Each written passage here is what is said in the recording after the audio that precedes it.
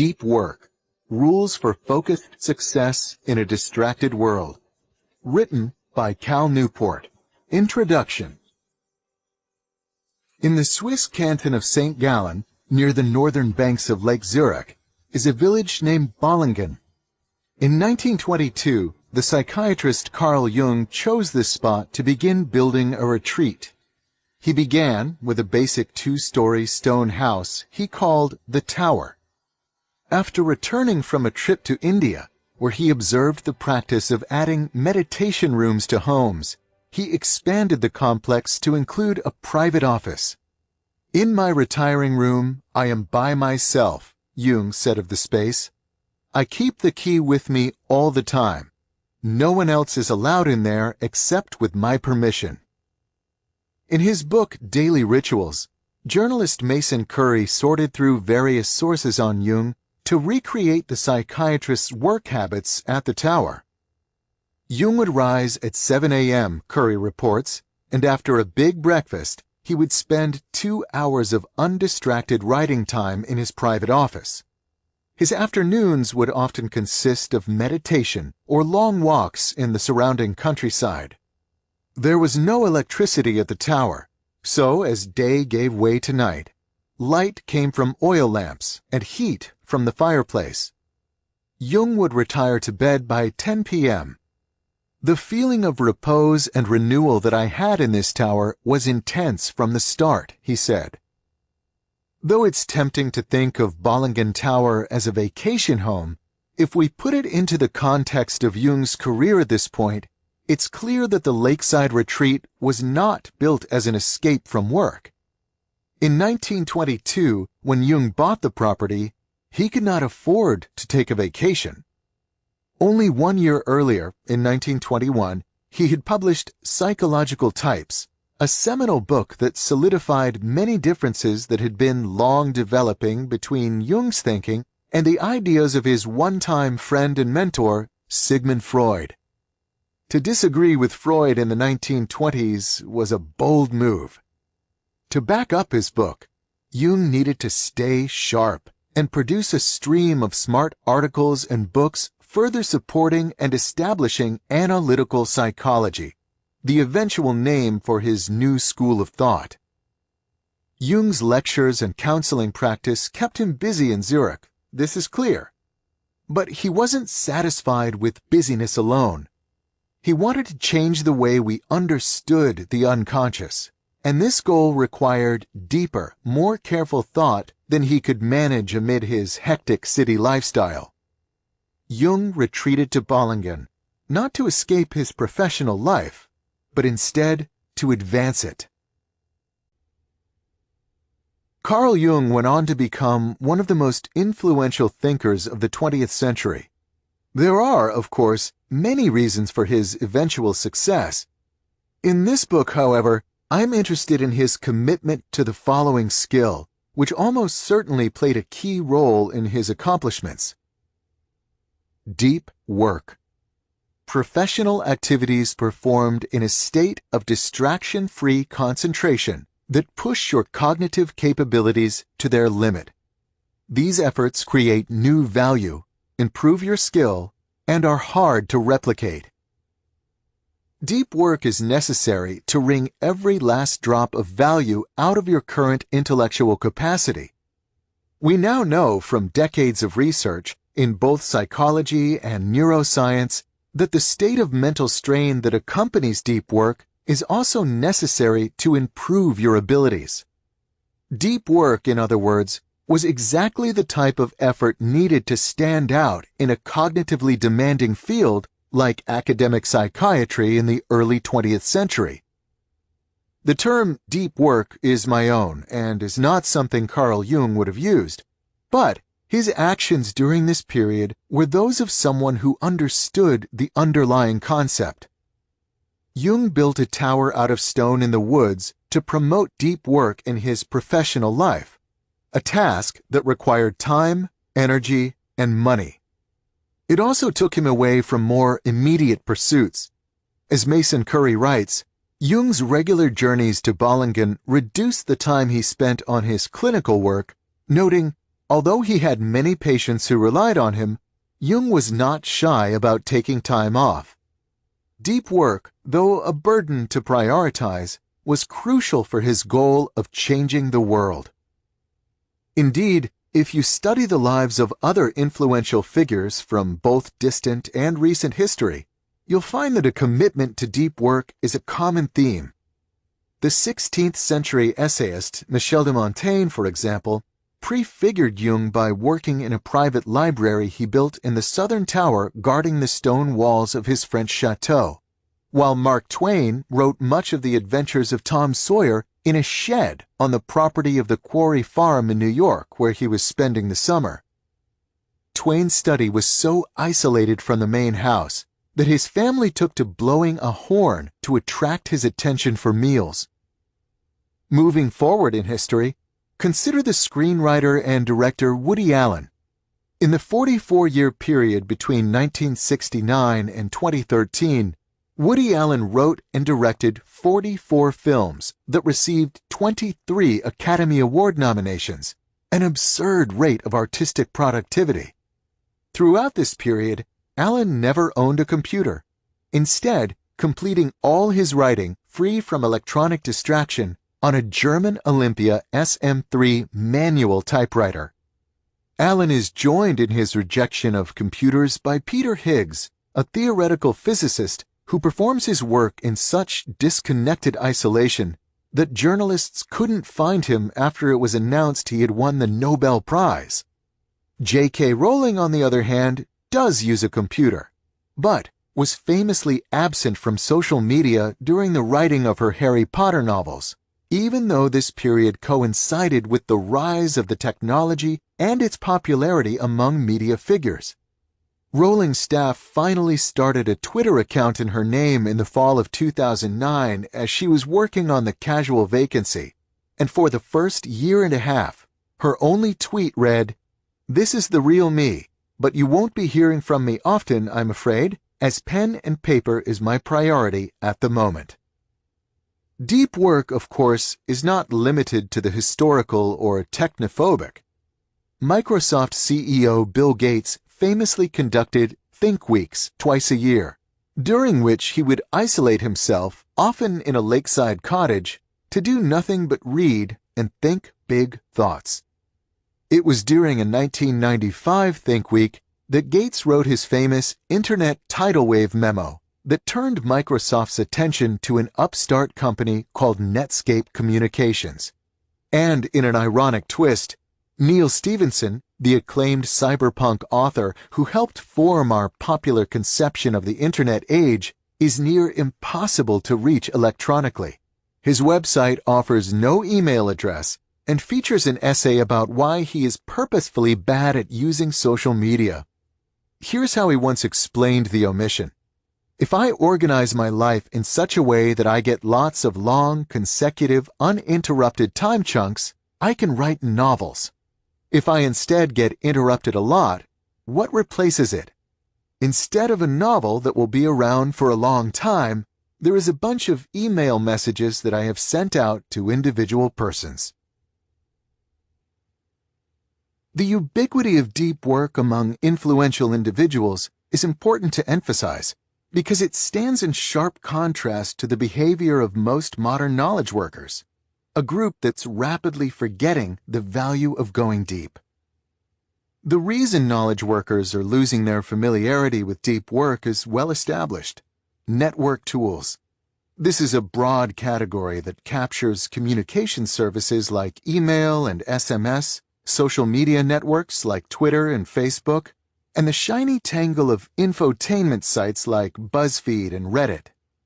In aggregate, the rise of these tools, combined with ubiquitous access to them through smartphones and networked office computers, has fragmented most knowledge workers' attention into slivers. A 2012 McKinsey study found that the average knowledge worker now spends more than 60% of the workweek engaged in electronic communication and internet searching, with close to 30% of a worker's time dedicated to reading and answering email alone. This state of fragmented attention cannot accommodate deep work, which requires long periods of uninterrupted thinking. At the same time, however, modern knowledge workers are not loafing.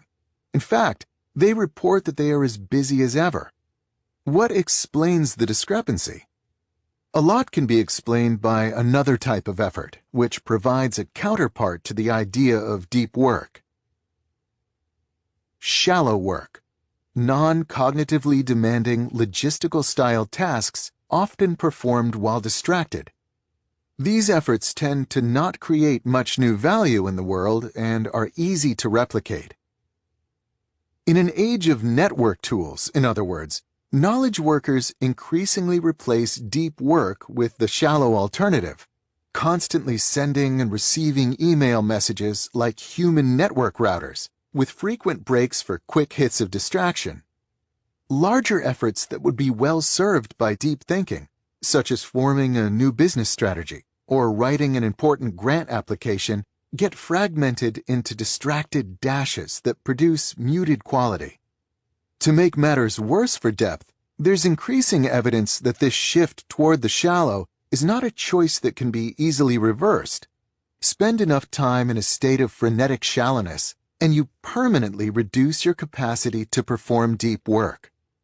What the net seems to be doing is chipping away my capacity for concentration and contemplation, admitted journalist Nicholas Carr in an oft-cited 2008 Atlantic article. And I'm not the only one. Carr expanded this argument into a book, The Shallows, which became a finalist for the Pulitzer Prize. To write The Shallows, appropriately enough, Carr had to move to a cabin and forcibly disconnect. The idea that network tools are pushing our work from the deep toward the shallow is not new. The Shallows was just the first in a series of recent books to examine the Internet's effect on our brains and work habits. These subsequent titles include William Powers' Hamlet's Blackberry, John Freeman's The Tyranny of Email, and Alex Soo-Jung Kim Pang's The Distraction Addiction, all of which agree more or less that network tools are distracting us from work that requires unbroken concentration, while simultaneously degrading our capacity to remain focused. Given this existing body of evidence, I will not spend more time in this book trying to establish this point. We can, I hope, stipulate that network tools negatively impact deep work. I'll also sidestep any grand arguments about the long-term societal consequence of this shift, as such arguments tend to open impassable rifts. On one side of the debate are techno-skeptics like Jaron Lanier and John Freeman, who suspect that many of these tools, at least in their current state, damage society, while on the other side, techno-optimists like Clive Thompson argue that they're changing society, for sure, but in ways that'll make us better off. Google, for example, might reduce our memory, but we no longer need good memories, as in the moment we can now search for anything we need to know. I have no stance on this philosophical debate. My interest in this matter, instead, veers toward a thesis of much more pragmatic and individualized interest.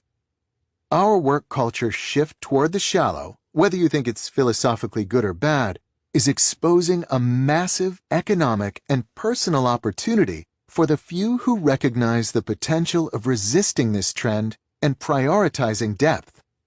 An opportunity that, not too long ago, was leveraged by a bored young consultant from Virginia named Jason Ben.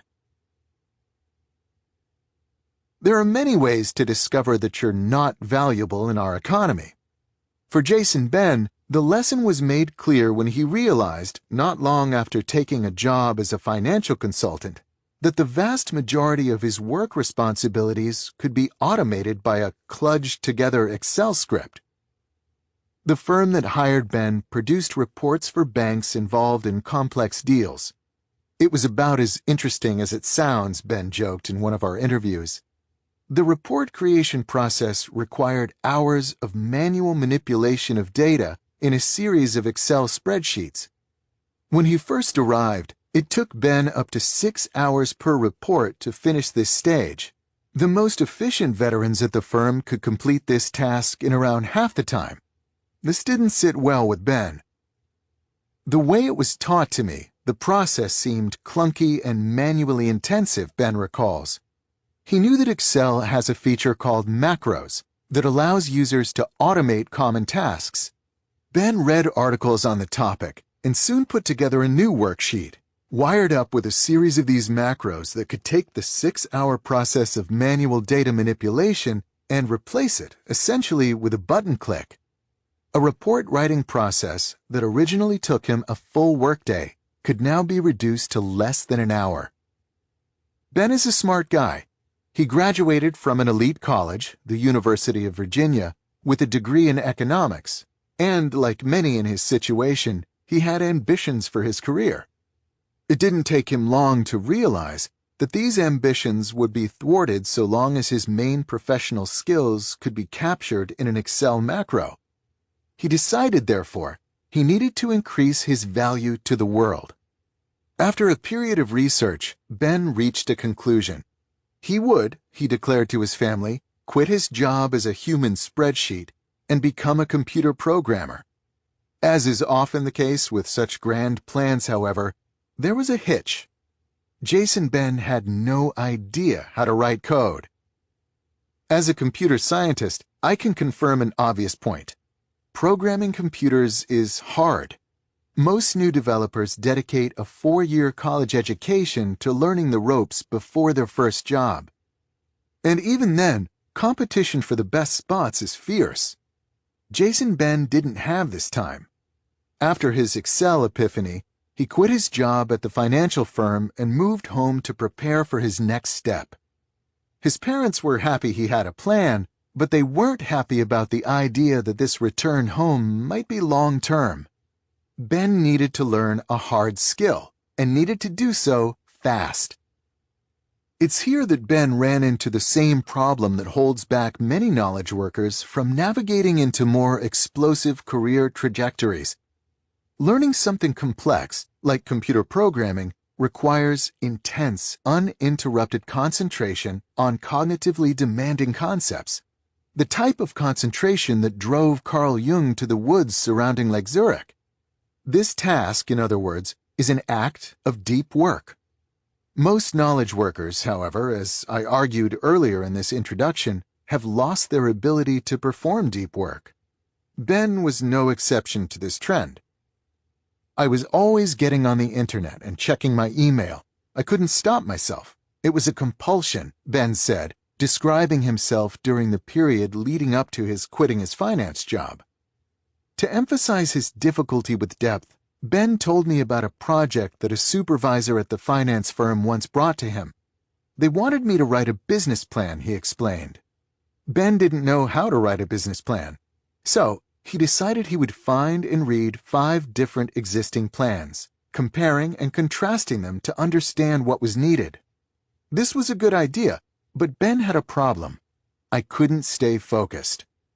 There were days during this period, he now admits, when he spent almost every minute, 98% of my time, surfing the web. The business plan project, a chance to distinguish himself early in his career, fell to the wayside. By the time he quit, Ben was well aware of his difficulties with deep work. So, when he dedicated himself to learning how to code, he knew he had to simultaneously teach his mind how to go deep. His method was drastic but effective. I locked myself in a room with no computer, just textbooks, note cards, and a highlighter. He would highlight the computer programming textbooks, transfer the ideas to note cards, and then practice them out loud. These periods, free from electronic distraction, were hard at first, but Ben gave himself no other option. He had to learn this material, and he made sure there was nothing in that room to distract him.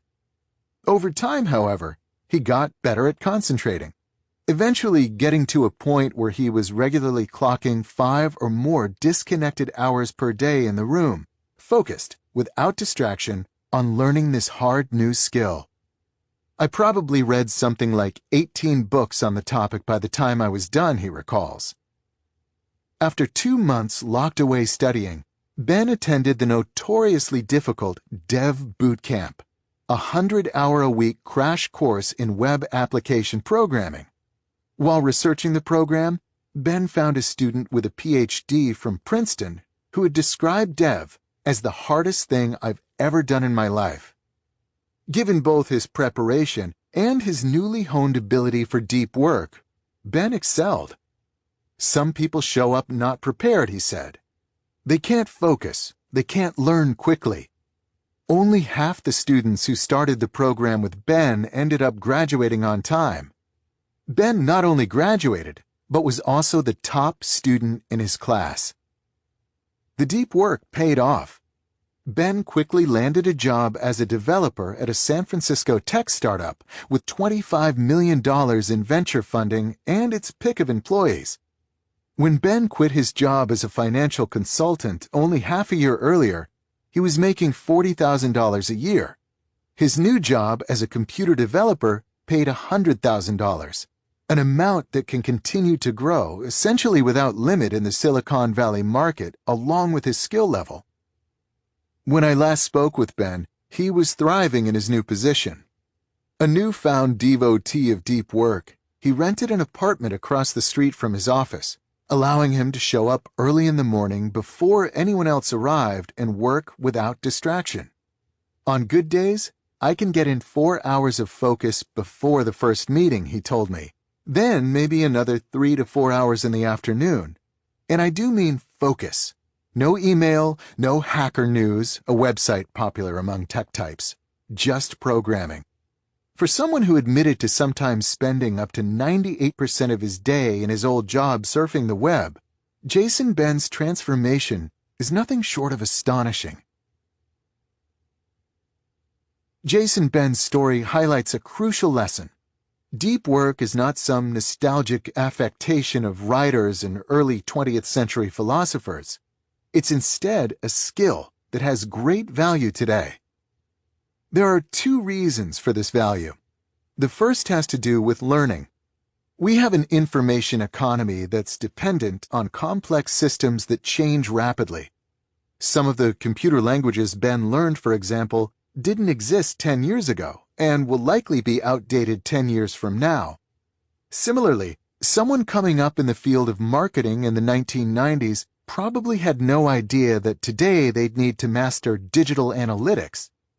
To remain valuable in our economy, therefore, you must master the art of quickly learning complicated things. This task requires deep work. If you don't cultivate this ability, you're likely to fall behind as technology advances. The second reason that deep work is valuable is because the impacts of the digital network revolution cut both ways. If you can create something useful, its reachable audience, e.g. employers or customers, is essentially limitless, which greatly magnifies your reward. On the other hand, if what you're producing is mediocre, then you're in trouble, as it's too easy for your audience to find a better alternative online. Whether you're a computer programmer, writer, marketer, consultant, or entrepreneur, your situation has become similar to Jung trying to outwit Freud, or Jason Ben trying to hold his own in a hot startup. To succeed, you have to produce the absolute best stuff you're capable of producing, a task that requires depth. The growing necessity of deep work is new. In an industrial economy, there was a small skilled labor and professional class for which deep work was crucial. But most workers could do just fine without ever cultivating an ability to concentrate without distraction. They were paid to crank widgets, and not much about their job would change in the decades they kept it. But as we shift to an information economy, more and more of our population are knowledge workers, and deep work is becoming a key currency, even if most haven't yet recognized this reality. Deep work is not, in other words, an old-fashioned skill falling into irrelevance. It's instead a crucial ability for anyone looking to move ahead in a globally competitive information economy that tends to chew up and spit out those who aren't earning their keep. The real rewards are reserved not for those who are comfortable using Facebook, a shallow task easily replicated, but instead for those who are comfortable building the innovative distributed systems that run the service, a decidedly deep task, hard to replicate. Deep work is so important that we might consider it, to use the phrasing of business writer Eric Barker, the superpower of the 21st century. We have now seen two strands of thought, one about the increasing scarcity of deep work, and the other about its increasing value, which we can combine into the idea that provides the foundation for everything that follows in this book. The deep work hypothesis. The ability to perform deep work is becoming increasingly rare at exactly the same time it is becoming increasingly valuable in our economy. As a consequence, the few who cultivate this skill and then make it the core of their working life will thrive. This book has two goals, pursued in two parts. The first, tackled in Part 1, is to convince you that the deep work hypothesis is true.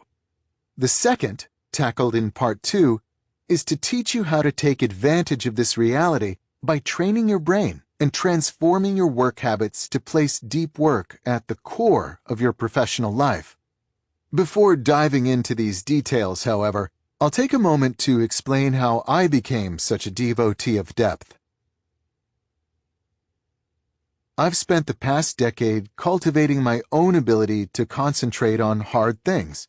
To understand the origins of this interest, it helps to know that I'm a theoretical computer scientist who performed my doctoral training in MIT's famed Theory of Computation group, a professional setting where the ability to focus is considered a crucial occupational skill.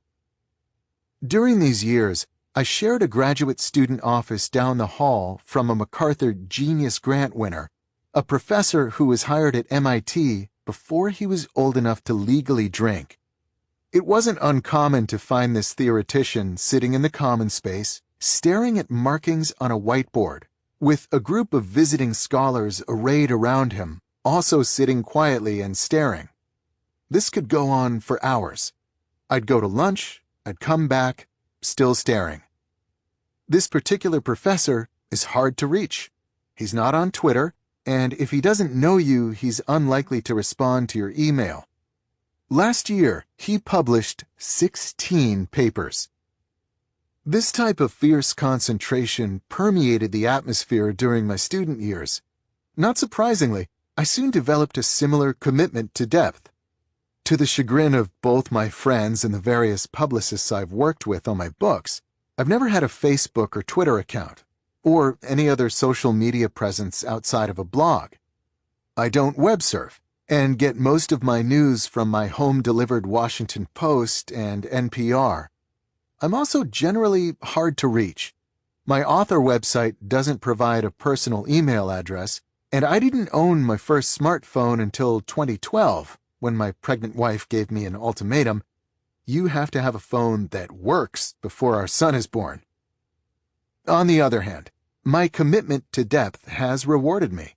In the 10-year period following my college graduation, I published 4 books, earned a PhD, wrote peer-reviewed academic papers at a high rate, and was hired as a tenure-track professor at Georgetown University. I maintain this voluminous production while rarely working past 5 or 6 p.m. during the work week. This compressed schedule is possible because I've invested significant effort to minimize the shallow in my life, while making sure I get the most out of the time this frees up.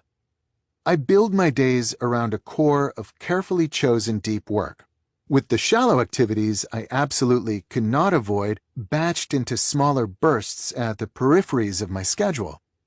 3 to 4 hours a day, 5 days a week, of uninterrupted and carefully directed concentration, it turns out, can produce a lot of valuable output. My commitment to depth has also returned non-professional benefits.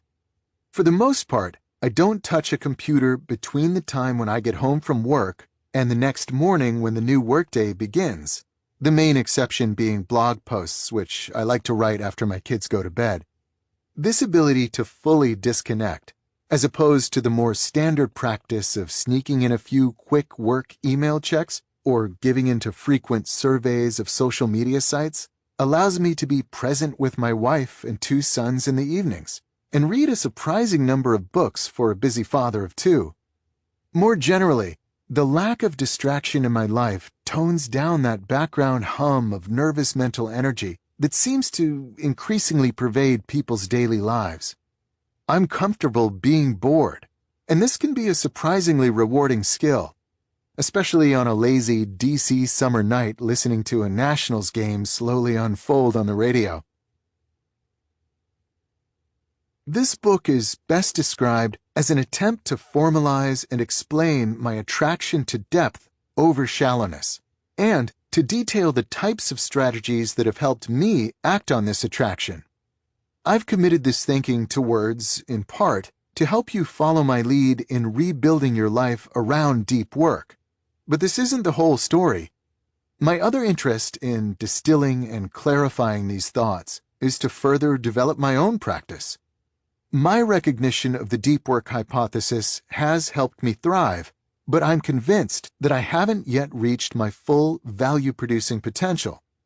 As you struggle and ultimately triumph with the ideas and rules in the chapters ahead, you can be assured that I'm following suit, ruthlessly culling the shallow and painstakingly cultivating the intensity of my depth.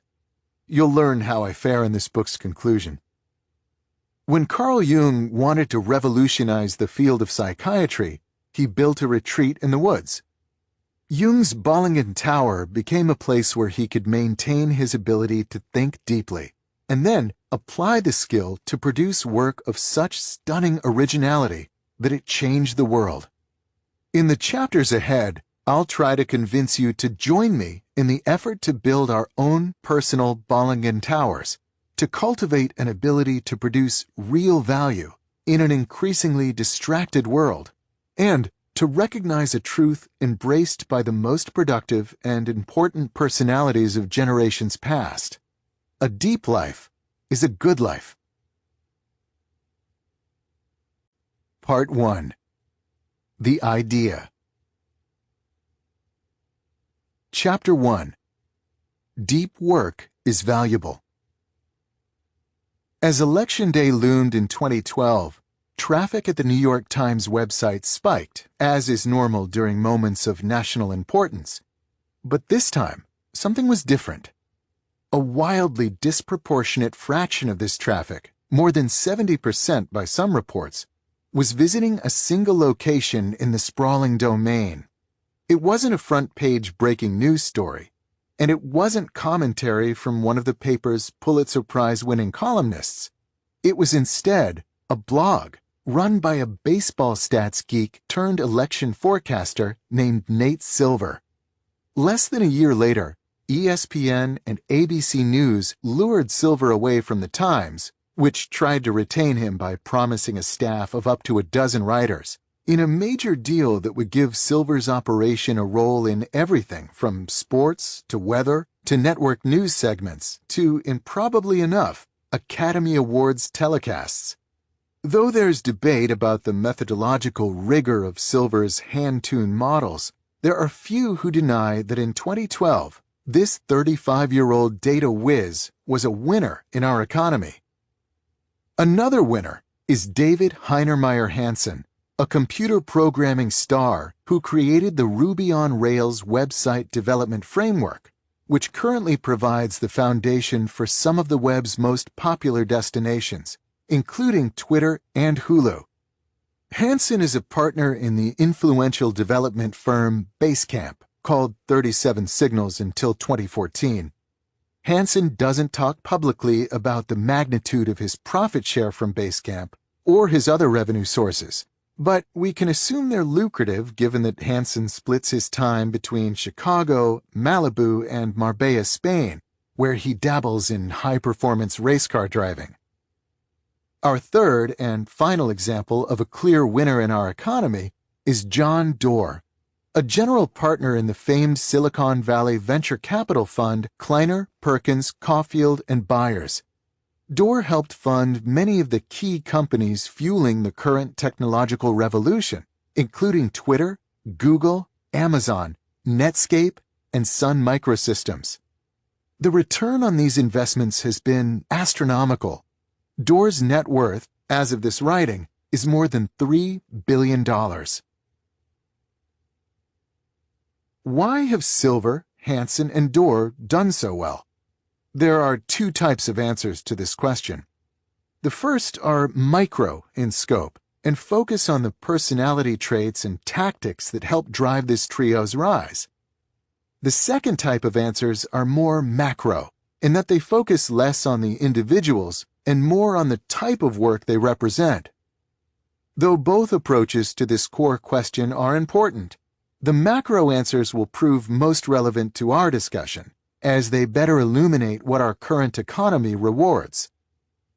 To explore this macro perspective, we turn to a pair of MIT economists, Eric Brynjolfsson and Andrew McAfee, who in their influential 2011 book, Race Against the Machine, provide a compelling case that among various forces at play, it's the rise of digital technology in particular that's transforming our labor markets in unexpected ways.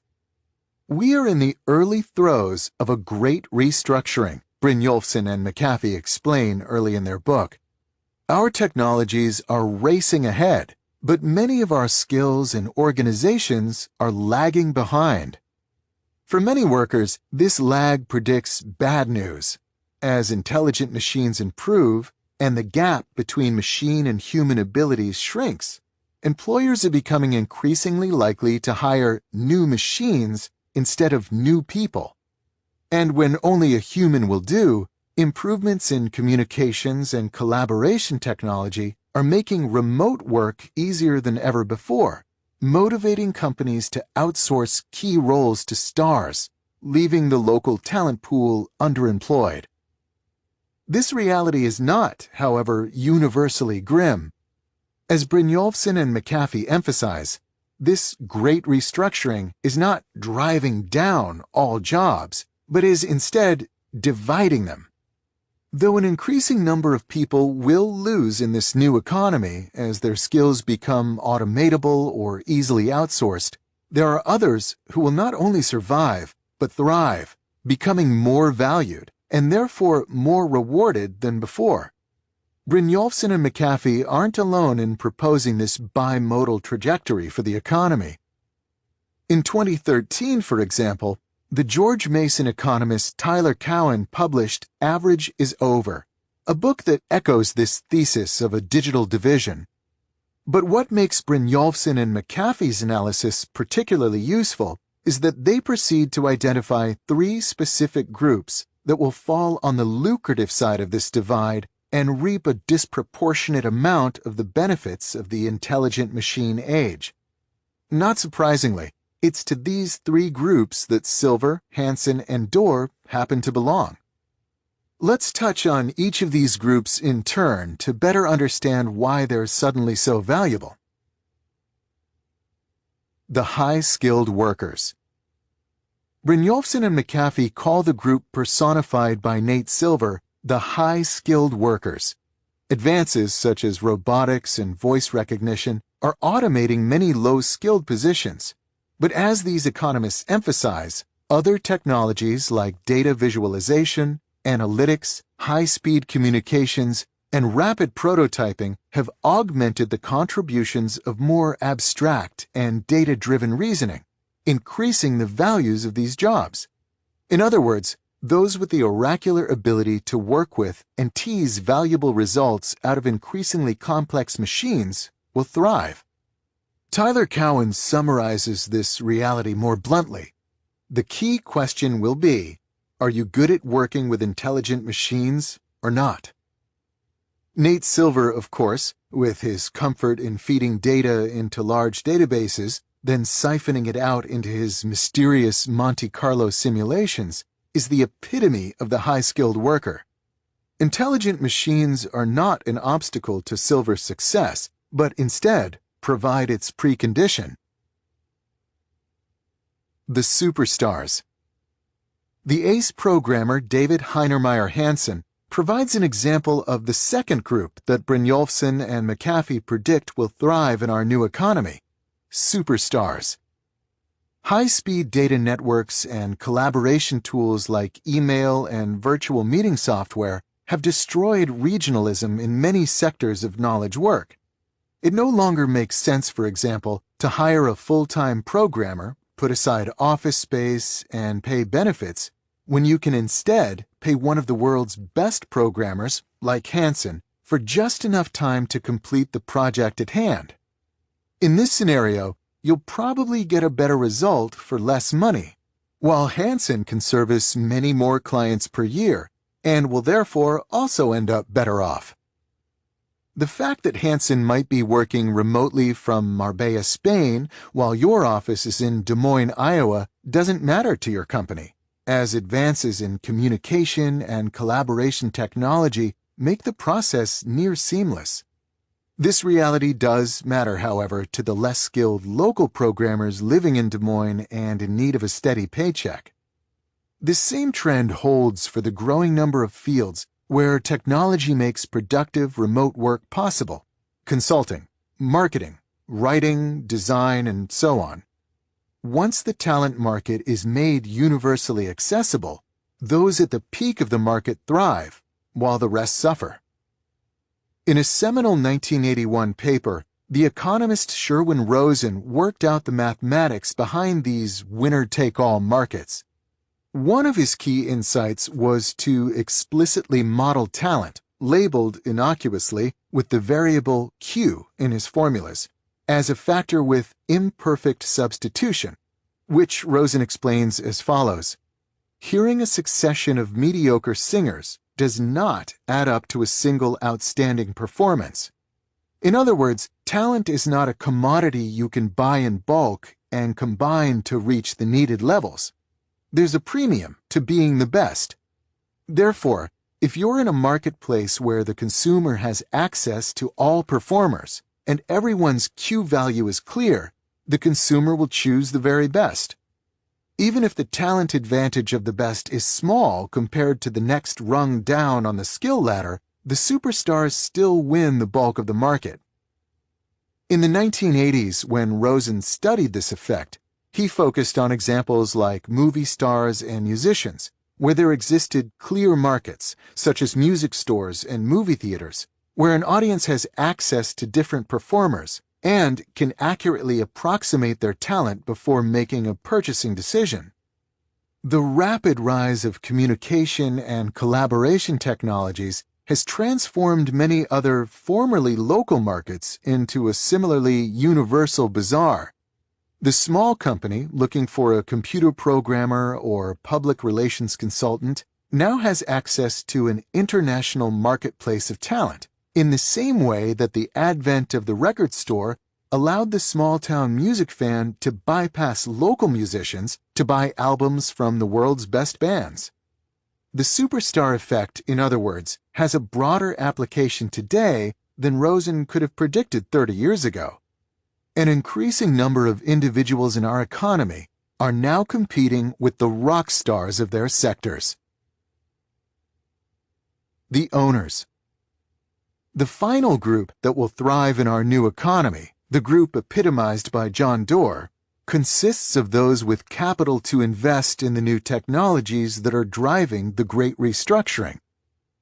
As we've understood since Marx, access to capital provides massive advantages.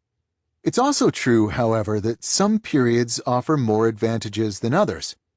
As Brynjolfsson and McAfee point out, post-war Europe was an example of a bad time to be sitting on a pile of cash, as the combination of rapid inflation and aggressive taxation wiped out old fortunes with surprising speed, what we might call the Downton Abbey effect. The Great Restructuring, unlike the post-war period, is a particularly good time to have access to capital. To understand why, first recall that bargaining theory, a key component in standard economic thinking, argues that when money is made through the combination of capital investment and labor, the rewards are returned, roughly speaking, proportional to the input. As digital technology reduces the need for labor in many industries, the proportion of the rewards returned to those who own the intelligent machines is growing.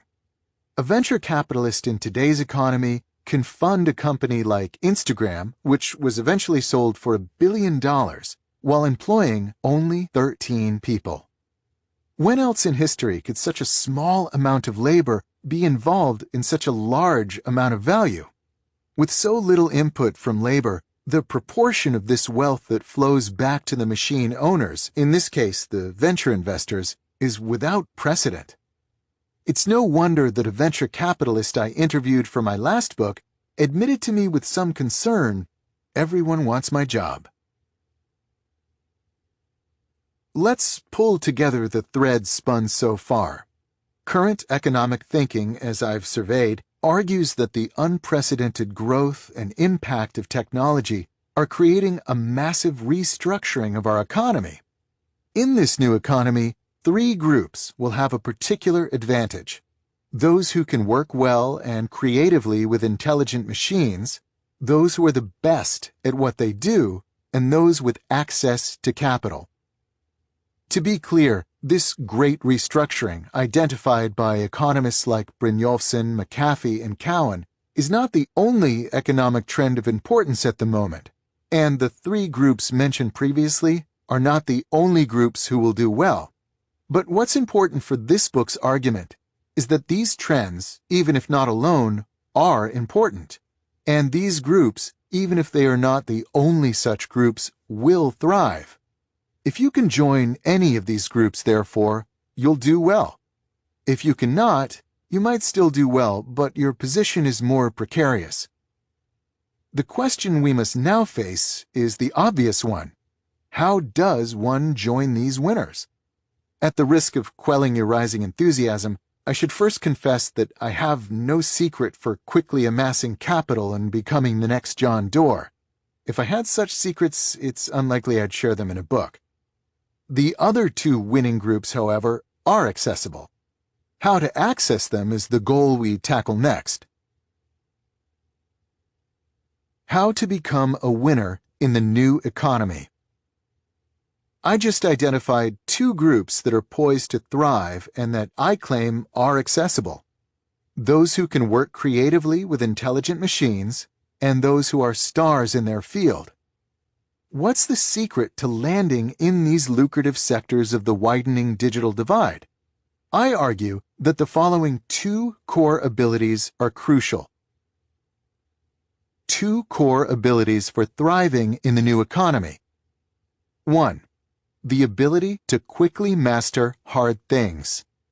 2. The ability to produce at an elite level in terms of both quality and speed. Let's begin with the first ability. To start, we must remember that we've been spoiled by the intuitive and drop-dead simple user experience of many consumer-facing technologies, like Twitter and the iPhone. These examples, however, are consumer products, not serious tools. Most of the intelligent machines driving the great restructuring are significantly more complex to understand and master. Consider Nate Silver, our earlier example of someone who thrives by working well with complicated technology. If we dive deeper into his methodology, we discover that generating data-driven election forecasts is not as easy as typing "who will win more votes" into a search box. He instead maintains a large database of poll results, thousands of polls, from more than 250 pollsters, that he feeds into Stata, a popular statistical analysis system produced by a company called StataCorp. These are not easy tools to master. Here, for example, is the type of command you need to understand to work with a modern database like Silver uses. Create view, cities, as select, name, population, altitude, from capitals, union select, name, population, altitude, from non-capitals. Databases of this type are interrogated in a language called SQL. You send them commands like the one I just read to interact with their stored information. Understanding how to manipulate these databases is subtle. The example command, for example, creates a view, a virtual database table that pulls together data from multiple existing tables and that can then be addressed by the SQL commands like a standard table. When to create views and how to do so well is a tricky question, one of many that you must understand and master to tease reasonable results out of real-world databases. Sticking with our Nate Silver case study, consider the other technology he relies on, Stata. This is a powerful tool, and definitely not something you can learn intuitively after some modest tinkering. Here, for example, is a description of the features added to the most recent version of this software.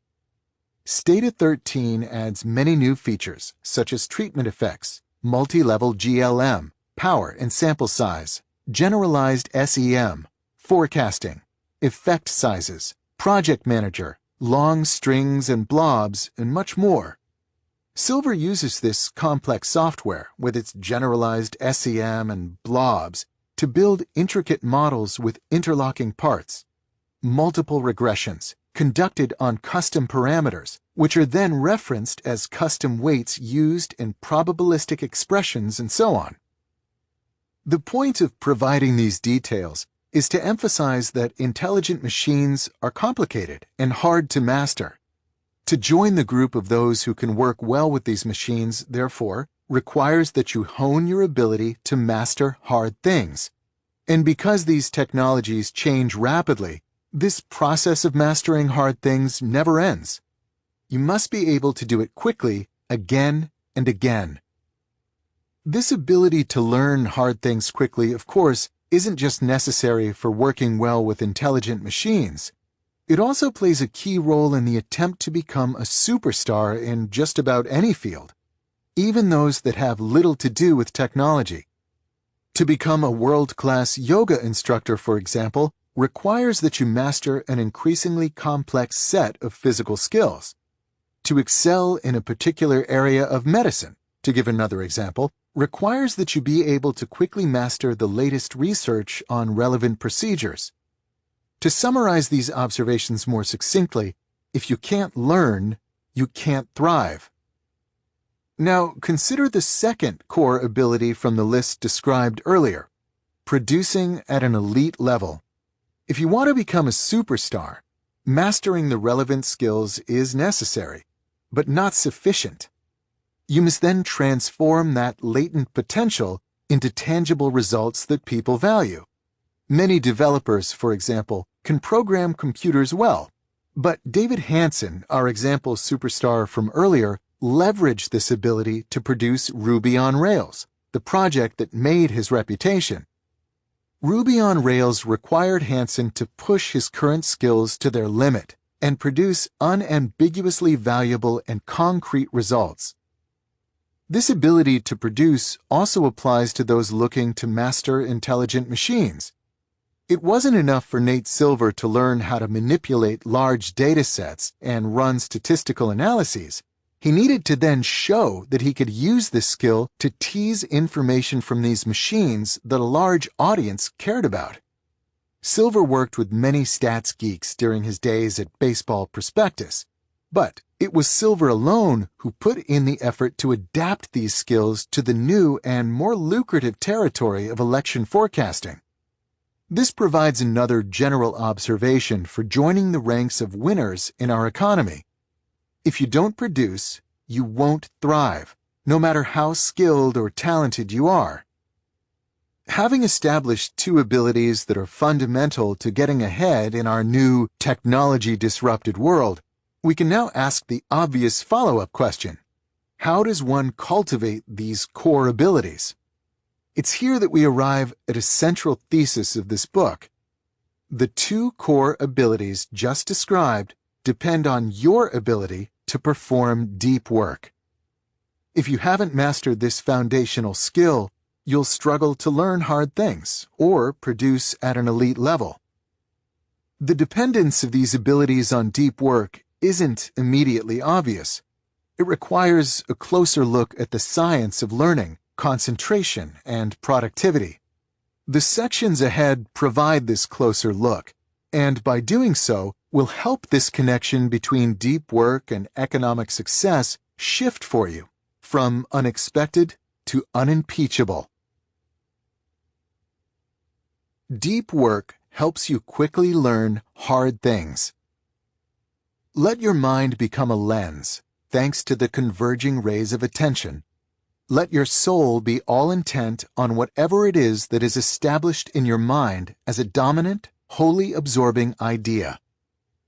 This advice comes from Antonin Daume Sertillanges, a Dominican friar and professor of moral philosophy who, during the early part of the 20th century, penned a slim but influential volume titled The Intellectual Life. Sertillanges wrote the book as a guide to the development and deepening of the mind for those called to make a living in the world of ideas. Throughout The Intellectual Life, Sertillanges recognizes the necessity of mastering complicated material and helps prepare the reader for this challenge. For this reason, his book proves useful in our quest to better understand how people quickly master hard cognitive skills. To understand Sertillanges' advice, let's return to the quote from earlier. In these words, which are echoed in many forms in The Intellectual Life, Sertillanges argues that to advance your understanding of your field, you must tackle the relevant topics systematically, allowing your converging rays of attention to uncover the truth latent in each. In other words, he teaches, to learn requires intense concentration. This idea turns out to be ahead of its time. In reflecting on the life of the mind in the 1920s, Sertillanges uncovered a fact about mastering cognitively demanding tasks that would take the Academy another 7 decades to formalize. This task of formalization began in earnest in the 1970s, when a branch of psychology, sometimes called performance psychology, began to systematically explore what separates experts in many different fields from everyone else. In the early 1990s, K. Anders Ericsson, a professor at Florida State University, pulled together these strands into a single coherent answer consistent with the growing research literature that he gave a punchy name: deliberate practice. Ericsson opens his seminal paper on the topic with a powerful claim. We deny that these differences between expert performers and normal adults are immutable. Instead, we argue that the differences between expert performers and normal adults reflect a lifelong period of deliberate effort to improve performance in a specific domain. American culture, in particular, loves the storyline of the prodigy. Do you know how easy this is for me? Matt Damon's character famously cries in the movie Good Will Hunting as he makes quick work of proofs that stymie the world's top mathematicians. The line of research promoted by Ericsson, and now widely accepted, with caveats, destabilizes these myths. To master a cognitively demanding task requires this specific form of practice. There are few exceptions made for natural talent. On this point, too, Sertillanges seems to have been ahead of his time, arguing in The Intellectual Life, men of genius themselves were great only by bringing all their power to bear on the point on which they had decided to show their full measure. Ericsson couldn't have said it better. This brings us to the question of what deliberate practice actually requires. Its core components are usually identified as follows. 1. Your attention is focused tightly on a specific skill you're trying to improve or an idea you're trying to master. 2. You receive feedback so you can correct your approach to keep your attention exactly where it's most productive. The first component is of particular importance to our discussion, as it emphasizes that deliberate practice cannot exist alongside distraction, and that it instead requires uninterrupted concentration. As Ericsson emphasizes, diffused attention is almost antithetical to the focused attention required by deliberate practice. As psychologists, Erickson and the other researchers in his field are not interested in why deliberate practice works. They're just identifying it as an effective behavior. In the intervening decades since Erickson's first major papers on the topic, however, neuroscientists have been exploring the physical mechanisms that drive people's improvements on hard tasks. As the journalist Daniel Coyle surveys in his 2009 book, The Talent Code, these scientists increasingly believe the answer includes myelin, a layer of fatty tissue that grows around neurons, acting like an insulator that allows the cells to fire faster and cleaner. To understand the role of myelin in improvement, keep in mind that skills, be they intellectual or physical, eventually reduce down to brain circuits. This new science of performance argues that you get better at a skill as you develop more myelin around the relevant neurons, allowing the corresponding circuit to fire more effortlessly and effectively. To be great at something is to be well myelinated. This understanding is important because it provides a neurological foundation for why deliberate practice works. By focusing intensely on a specific skill, you're forcing the specific relevant circuit to fire again and again in isolation.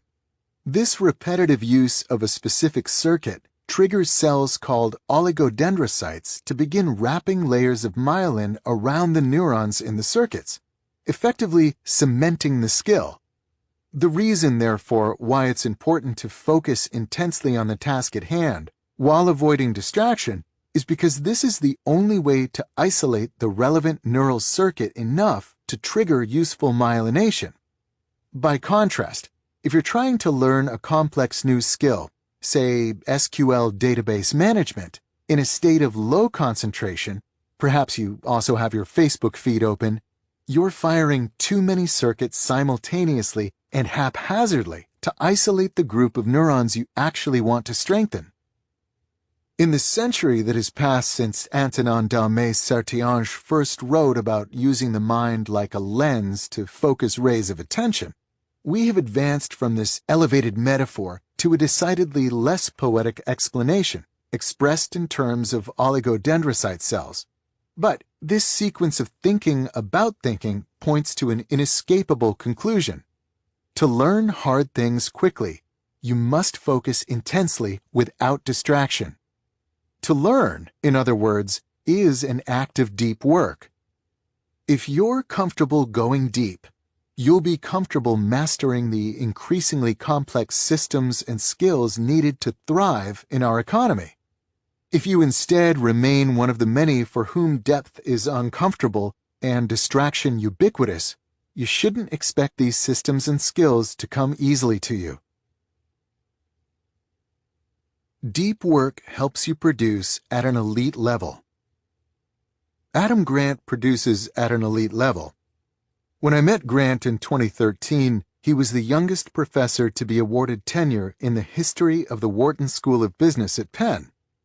A year later, when I started writing this chapter, and was just beginning to think about my own tenure process, the claim was updated. He's now the youngest full professor at Wharton. The reason Grant advanced so quickly in his corner of academia is simple. He produces. In 2012, Grant published 7 articles, all of them in major journals. This is an absurdly high rate for his field, in which professors tend to work alone or in small professional collaborations and do not have large teams of students and postdocs to support their research. In 2013, this count fell to 5. This is still absurdly high, but below his recent standards. He can be excused for this dip, however, because this same year he published a book titled Give and Take, which popularized some of his research on relationships in business. To say that this book was successful is an understatement. It ended up featured on the cover of the New York Times Magazine and went on to become a massive bestseller. When Grant was awarded full professorship in 2014, he'd already written more than 60 peer-reviewed publications in addition to his best-selling book.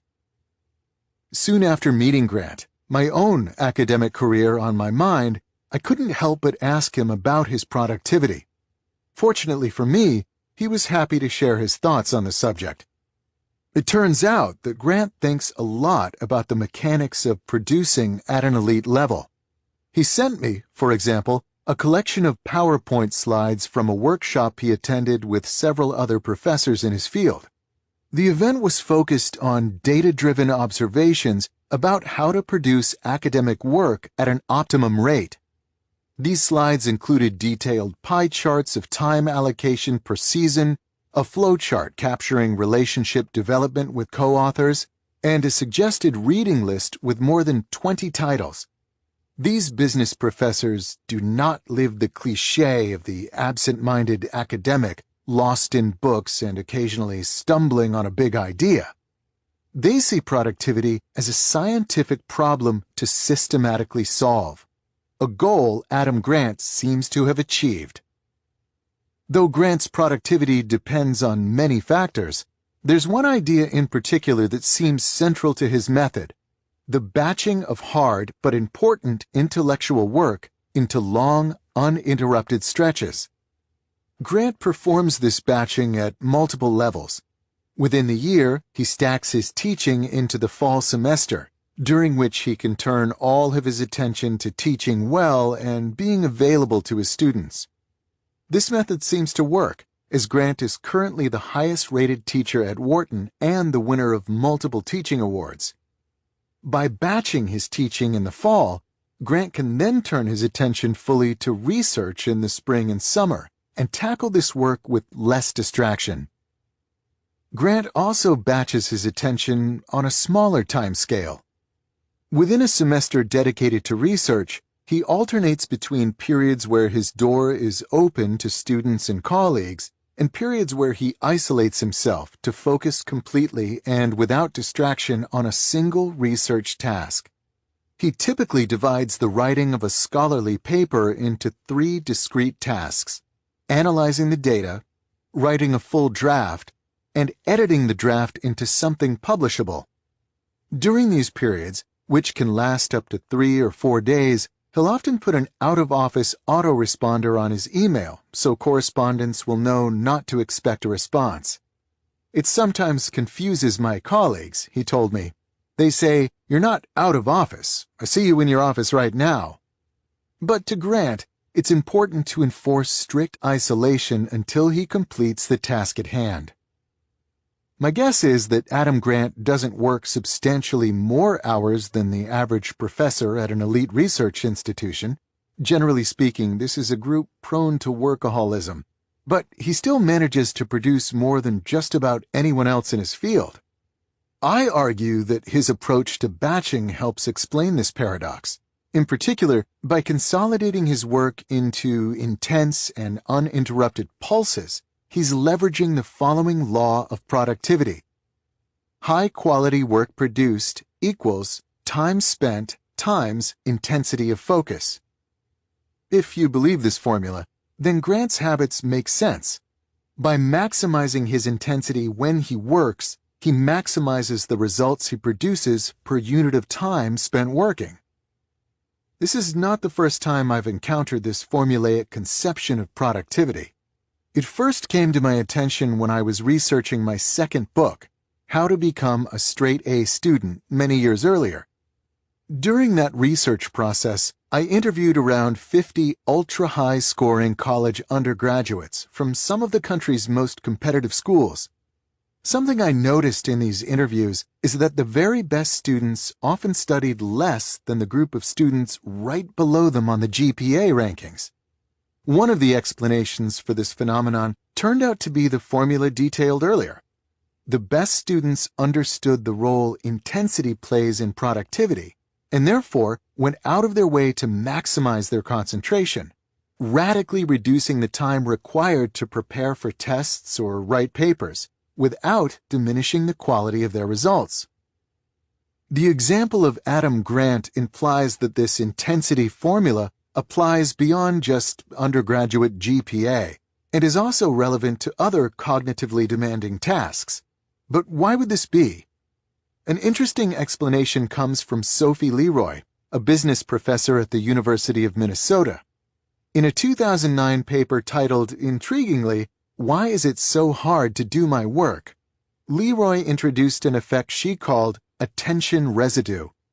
In the introduction to this paper, she noted that other researchers have studied the effect of multitasking, trying to accomplish multiple tasks simultaneously, on performance, but that in the modern knowledge work office, once you got to a high enough level, it was more common to find people working on multiple projects sequentially. Going from one meeting to the next, starting to work on one project, and soon after having to transition to another is just part of life in organizations, Leroy explains. The problem this research identifies with this work strategy is that when you switch from some task A to another task B, your attention doesn't immediately follow. A residue of your attention remains stuck thinking about the original task. This residue gets especially thick if your work on task A was unbounded and of low intensity before you switched. But even if you finish task A before moving on, your attention remains divided for a while. Leroy studied the effect of this attention residue on performance by forcing task switches in the laboratory. In one such experiment, for example, she started her subjects working on a set of word puzzles. In one of the trials, she would interrupt them and tell them that they needed to move on to a new and challenging task, in this case, reading resumes and making hypothetical hiring decisions. In other trials, she let the subjects finish the puzzles before giving them the next task. In between puzzling and hiring, she would deploy a quick lexical decision game to quantify the amount of residue left from the first task. The results from this and her similar experiments were clear. People experiencing attention residue after switching tasks are likely to demonstrate poor performance on that next task, and the more intense the residue, the worse the performance.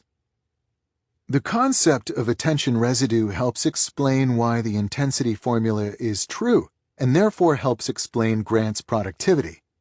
By working on a single hard task for a long time without switching, Grant minimizes the negative impact of attention residue from his other obligations, allowing him to maximize performance on this one task. When Grant is working for days in isolation on a paper, in other words, he's doing so at a higher level of effectiveness than the standard professor following a more distracted strategy in which the work is repeatedly interrupted by residue-slathering interruptions.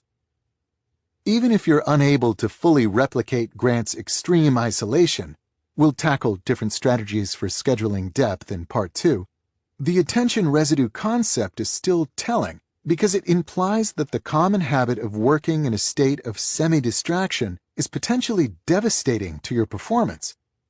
It might seem harmless to take a quick glance at your inbox every 10 minutes or so. Indeed, many justify this behavior as better than the old practice of leaving an inbox open on the screen at all times, a straw man habit that few follow anymore. But Leroy teaches us that this is not, in fact, much of an improvement. That quick check introduces a new target for your attention. Even worse, by seeing messages that you cannot deal with at the moment, which is almost always the case, you'll be forced to turn back to the primary task with a secondary task left unfinished. The attention residue left by such unresolved switches dampens your performance. When we step back from these individual observations, we see a clear argument form. To produce at your peak level, you need to work for extended periods with full concentration on a single task free from distraction. Put another way, the type of work that optimizes your performance is deep work. If you're not comfortable going deep for extended periods of time, it'll be difficult to get your performance to the peak levels of quality and quantity increasingly necessary to thrive professionally. Unless your talent and skills absolutely dwarf those of your competition, the deep workers among them will outproduce you. What about Jack Dorsey? I've now made my argument for why deep work supports abilities that are becoming increasingly important in our economy. Before we accept this conclusion, however, we must face a type of question that often arises when I discuss this topic. What about Jack Dorsey? Jack Dorsey helped found Twitter. After stepping down as CEO, he then launched the payment processing company Square. To quote a Forbes profile, "He is a disruptor on a massive scale and a repeat offender." He is also someone who does not spend a lot of time in a state of deep work.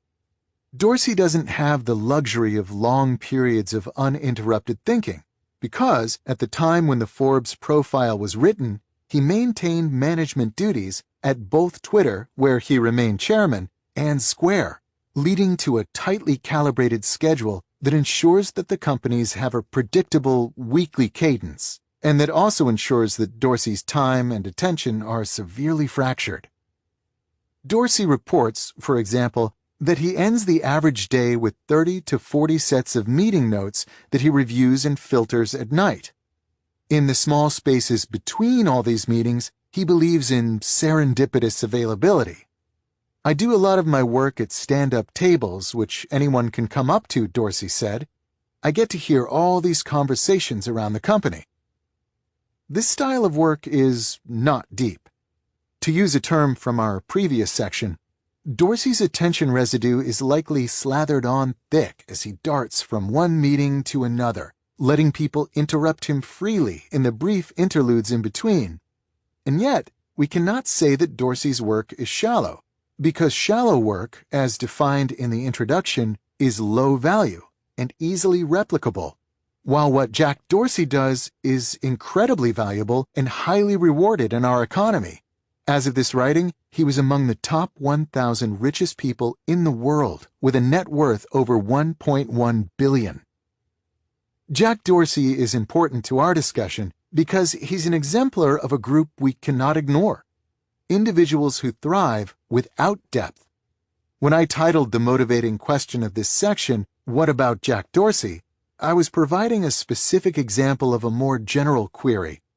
If deep work is so important, why are there distracted people who do well? To conclude this chapter, I want to address this question so it doesn't nag at your attention as we dive deeper into the topic of depth in the sections ahead. To start, we must first note that Jack Dorsey is a high-level executive of a large company, 2 companies in fact.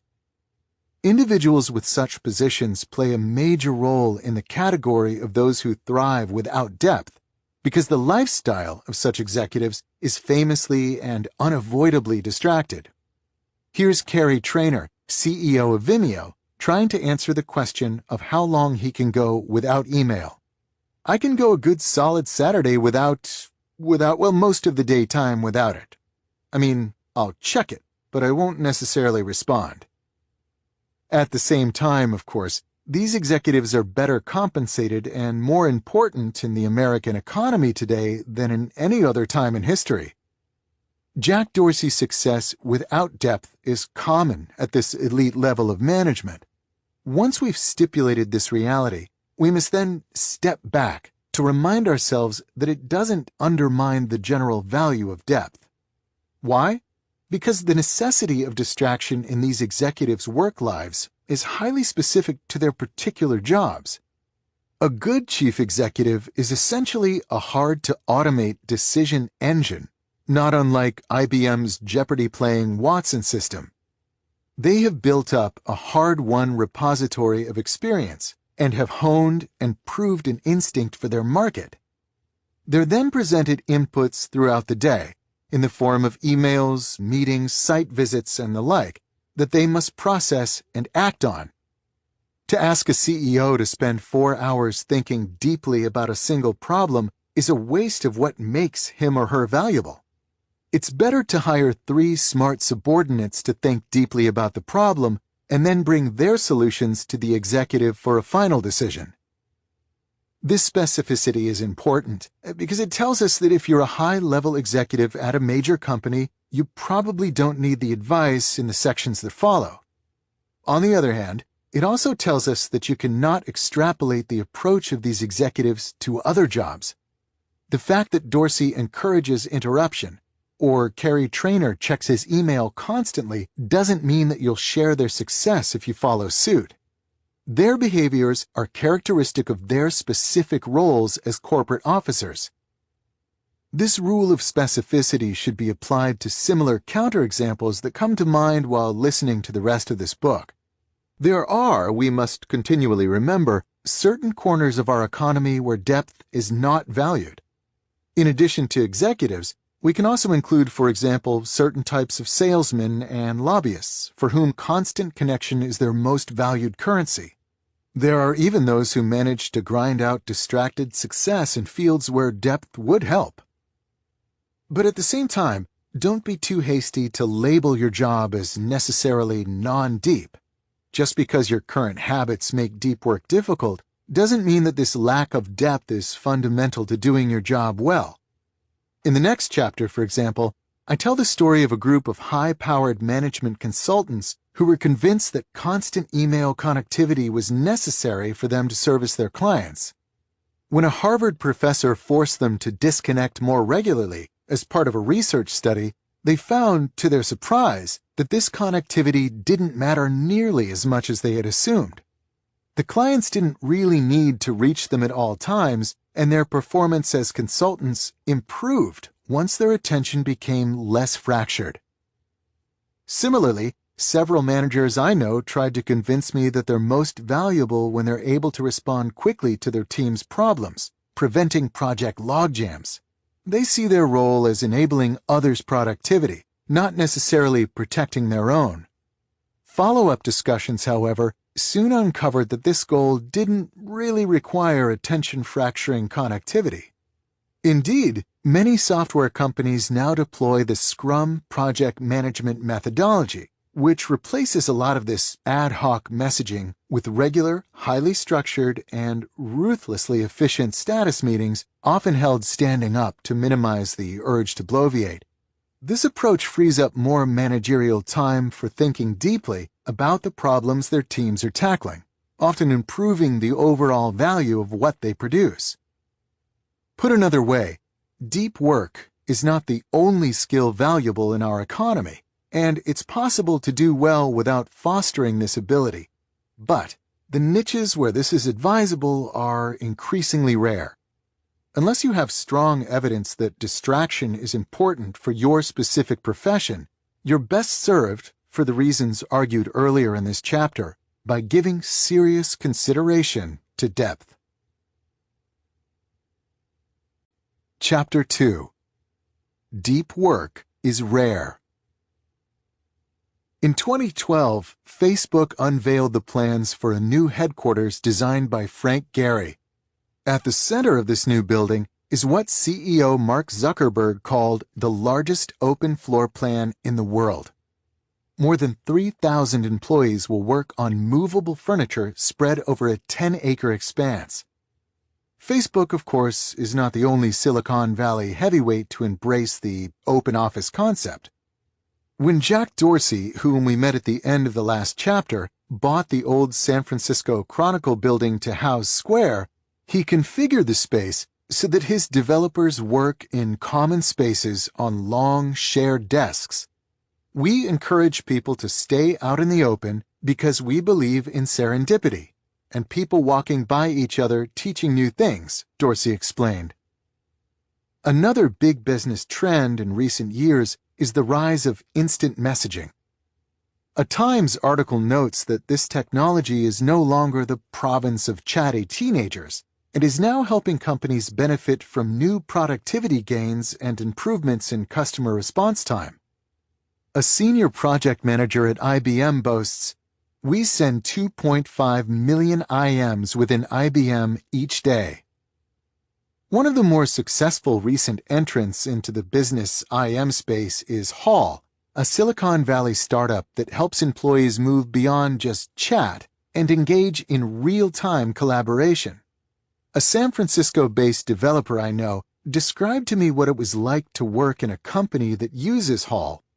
The most efficient employees, he explained, set up their text editor to flash an alert on their screen when a new question or comment is posted to the company's Hall account. They can then, with a sequence of practiced keystrokes, jump over to Hall, type in their thoughts, and then jump back to their coding with barely a pause. My friends seemed impressed when describing their speed. A third trend is the push for content producers of all types to maintain a social media presence. The New York Times, a bastion of old-world media values, now encourages its employees to tweet, a hint taken by the more than 800 writers, editors, and photographers for the paper who now maintain a Twitter account. This is not outlier behavior. It's instead the new normal. When the novelist Jonathan Franzen wrote a piece for The Guardian calling Twitter a coercive development in the literary world, he was widely ridiculed as out of touch. The online magazine Slate called Franzen's complaints a lonely war on the internet. And fellow novelist Jennifer Weiner wrote a response in The New Republic in which she argued Franzen's a category of one, a lonely voice issuing ex cathedra edicts that can only apply to himself. The sarcastic hashtag Jonathan Franzen hates soon became a fad. I mention these three business trends because they highlight a paradox. In the last chapter, I argued that deep work is more valuable than ever before in our shifting economy. If this is true, however, you would expect to see this skill promoted not just by ambitious individuals, but also by organizations hoping to get the most out of their employees. As the examples provided emphasize, this is not happening. Many other ideas are being prioritized as more important than deep work in the business world, including, as we just encountered, serendipitous collaboration, rapid communication, and an active presence on social media. It's bad enough that so many trends are prioritized ahead of deep work, but to add insult to injury, many of these trends actively decrease one's ability to go deep. Open offices, for example, might create more opportunities for collaboration, but they do so at the cost of massive distraction. To quote the results of experiments conducted for a British TV special titled The Secret Life of Office Buildings. If you were just getting into some work and a phone goes off in the background, it ruins what you were concentrating on, said the neuroscientist who ran the experiments for the show. Even though you were not aware at the time, the brain responds to distractions. Similar issues apply to the rise of real-time messaging. Email inboxes, in theory, can distract you only when you choose to open them, whereas instant messenger systems are meant to be always active, magnifying the impact of interruption. Gloria Mark, a professor of informatics at the University of California, Irvine, is an expert on the science of attention fragmentation. In a well-cited study, Mark and her co-authors observed knowledge workers in real offices and found that an interruption, even if short, delays the total time required to complete a task by a significant fraction. This was reported by subjects as being very detrimental, she summarized with typical academic understatement. Forcing content producers onto social media also has negative effects on the ability to go deep. Serious journalists, for example, need to focus on doing serious journalism, diving into complicated sources, pulling out connective threads, crafting persuasive prose. So, to ask them to interrupt this deep thinking throughout the day to participate in the frothy back and forth of online tittering seems irrelevant and somewhat demeaning at best, and devastatingly distracting at worst. The respected New Yorker staff writer George Packer captured this fear well in an essay about why he does not tweet. Twitter is crack for media addicts. It scares me, not because I'm morally superior to it, but because I don't think I could handle it. I'm afraid I'd end up letting my son go hungry. Tellingly, when he wrote that essay, Packer was busy writing his book, The Unwinding, which came out soon after and promptly won the National Book Award, despite, or perhaps aided by, his lack of social media use. To summarize, big trends in business today actively decrease people's ability to perform deep work, even though the benefits promised by these trends, e.g. increased serendipity, faster responses to requests, and more exposure, are arguably dwarfed by the benefits that flow from a commitment to deep work, e.g. the ability to learn hard things fast and produce at an elite level. The goal of this chapter is to explain this paradox. The rareness of deep work, I'll argue, is not due to some fundamental weakness of the habit. When we look closer at why we embrace distraction in the workplace, we'll find the reasons are more arbitrary than we might expect, based on flawed thinking combined with the ambiguity and confusion that often define knowledge work. My objective is to convince you that although our current embrace of distraction is a real phenomenon, it's built on an unstable foundation and can be easily dismissed once you decide to cultivate a deep work ethic. The metric black hole. In the fall of 2012, Tom Cochran, the Chief Technology Officer of Atlantic Media, became alarmed at how much time he seemed to spend on email. So, like any good techie, he decided to quantify this unease. Observing his own behavior, he measured that in a single week he received 511 email messages and sent 284. This averaged to around 160 emails per day over a 5-day workweek. Calculating further, Cochran noted that even if he managed to spend only 30 seconds per message on average, this still added up to almost an hour and a half per day dedicated to moving information around like a human network router. This seemed like a lot of time spent on something that wasn't a primary piece of his job description. As Cochran recalls in a blog post he wrote about his experiment for the Harvard Business Review, these simple statistics got him thinking about the rest of his company. Just how much time were employees of Atlantic Media spending moving around information instead of focusing on the specialized tasks they were hired to perform? Determined to answer this question, Cochran gathered company-wide statistics on emails sent per day and the average number of words per email. He then combined these numbers with the employee's average typing speed, reading speed, and salary. The result: he discovered that Atlantic Media was spending well over $1 million a year to pay people to process emails, with every message sent or received tapping the company for around 95 cents of labor costs. A free and frictionless method of communication, Cochran summarized, had soft costs equivalent to procuring a small company Learjet. Tom Cochran's experiment yielded an interesting result about the literal cost of a seemingly harmless behavior. But the real importance of this story is the experiment itself, and in particular, its complexity. It turns out to be really difficult to answer a simple question such as, what's the impact of our current email habits on the bottom line? Cochran had to conduct a company-wide survey and gather statistics from the IT infrastructure. He also had to pull together salary data and information on typing and reading speed, and run the whole thing through a statistical model to spit out his final result. And even then, the outcome is fungible, as it's not able to separate out, for example, how much value was produced by this frequent, expensive email use to offset some of its cost. This example generalizes to most behaviors that potentially impede or improve deep work. Even though we abstractly accept that distraction has costs and depth has value, these impacts, as Tom Cochran discovered, are difficult to measure. This isn't a trait unique to habits related to distraction and depth. Generally speaking, as knowledge work makes more complex demands of the labor force, it becomes harder to measure the value of an individual's efforts. The French economist Thomas Piketty made this point explicit in his study of the extreme growth of executive salaries.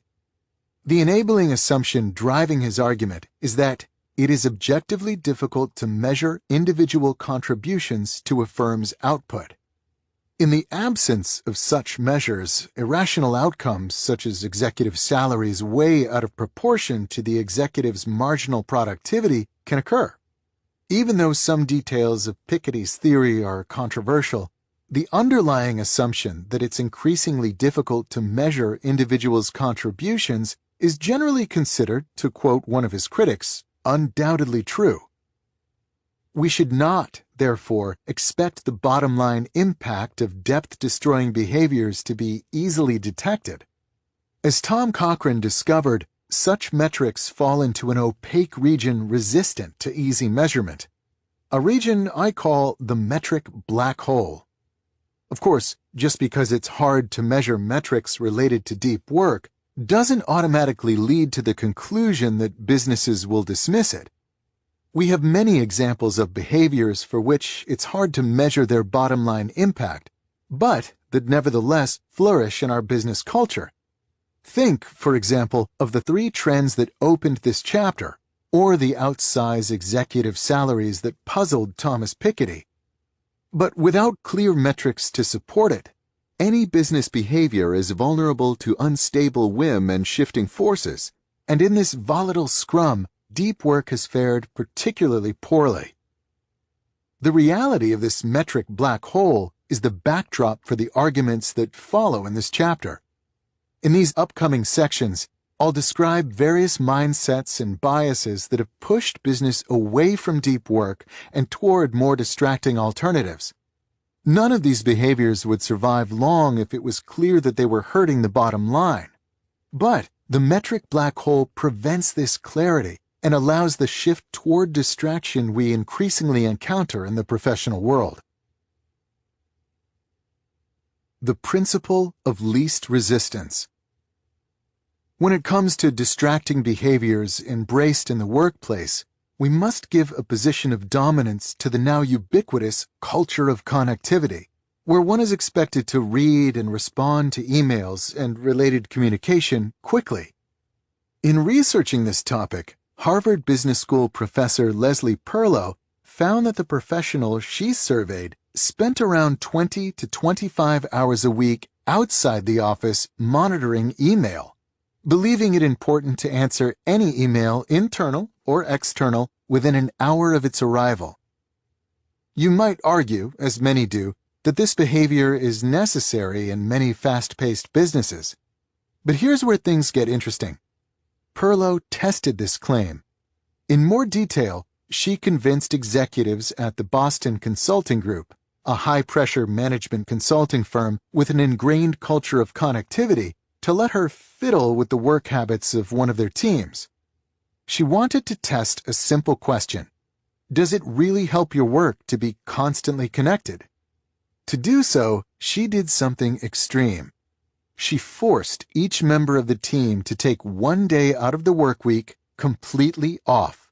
No connectivity to anyone inside or outside the company. At first, the team resisted the experiment, she recalled about one of the trials. The partner in charge, who had been very supportive of the basic idea, was suddenly nervous about having to tell her client that each member of her team would be off 1 day a week. The consultants were equally nervous and worried that they were putting their careers in jeopardy. But the team didn't lose their clients, and its members did not lose their jobs. Instead, the consultants found more enjoyment in their work, better communication among themselves, more learning, as we might have predicted given the connection between depth and skill development highlighted in the last chapter, and perhaps most important, a better product delivered to the client. This motivates an interesting question.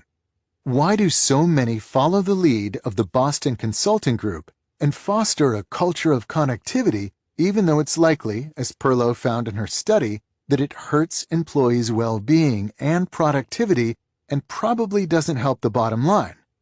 I think the answer can be found in the following reality of workplace behavior. The principle of least resistance.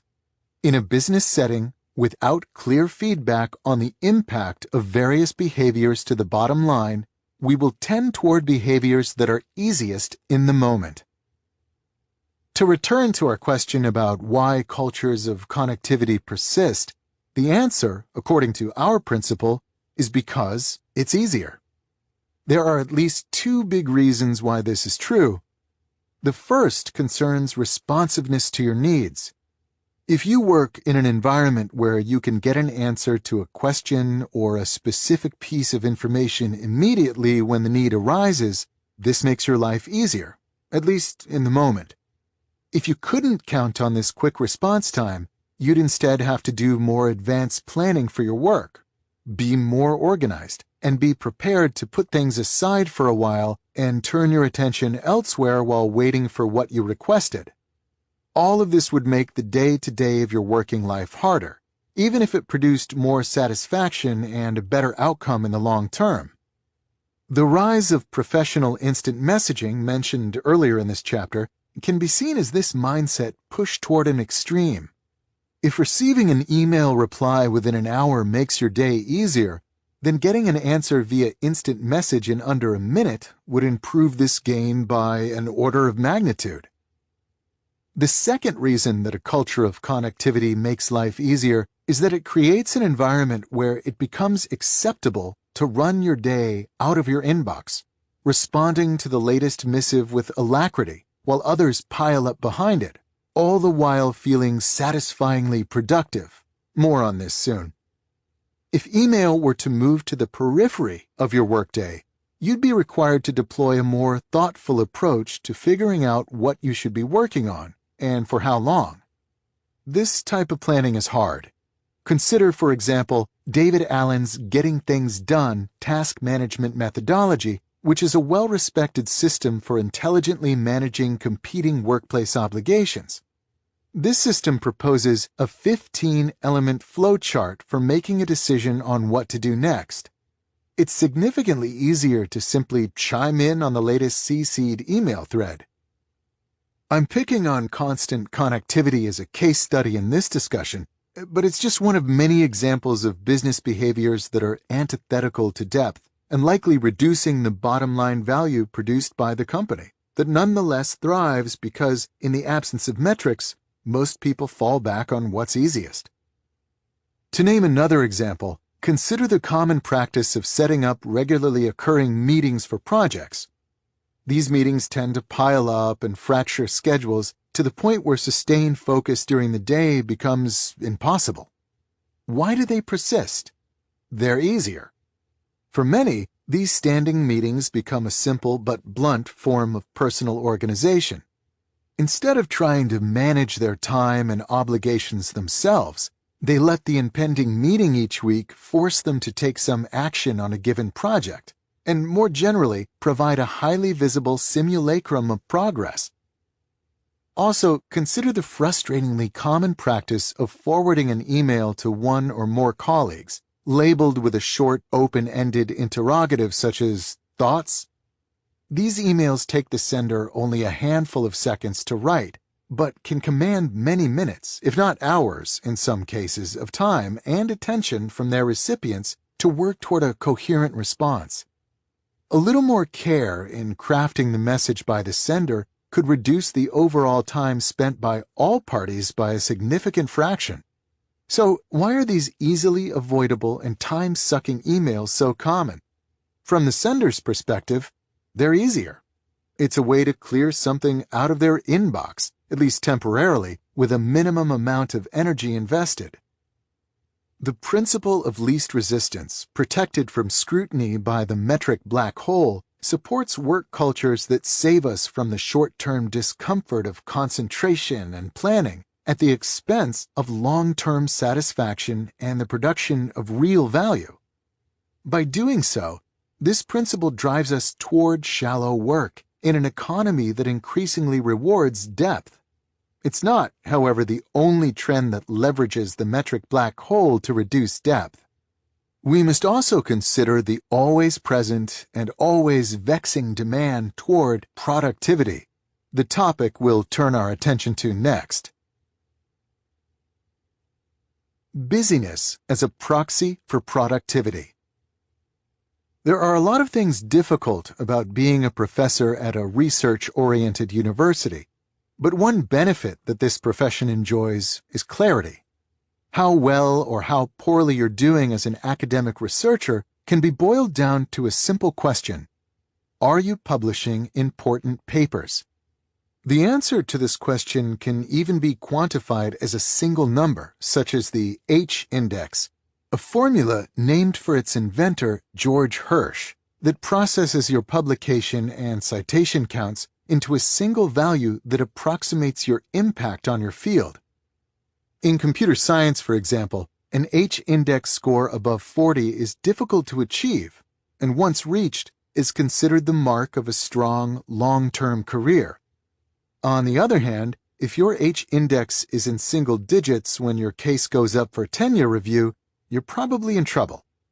Google Scholar, a tool popular among academics for finding research papers, even calculates your H-index automatically, so you can be reminded multiple times per week precisely where you stand. In case you're wondering, as of the morning when I'm writing this chapter, I'm at 21. This clarity simplifies decisions about what work habits a professor adopts or abandons. Here, for example, is the late Nobel Prize-winning physicist Richard Feynman explaining in an interview one of his less orthodox productivity strategies. To do real good physics work, you need absolute solid lengths of time. It needs a lot of concentration. If you have a job administrating anything, you don't have the time. So I have invented another myth for myself, that I'm irresponsible. I'm actively irresponsible. I tell everyone I don't do anything. If anyone asks me to be on a committee for admissions, no, I tell them, I'm irresponsible. Feynman was adamant in avoiding administrative duties because he knew they would only decrease his ability to do the one thing that mattered most in his professional life, to do real good physics work. Feynman, we can assume, was probably bad at responding to emails, and would likely switch universities if you had tried to move him into an open office or demand that he tweet. Clarity about what matters provides clarity about what does not. I mention the example of professors because they're somewhat exceptional among knowledge workers, most of whom don't share this transparency regarding how well they're doing their job. Here's the social critic Matthew Crawford's description of this uncertainty. Managers themselves inhabit a bewildering psychic landscape and are made anxious by the vague imperatives that they must answer to. Though Crawford was speaking specifically to the plight of the knowledge work middle manager, the bewildering psychic landscape he references applies to many positions in this sector. As Crawford describes in his 2009 Ode to the Trades, Shop Class as Soulcraft, he quit his job as a Washington, D.C. think tank director to open a motorcycle repair shop exactly to escape this bewilderment. The feeling of taking a broken machine, struggling with it, then eventually enjoying a tangible indication that he had succeeded, the bike driving out of the shop under its own power, provides a concrete sense of accomplishment he struggled to replicate when his day revolved vaguely around reports and communication strategies. A similar reality creates problems for many knowledge workers. They want to prove that they're productive members of the team and are earning their keep, but they're not entirely clear what this goal constitutes. They have no rising H-index or rack of repaired motorcycles to point to as evidence of their worth. To overcome this gap, many seem to be turning back to the last time when productivity was more universally observable, the industrial age. To understand this claim, recall that with the rise of assembly lines came the rise of the efficiency movement, identified with its founder, Frederick Taylor, who would famously stand with a stopwatch monitoring the efficiency of worker movements, looking for ways to increase the speed at which they accomplished their tasks. In Taylor's era, productivity was unambiguous, widgets created per unit of time. It seems that in today's business landscape, many knowledge workers bereft of other ideas are turning toward this old definition of productivity in trying to solidify their value in the otherwise bewildering landscape of their professional lives. David Allen, for example, even uses the specific phrase cranking widgets to describe a productive workflow. Knowledge workers, I'm arguing, are tending toward increasingly visible busyness because they lack a better way to demonstrate their value. Let's give this tendency a name. Busyness as proxy for productivity. In the absence of clear indicators of what it means to be productive and valuable in their jobs, many knowledge workers turn back toward an industrial indicator of productivity, doing lots of stuff in a visible manner. This mindset provides another explanation for the popularity of many depth-destroying behaviors. If you send and answer emails at all hours, if you schedule and attend meetings constantly, if you weigh in on instant message systems like call within seconds when someone poses a new question, or if you roam your open office bouncing ideas off all whom you encounter, all of these behaviors make you seem busy in a public manner. If you're using busyness as a proxy for productivity, then these behaviors can seem crucial for convincing yourself and others that you're doing your job well. This mindset is not necessarily irrational. For some, their jobs really do depend on such behavior. In 2013, for example, Yahoo's new CEO, Marissa Mayer, banned employees from working at home. She made this decision after checking the server logs for the virtual private network that Yahoo employees use to remotely log into company servers. Mayer was upset because the employees working from home didn't sign in enough throughout the day.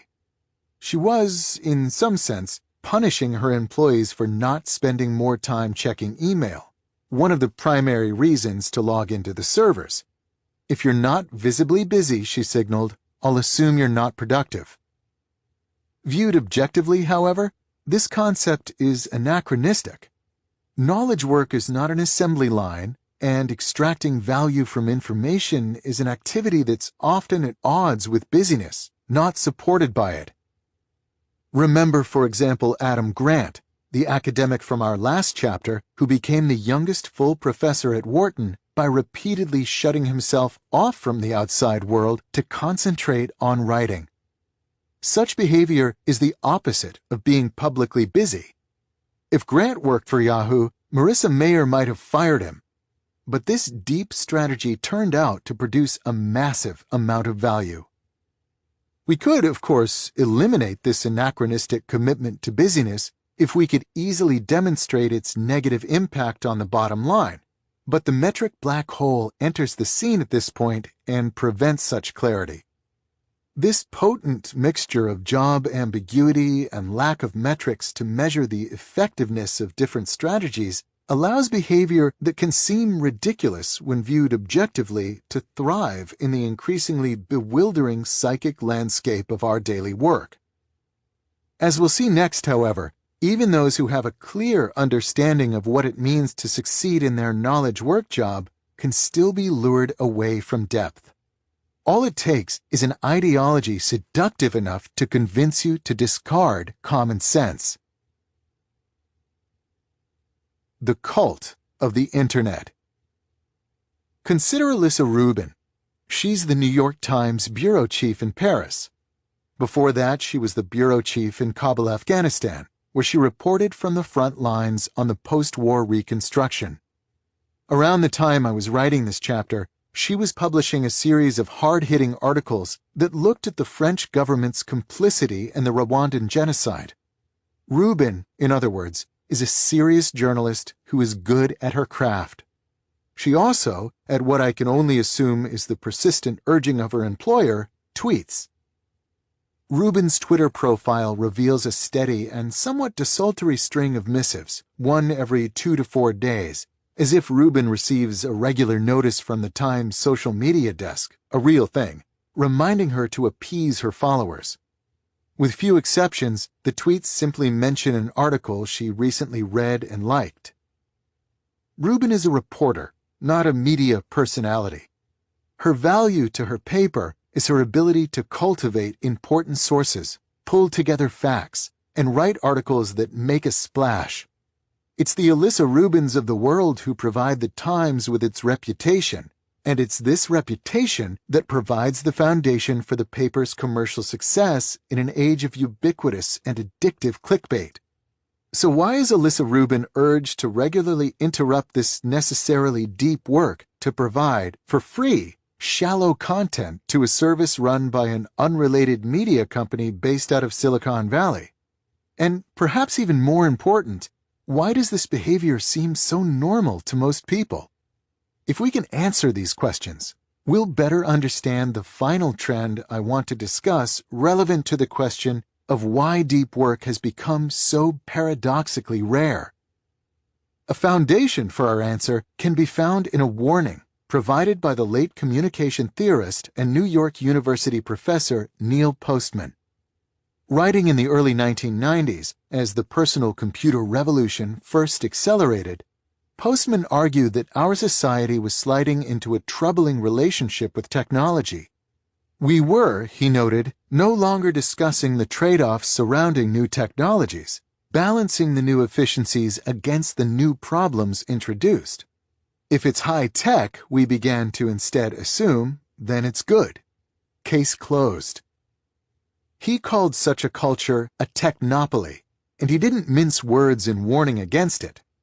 Technopoly eliminates alternatives to itself in precisely the way Aldous Huxley outlined in Brave New World, he argued in his 1993 book on the topic. It does not make them illegal. It does not make them immoral. It does not even make them unpopular. It makes them invisible, and therefore irrelevant. Postman died in 2003, but if he were alive today, he would likely express amazement about how quickly his fears from the 1990s came to fruition, a slide driven by the unforeseen and sudden rise of the Internet. Fortunately, Postman has an intellectual heir to continue this argument in the Internet age, the hyper-citational social critic Evgeny Morozov. In his 2013 book, To Save Everything, Click Here, Morozov attempts to pull back the curtains on our technopolic obsession with the Internet, a term he purposefully places in scare quotes to emphasize its role as an ideology, saying, it's this propensity to view the Internet as a source of wisdom and policy advice that transforms it from a fairly uninteresting set of cables and network routers into a seductive and exciting ideology. Perhaps today's Uber ideology. In Morozov's critique, we've made the Internet synonymous with the revolutionary future of business and government. To make your company more like the Internet is to be with the times, and to ignore these trends is to be the proverbial buggy whip maker in an automotive age. We no longer see Internet tools as products released by for-profit companies, funded by investors hoping to make a return, and run by 20-somethings who are often making things up as they go along. We're instead quick to idolize these digital doodads as a signifier of progress and a harbinger of a, dare I say, brave new world. This Internet centrism, to steal another Morozov term, is what technopoly looks like today. It's important that we recognize this reality because it explains the question that opened this section. The New York Times maintains a social media desk and pressures its writers, like Alyssa Rubin, toward distracting behavior, because in an Internet-centric technopoly, such behavior is not up for discussion. The alternative, to not embrace all things Internet, is, as Postman would say, invisible, and therefore irrelevant. This invisibility explains the uproar mentioned earlier that arose when Jonathan Franzen dared suggest that novelists shouldn't tweet. It riled people, not because they're well-versed in book marketing and disagreed with Franzen's conclusion, but because it surprised them that anyone serious would suggest the irrelevance of social media. In an Internet-centric technopoly, such a statement is the equivalent of a flag burning, desecration, not debate. Perhaps the near-universal reach of this mindset is best captured in an experience I had recently on my commute to the Georgetown campus where I work. Waiting for the light to change so I could cross Connecticut Avenue, I idled behind a truck from a refrigerated supply chain logistics company. Refrigerated shipping is a complex, competitive business that requires equal skill managing trade unions and route scheduling. It's the ultimate old-school industry, and in many ways is the opposite of the lean, consumer-facing tech startups that currently receive so much attention. What struck me as I waited in traffic behind this truck, however, was not the complexity or scale of this company, but instead a graphic that had been commissioned and then affixed, probably at significant expense, on the back of this entire fleet of trucks. A graphic that read, "Like us on Facebook." Deep work is at a severe disadvantage in a technopoly because it builds on values like quality, craftsmanship, and mastery that are decidedly old-fashioned and non-technological. Even worse, to support deep work often requires the rejection of much of what is new and high-tech. Deep work is exiled in favor of more distracting high-tech behaviors, like the professional use of social media, not because the former is empirically inferior to the latter. Indeed, if we had hard metrics relating the impact of these behaviors on the bottom line, our current technopoly would likely crumble. But the metric black hole prevents such clarity and allows us instead to elevate all things Internet into Morozov's feared Uber ideology. In such a culture, we should not be surprised that deep work struggles to compete against the shiny thrum of tweets, likes, tagged photos, walls, posts, and all the other behaviors that we're now taught are necessary for no other reason than that they exist. Bad for business, good for you. Deep work should be a priority in today's business climate, but it's not. I've just summarized various explanations for this paradox. Among them are the realities that deep work is hard and shallow work is easier. That in the absence of clear goals for your job, the visible busyness that surrounds shallow work becomes self-preserving. And that our culture has developed a belief that if a behavior relates to the Internet, then it's good, regardless of its impact on our ability to produce valuable things. All of these trends are enabled by the difficulty of directly measuring the value of depth or the cost of ignoring it. If you believe in the value of depth, this reality spells bad news for businesses in general, as it's leading them to miss out on potentially massive increases in their value production. But for you, as an individual, good news lurks. The myopia of your peers and employers uncovers a great personal advantage. Assuming the trends outlined here continue, depth will become increasingly rare and therefore increasingly valuable. Having just established that there's nothing fundamentally flawed about deep work and nothing fundamentally necessary about the distracting behaviors that displace it, you can therefore continue with confidence with the ultimate goal of this book: to systematically develop your personal ability to go deep, and, by doing so, reap great rewards. Chapter 3. Deep work is meaningful. Rick Furr is a blacksmith. He specializes in ancient and medieval metalworking practices, which he painstakingly recreates in his shop, Door County Forge Works. I do all my work by hand and use tools that multiply my force without limiting my creativity or interaction with the material, he explains in his artist statement. What may take me 100 blows by hand can be accomplished in one by a large swaging machine. This is the antithesis of my goal, and to that end all my work shows evidence of the two hands that made it. A 2012 PBS documentary provides a glimpse into Furr's world. We learn that he works in a converted barn in Wisconsin farm country, not far inland from the scenic Sturgeon Bay of Lake Michigan.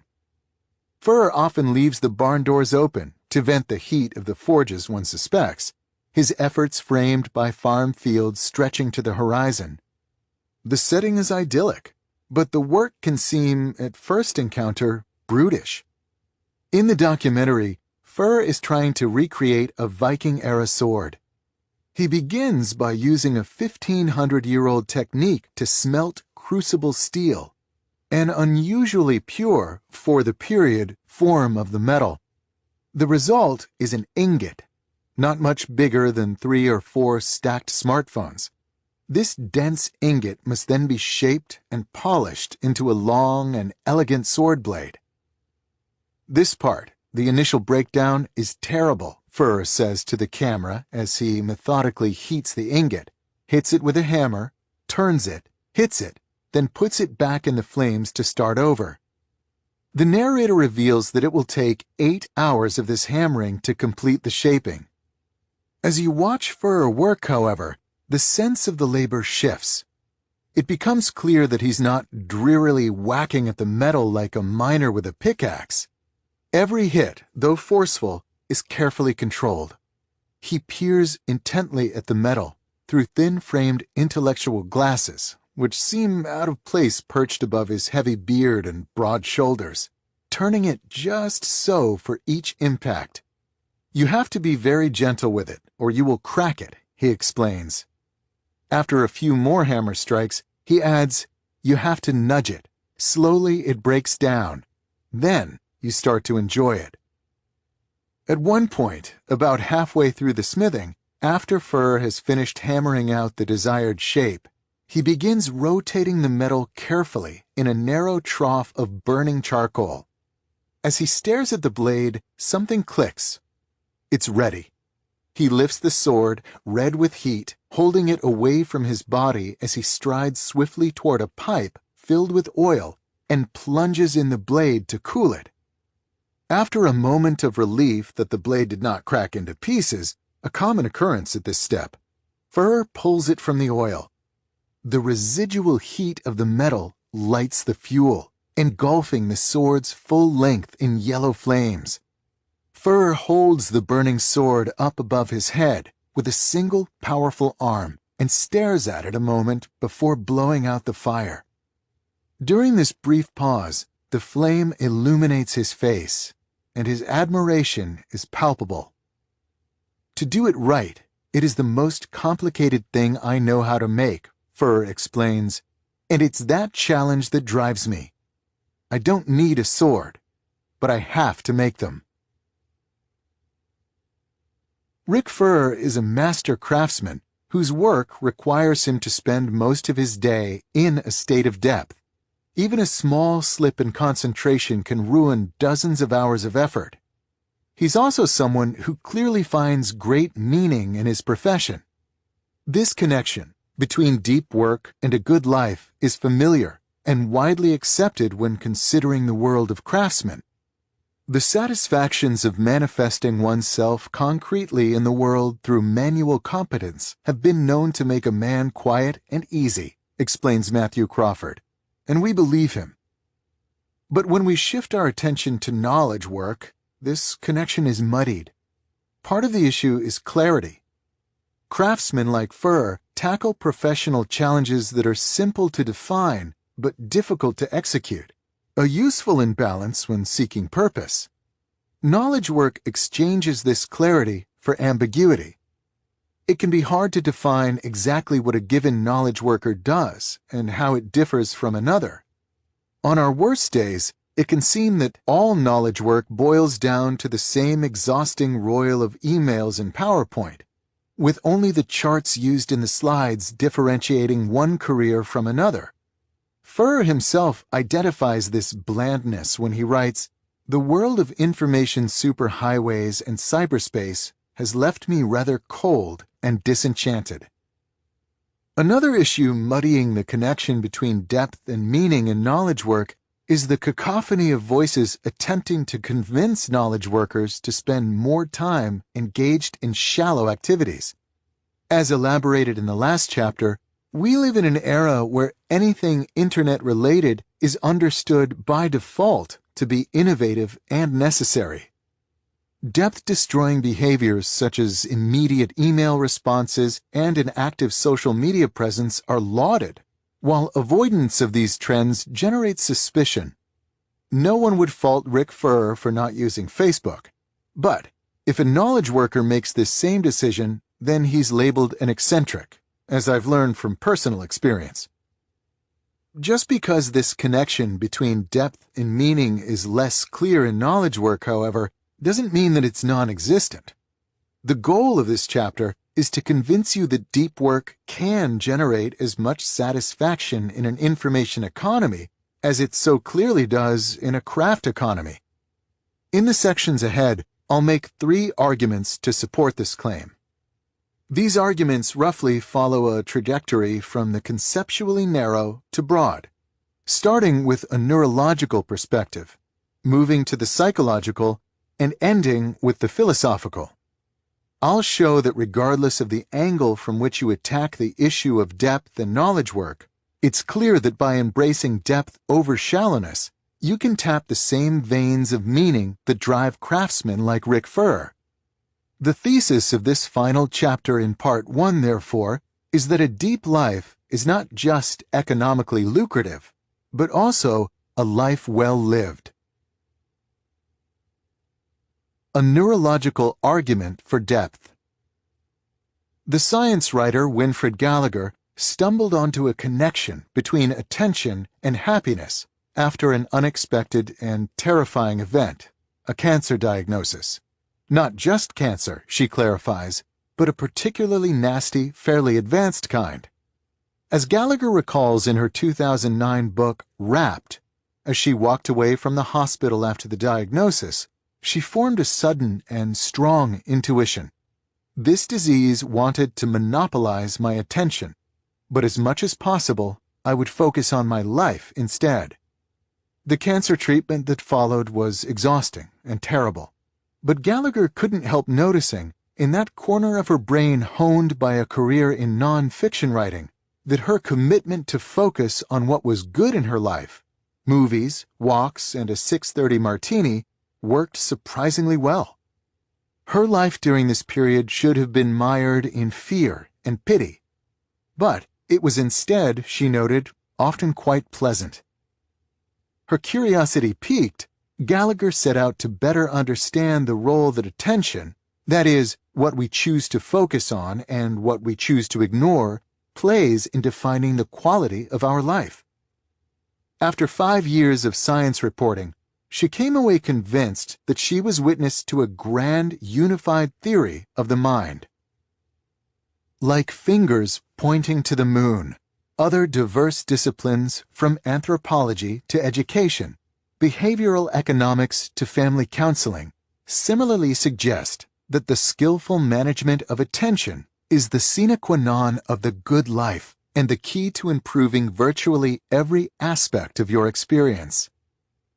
This concept upends the way most people think about their subjective experience of life. We tend to place a lot of emphasis on our circumstances, assuming that what happens to us, or fails to happen, determines how we feel. From this perspective, the small-scale details of how you spend your day aren't that important, because what matters are the large-scale outcomes, such as whether or not you get a promotion or move to that nicer apartment. According to Gallagher, decades of research contradict this understanding. Our brains instead construct our worldview based on what we pay attention to. If you focus on a cancer diagnosis, you and your life become unhappy and dark. But if you focus instead on an evening martini, you and your life become more pleasant, even though the circumstances in both scenarios are the same. As Gallagher summarizes, who you are, what you think, feel, and do, what you love, is the sum of what you focus on. In Wrapped, Gallagher surveys the research supporting this understanding of the mind. She cites, for example, the University of North Carolina psychologist Barbara Fredrickson, a researcher who specializes in the cognitive appraisal of emotions. After a bad or disrupting occurrence in your life, Fredrickson's research shows what you choose to focus on exerts significant leverage on your attitude going forward. These simple choices can provide a reset button to your emotions. She provides the example of a couple fighting over inequitable splitting of household chores. Rather than continuing to focus on your partner's selfishness and sloth, she suggests, you might focus on the fact that at least a festering conflict has been aired, which is the first step toward a solution to the problem and to your improved mood. This seems like a simple exhortation to look on the bright side, but Fredrickson found that skillful use of these emotional leverage points can generate a significantly more positive outcome after negative events. Scientists can watch this effect in action all the way down to the neurological level. Stanford psychologist Laura Carstensen, to name one such example, used an fMRI scanner to study the brain behavior of subjects presented with both positive and negative imagery. She found that for young people, their amygdala, a center of emotion, fired with activity at both types of imagery. When she instead scanned the elderly, the amygdala fired only for the positive images. Carstensen hypothesizes that the elderly subjects had trained the prefrontal cortex to inhibit the amygdala in the presence of negative stimuli. These elderly subjects were not happier because their life circumstances were better than those of the young subjects. They were instead happier because they had rewired their brains to ignore the negative and savor the positive. By skillfully managing their attention, they improve their world without changing anything concrete about it. We can now step back and use Gallagher's grand theory to better understand the role of deep work in cultivating a good life. This theory tells us that your world is the outcome of what you pay attention to. So consider, for a moment, the type of mental world constructed when you dedicate significant time to deep endeavors. There's a gravity and sense of importance inherent in deep work. Whether you're Rick Furr smithing a sword or a computer programmer optimizing an algorithm, Gallagher's theory, therefore, predicts that if you spend enough time in this state, your mind will understand your world as rich in meaning and importance. There is, however, a hidden but equally important benefit to cultivating rapt attention in your workday. Such concentration hijacks your attention apparatus, preventing you from noticing the many smaller and less pleasant things that unavoidably and persistently populate our lives. The psychologist Mihaly Csikszentmihalyi, whom we'll learn more about in the next section, explicitly identifies this advantage when he emphasizes the advantage of cultivating concentration so intense that there is no attention left over to think about anything irrelevant or to worry about problems. This danger is especially pronounced in knowledge work, which, due to its dependence on ubiquitous connectivity, generates a devastatingly appealing buffet of distraction, most of which will, if given enough attention, leach meaning and importance from the world constructed by your mind. To help make this claim more concrete, I'll use myself as a test case. Consider, for example, the last 5 emails I sent before I began writing the first draft of this chapter. Following are the subject lines of these messages, along with summaries of their contents. Urgent, Cal Newport brand registration confirmation. This message was in response to a standard scam in which a company tries to trick website owners into registering their domain in China. I was annoyed that they kept spamming me, so I lost my cool and responded, futilely, of course, by telling them their scam would be more convincing if they spelled website correctly in their emails. SR. This message was a conversation with a family member about an article he saw in the Wall Street Journal. Important advice. This email was part of a conversation about optimal retirement investment strategies. Forward, study hacks. This email was part of a conversation in which I was attempting to find a time to meet with someone I know who was visiting my city. a task complicated by his fractured schedule during his visit. Just curious. This message was part of a conversation in which a colleague and I were reacting to some thorny office politics issues of the type that are frequent and cliched in academic departments. These emails provide a nice case study of the type of shallow concerns that vie for your attention in a knowledge work setting. Some of the issues presented in these sample messages are benign, such as discussing an interesting article. Some are vaguely stressful, such as the conversation on retirement saving strategies, a type of conversation which almost always concludes with you not doing the right things. Some are frustrating, such as trying to arrange a meeting around busy schedules. And some are explicitly negative, such as angry responses to scammers or worried discussions about office politics. Many knowledge workers spend most of their working day interacting with these types of shallow concerns. Even when they're required to complete something more involved, the habit of frequently checking inboxes ensures that these issues remain at the forefront of their attention. Gallagher teaches us that this is a foolhardy way to go about your day, as it ensures that your mind will construct an understanding of your working life that's dominated by stress, irritation, frustration, and triviality. The world represented by your inbox, in other words, isn't a pleasant world to inhabit. Even if your colleagues are all genial and your interactions are always upbeat and positive, by allowing your attention to drift over the seductive landscape of the shallow, you run the risk of falling into another neurological trap identified by Gallagher. 5 years of reporting on attention have confirmed some home truths, Gallagher reports. Among them is the notion that the idle mind is the devil's workshop. When you lose focus, your mind tends to fix on what could be wrong with your life instead of what's right. A workday driven by the shallow, from a neurological perspective, is likely to be a draining and upsetting day, even if most of the shallow things that capture your attention seem harmless or fun. The implication of these findings is clear. In work, and especially knowledge work, to increase the time you spend in a state of depth is to leverage the complex machinery of the human brain in a way that, for several different neurological reasons, maximizes the meaning and satisfaction you'll associate with your working life. After running my tough experiment with cancer, I have a plan for living the rest of my life, Gallagher concludes in her book. I'll choose my targets with care, then give them my rapt attention. In short, I'll live the focused life because it's the best kind there is. We'd be wise to follow her lead. A psychological argument for depth.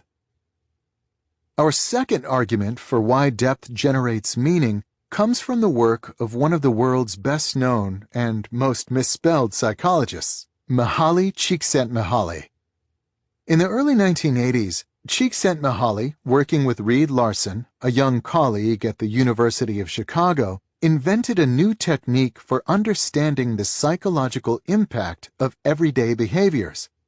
At the time, it was difficult to accurately measure the psychological impact of different activities. If you brought someone into a laboratory and asked her to remember how she felt at a specific point many hours ago, she was unlikely to recall. If you instead gave her a diary and asked her to record how she felt throughout the day, she wouldn't be likely to keep up the entries with diligence. It's simply too much work. Csikszentmihalyi and Larson's breakthrough was to leverage new technology, for the time, to bring the question to the subject right when it mattered. In more detail, they outfitted experimental subjects with pagers. These pagers would beep at randomly selected intervals. In modern incarnations of this method, smartphone apps play the same role. When the beeper went off, the subjects would record what they were doing at the exact moment and how they felt. In some cases, they would be provided with a journal in which to record this information, while in others they would be given a phone number to call to answer questions posed by a field worker. Because the beeps were only occasional but hard to ignore, the subjects were likely to follow through with the experimental procedure. And because the subjects were recording responses about an activity at the very moment they were engaged in it, the responses were more accurate. Csikszentmihalyi and Larson called the approach the Experience Sampling Method, ESM, and it provided unprecedented insight into how we actually feel about the beats of our daily lives. Among many breakthroughs, Csikszentmihalyi's work with ESM helped validate a theory he had been developing over the preceding decade. The best moments usually occur when a person's body or mind is stretched to its limits in a voluntary effort to accomplish something difficult and worthwhile. Csikszentmihalyi calls this mental state flow, a term he popularized with a 1990 book of the same title. At the time, this finding pushed back against conventional wisdom. Most people assumed, and still do, that relaxation makes them happy. We want to work less and spend more time in the hammock. But the results from Csikszentmihalyi's ESM studies reveal that most people have this wrong. Ironically, he writes, jobs are actually easier to enjoy than free time because, like flow activities, they have built-in goals, feedback rules, and challenges, all of which encourage one to become involved in one's work, to concentrate, and lose oneself in it. Free time, on the other hand, is unstructured and requires much greater effort to be shaped into something that can be enjoyed. When measured empirically, people were happier at work and less happy relaxing than they suspected. And as the ESM studies confirmed, the more such flow experiences that occur in a given week, the higher the subject's life satisfaction. Human beings, it seems, are at their best when immersed deeply in something challenging. There is, of course, overlap between the theory of flow and the ideas of Winifred Gallagher highlighted in the last section. Both point toward the importance of depth over shallowness, but they focus on two different explanations for this importance. Gallagher's writing emphasizes that the content of what we focus on matters. If we give rapt attention to important things, and therefore also ignore shallow, negative things, we'll experience our working life as more important and positive. Csikszentmihalyi's theory of flow, by contrast, is mostly agnostic to the content of our attention. Though he would likely agree with the research cited by Gallagher, his theory notes that the feeling of going deep is, in itself, very rewarding. Our minds like this challenge, regardless of the subject. The connection between deep work and flow should be clear. Deep work is an activity well suited to generate a flow state. The phrases used by Csikszentmihalyi to describe what generates flow include notions of stretching your mind to its limits, concentrating, and losing yourself in an activity, all of which also describe deep work. And, as we just learned, flow generates happiness. Combining these two ideas, we get a powerful argument from psychology in favor of depth. Decades of research stemming from Csikszentmihalyi's original ESM experiments validate that the act of going deep orders the consciousness in a way that makes life worthwhile. Csikszentmihalyi even goes so far as to argue that modern companies should embrace this reality, suggesting that jobs should be redesigned so that they resemble as closely as possible flow activities. Noting, however, that such a redesign would be difficult and disruptive. See, for example, my arguments from the previous chapter. Csikszentmihalyi then explains that it's even more important that the individual learn how to seek out opportunities for flow. This, ultimately, is the lesson to come away with from our brief foray into the world of experimental psychology. To build your working life around the experience of flow produced by deep work is a proven path to deep satisfaction. A philosophical argument for depth. Our final argument for the connection between depth and meaning requires us to step back from the more concrete worlds of neuroscience and psychology and instead adopt a philosophical perspective. I'll turn for help in this discussion to a pair of scholars who know this topic well: Herbert Dreyfus, who taught philosophy at Berkeley for more than 4 decades, and Sean Dorrance Kelly, who at the time of this writing is the chair of Harvard's philosophy department. In 2011, Dreyfus and Kelly published a book, All Things Shining, which explores how notions of sacredness and meaning have evolved throughout the history of human culture. They set out to reconstruct this history because they're worried about its endpoint in our current era. The world used to be, in its various forms, a world of sacred, shining things, Dreyfus and Kelly explain early in the book. The shining things now seem far away. What happened between then and now? The short answer, the authors argue, is Descartes. From Descartes' skepticism came the radical belief that the individual seeking certainty trumped a god or king bestowing truth. The resulting Enlightenment, of course, led to the concept of human rights and freed many from oppression.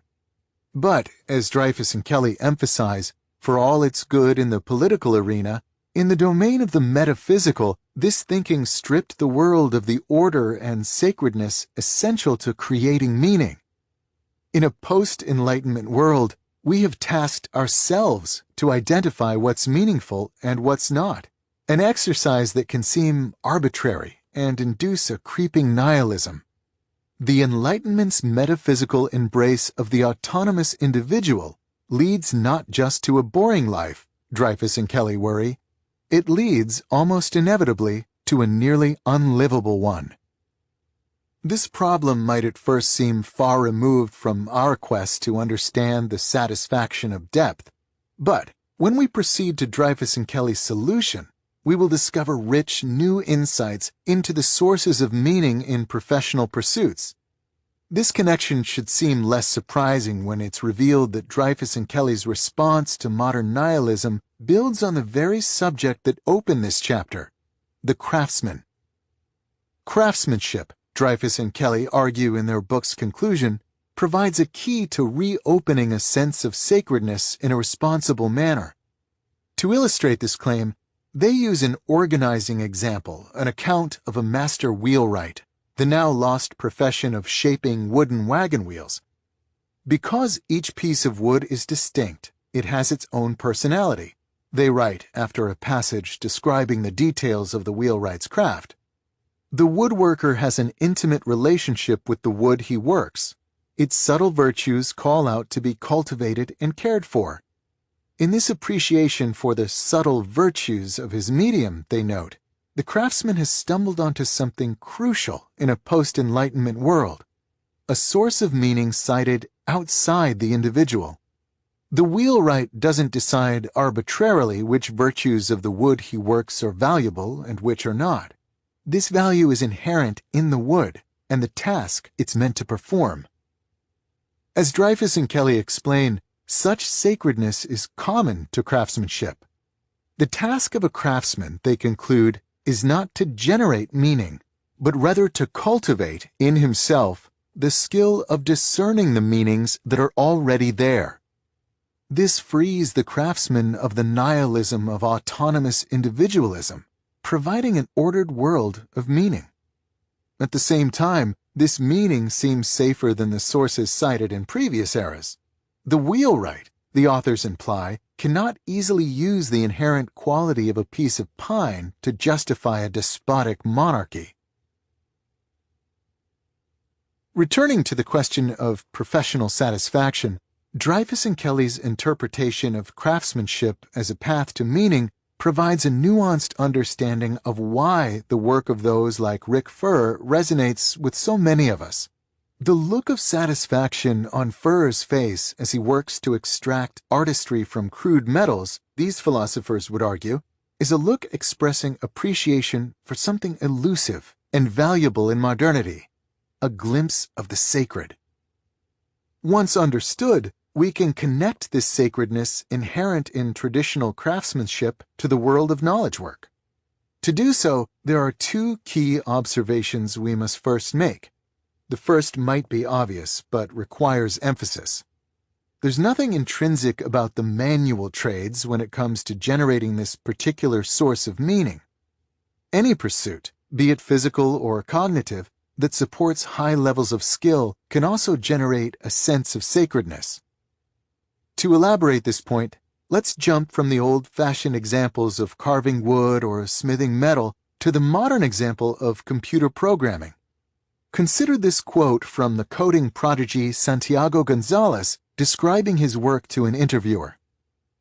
"Beautiful code is short and concise, so if you were to give that code to another programmer, they would say, 'Oh, that's well-written code.'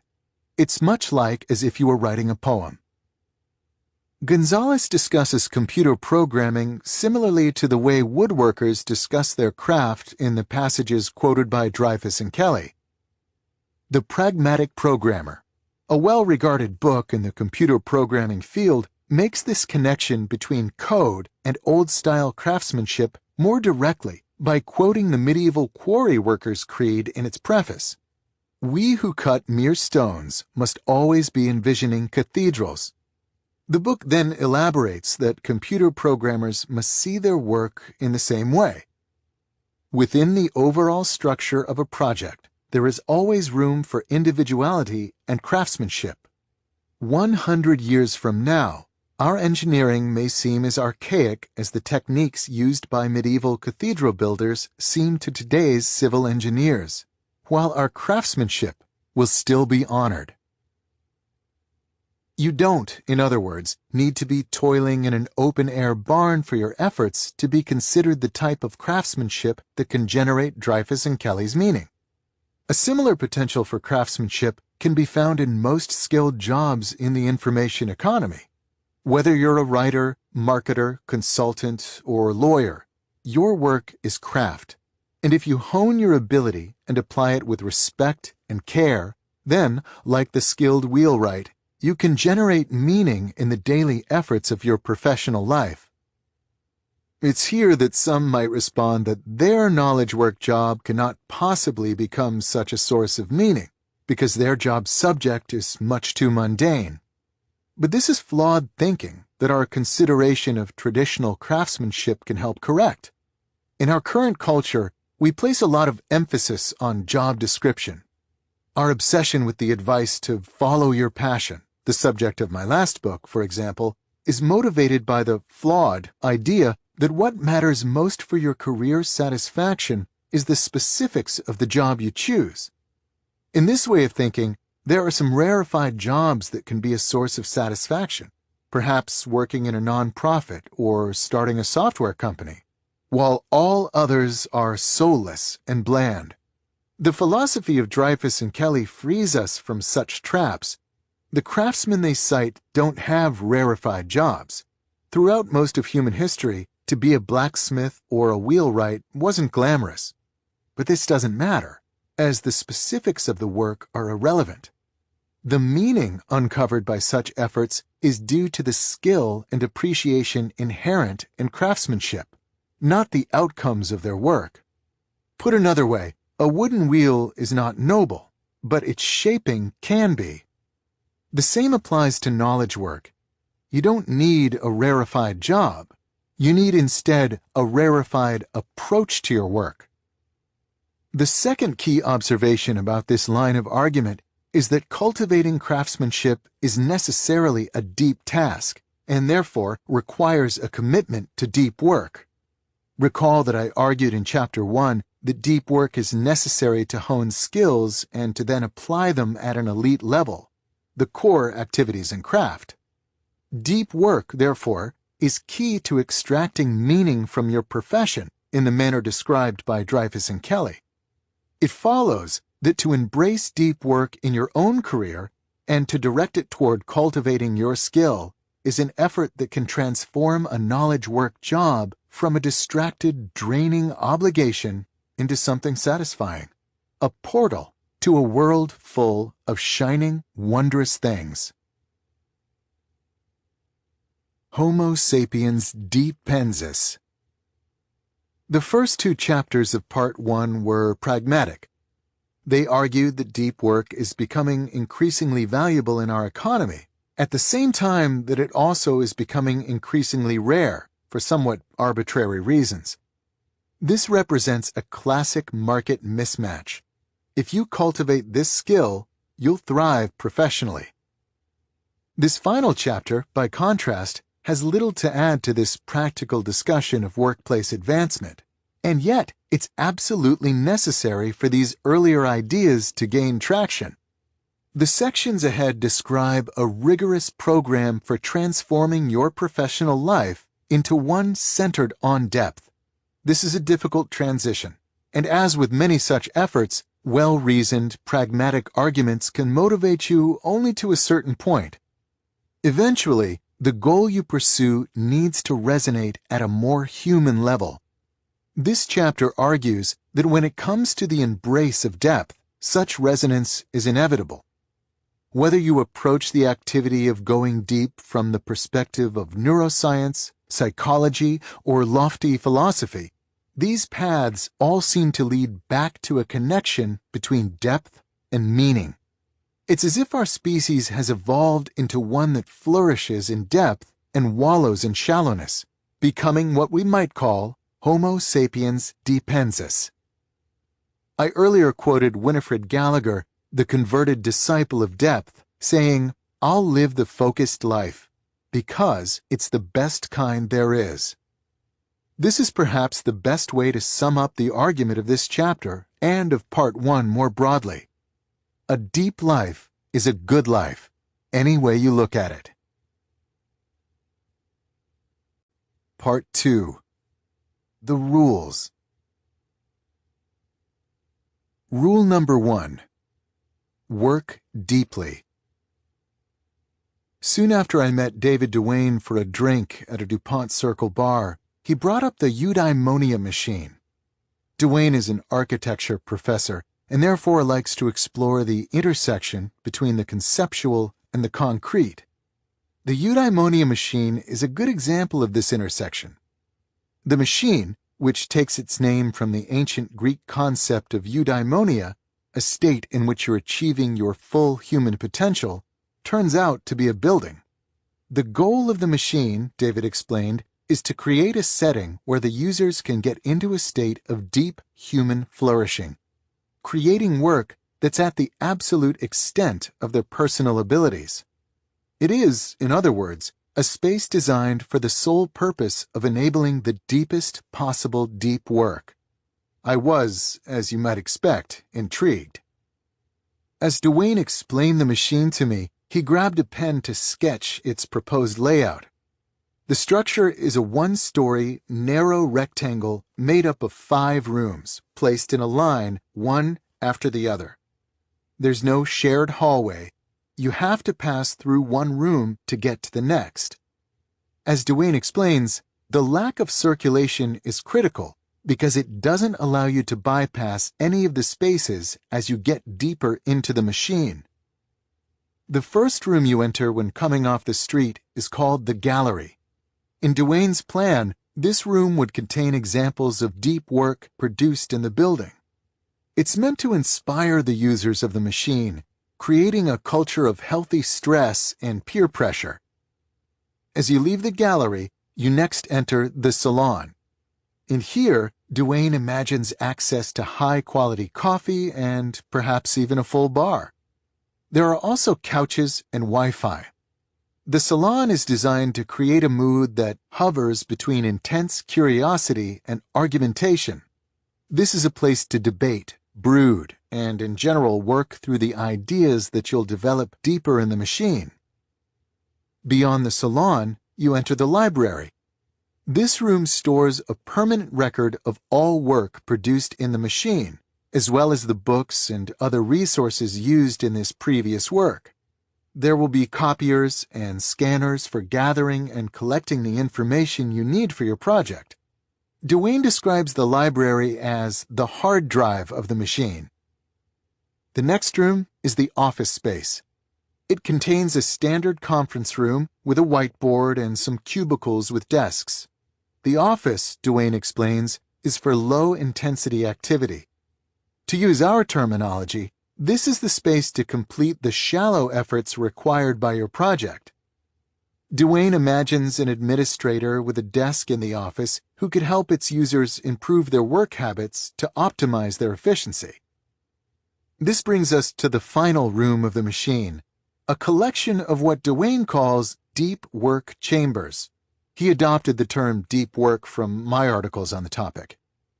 Each chamber is conceived to be 6 by 10 feet and protected by thick, soundproof walls. Duane's plans call for 18 inches of insulation. The purpose of the deep work chamber is to allow for total focus and uninterrupted workflow, Duane explains. He imagines a process in which you spend 90 minutes inside, take a 90-minute break, and repeat 2 or 3 times, at which point your brain will have achieved its limit of concentration for the day.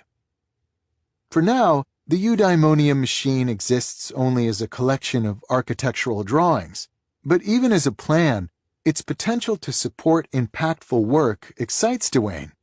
This design remains, in my mind, the most interesting piece of architecture I've ever produced, he told me. In an ideal world, one in which the true value of deep work is accepted and celebrated, we'd all have access to something like the eudaimonia machine. Perhaps not David Duane's exact design, but more generally speaking, a work environment and culture designed to help us extract as much value as possible from our brains. Unfortunately, this vision is far from our current reality. We instead find ourselves in distracting open offices where inboxes cannot be neglected and meetings are incessant. A setting where colleagues would rather you respond quickly to their latest email than produce the best possible results. As a listener of this book, in other words, you're a disciple of depth in a shallow world. This rule, the first of 4 such rules in Part 2 of this book, is designed to reduce this conflict. You might not have access to your own eudaimonia machine, but the strategies that follow will help you simulate its effects in your otherwise distracted professional life. They'll show you how to transform deep work from an aspiration into a regular and significant part of your daily schedule. Rules number 2 through number 4 will then help you get the most out of this deep work habit by presenting, among other things, strategies for training your concentration ability and fighting back encroaching distractions. Before proceeding to these strategies, however, I want to first address a question that might be nagging you. Why do we need such involved interventions? Put another way, once you accept that deep work is valuable, isn't it enough to just start doing more of it? Do we really need something as complicated as the eudaimonia machine or its equivalent for something as simple as remembering to concentrate more often? Unfortunately, when it comes to replacing distraction with focus, matters are not so simple. To understand why this is true, let's take a closer look at one of the main obstacles to going deep: the urge to turn your attention towards something more superficial. Most people recognize that this urge can complicate efforts to concentrate on hard things, but most underestimate its regularity and strength. Consider a 2012 study led by psychologists Wilhelm Hoffman and Roy Baumeister that outfitted 205 adults with beepers that activated at randomly selected times. This is the experience sampling method discussed in Part 1. When the beeper sounded, the subject was asked to pause for a moment to reflect on desires that he or she was currently feeling or had felt in the last 30 minutes, and then answer a set of questions about these desires. After a week, the researchers had gathered more than 7,500 samples. Here's the short version of what they found. People fight desires all day long. As Baumeister summarized in his subsequent book, Willpower, co-authored with the science writer John Tierney, desire turned out to be the norm, not the exception. The 5 most common desires these subjects fought include, not surprisingly, eating, sleeping, and sex. But the top 5 list also included desires for taking a break from hard work, checking email and social networking sites, surfing the web, listening to music, or watching television. The lure of the internet and television proved especially strong. The subjects succeeded in resisting these particularly addictive distractions only around half the time. These results are bad news for this rule's goal of helping you cultivate a deep work habit. They tell us that you can expect to be bombarded with the desire to do anything but work deeply throughout the day. And if you're like the German subjects from the Hoffman and Baumeister study, these competing desires will often win out. You might respond at this point that you will succeed where these subjects failed, because you understand the importance of depth and will therefore be more rigorous in your will to remain concentrated. This is a noble sentiment, but the decades of research that preceded this study underscore its futility. A now voluminous line of inquiry, initiated in a series of pioneering papers also written by Roy Baumeister, has established the following important and, at the time, unexpected truth about willpower. You have a finite amount of willpower that becomes depleted as you use it. Your will, in other words, is not a manifestation of your character that you can deploy without limit. It's instead like a muscle that tires. This is why the subjects in the Hoffman and Baumeister study had such a hard time fighting desires. Over time, these distractions drained their finite pool of willpower until they could no longer resist. The same will happen to you, regardless of your intentions, unless, that is, you're smart about your habits. This brings me to the motivating idea behind the strategies that follow. The key to developing a deep work habit is to move beyond good intentions and add routines and rituals to your working life designed to minimize the amount of your limited willpower necessary to transition into and maintain a state of unbroken concentration. If you suddenly decide, for example, in the middle of a distracted afternoon spent web browsing, to switch your attention to a cognitively demanding task, you'll draw heavily from your finite willpower to wrest your attention away from the online shininess. Such attempts will therefore frequently fail. On the other hand, if you deployed smart routines and rituals, perhaps a set time and quiet location used for your deep tasks each afternoon, you'd require much less willpower to start and keep going. In the long run, you'd therefore succeed with these deep efforts far more often. With this in mind, the 6 strategies that follow can be understood as an arsenal of routines and rituals designed with the science of limited willpower in mind to maximize the amount of deep work you consistently accomplish in your schedule. Among other things, they'll ask you to commit to a particular pattern for scheduling this work and develop rituals to sharpen your concentration before starting each session. Some of these strategies will deploy simple heuristics to hijack your brain's motivation center, while others are designed to recharge your willpower reserves at the fastest possible rate.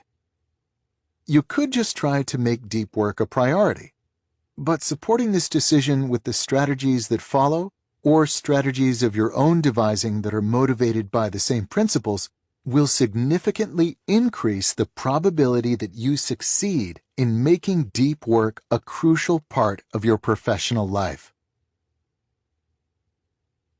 Decide on your depth philosophy. The famed computer scientist Donald Knuth cares about deep work. As he explains on his website, "What I do takes long hours of studying and uninterruptible concentration."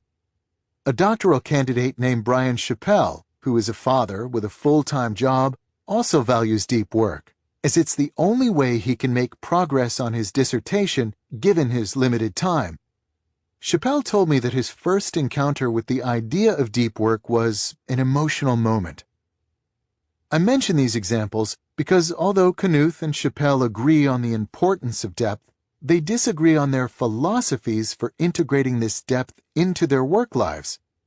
As I'll detail in the next section, Knuth deploys a form of monasticism that prioritizes deep work by trying to eliminate or minimize all other types of work.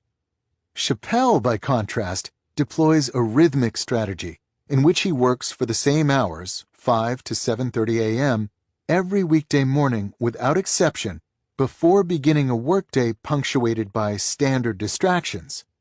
Both approaches work, but not universally. Knuth's approach might make sense for someone whose primary professional obligation is to think big thoughts, but if Chappell adopted a similar rejection of all things shallow, he'd likely lose his job.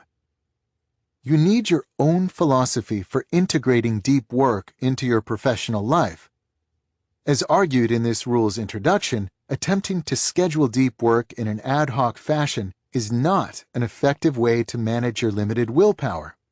But this example highlights a general warning about this selection. You must be careful to choose a philosophy that fits your specific circumstances, as a mismatch here can derail your deep work habit before it has a chance to solidify. This strategy will help you avoid this fate by presenting 4 different depth philosophies that I've seen work exceptionally well in practice. The goal is to convince you that there are many different ways to integrate deep work into your schedule, and it's therefore worth taking the time to find an approach that makes sense for you. The monastic philosophy of deep work scheduling. Let's return to Donald Knuth. He's famous for many innovations in computer science, including, notably, the development of a rigorous approach to analyzing algorithm performance. Among his peers, however, Knuth also maintains an aura of infamy for his approach to electronic communication. If you visit Knuth's website at Stanford with the intention of finding his email address, you'll instead discover the following note. I have been a happy man ever since January 1st, 1990, when I no longer had an email address. I'd used email since about 1975, and it seems to me that 15 years of email is plenty for one lifetime. Email is a wonderful thing for people whose role in life is to be on top of things, but not for me. My role is to be on the bottom of things. What I do takes long hours of studying and uninterruptible concentration. Knuth goes on to acknowledge that he doesn't intend to cut himself off completely from the world. He notes that writing his books requires communication with thousands of people, and that he wants to be responsive to questions and comments. His solution? He provides an address, a postal mailing address. He says that his administrative assistant will sort through any letters arriving at that address and put aside those that she thinks irrelevant. Anything that's truly urgent she'll bring to Knuth promptly, and everything else he'll handle in a big batch once every 3 months or so. Knuth deploys what I call the monastic philosophy of deep work scheduling. This philosophy attempts to maximize deep efforts by eliminating or radically minimizing shallow obligations. Practitioners of the monastic philosophy tend to have a well-defined and highly valued professional goal that they're pursuing, and the bulk of their professional success comes from doing this one thing exceptionally well. It's this clarity that helps them eliminate the thicket of shallow concerns that tend to trip up those whose value proposition in the working world is more varied. Knuth, for example, explains his professional goal as follows. I try to learn certain areas of computer science exhaustively. Then, I try to digest that knowledge into a form that is accessible to people who don't have time for such study. Trying to pitch Knuth on the intangible returns of building an audience on Twitter or the unexpected opportunities that might come through a more liberal use of email will fail, as these behaviors don't directly aid his goal to exhaustively understand specific corners of computer science and then write about them in an accessible manner. Another person committed to monastic deep work is the acclaimed science fiction writer Neal Stephenson. If you visit Stephenson's author website, you'll notice a lack of email or mailing address. We can gain insight into this omission from a pair of essays that Stevenson posted on his early website, hosted on The Well, back in the early 2000s, and which have been preserved by the Internet Archive. In one such essay archived in 2003, Stevenson summarizes his communication policy as follows. Persons who wish to interfere with my concentration are politely requested not to do so, and warned that I don't answer email. Lest my communication policy's key message get lost in the verbiage, I will put it here succinctly. All of my time and attention are spoken for, several times over. Please do not ask for them. To further justify this policy, Stevenson wrote an essay titled, Why I Am a Bad Correspondent. At the core of his explanation for his inaccessibility is the following decision. The productivity equation, he writes, is a nonlinear one. In other words, this accounts for why I am a bad correspondent and why I very rarely accept speaking engagements. If I organize my life in such a way that I get lots of long, consecutive, uninterrupted time chunks, I can write novels. But as those chunks get separated and fragmented, my productivity as a novelist drops spectacularly. Stevenson sees two mutually exclusive options. He can write good novels at a regular rate, or he can answer a lot of individual emails and attend conferences, and, as a result, produce lower quality novels at a slower rate. He chose the former option, and this choice requires him to avoid as much as possible any source of shallow work in his professional life.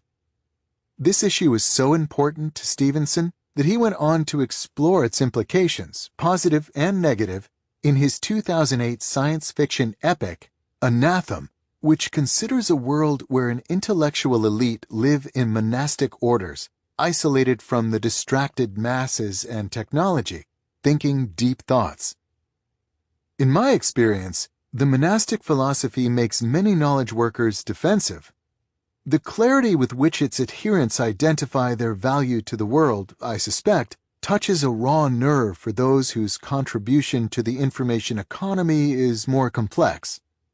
Notice, of course, that more complex does not mean lesser. A high-level manager, for example, might play a vital role in the functioning of a billion-dollar company, even if she cannot point to something discrete, like a completed novel, and say, "This is what I produced this year." Therefore, the pool of individuals to whom the monastic philosophy applies is limited, and that's okay. If you're outside this pool, its radical simplicity shouldn't evince too much envy.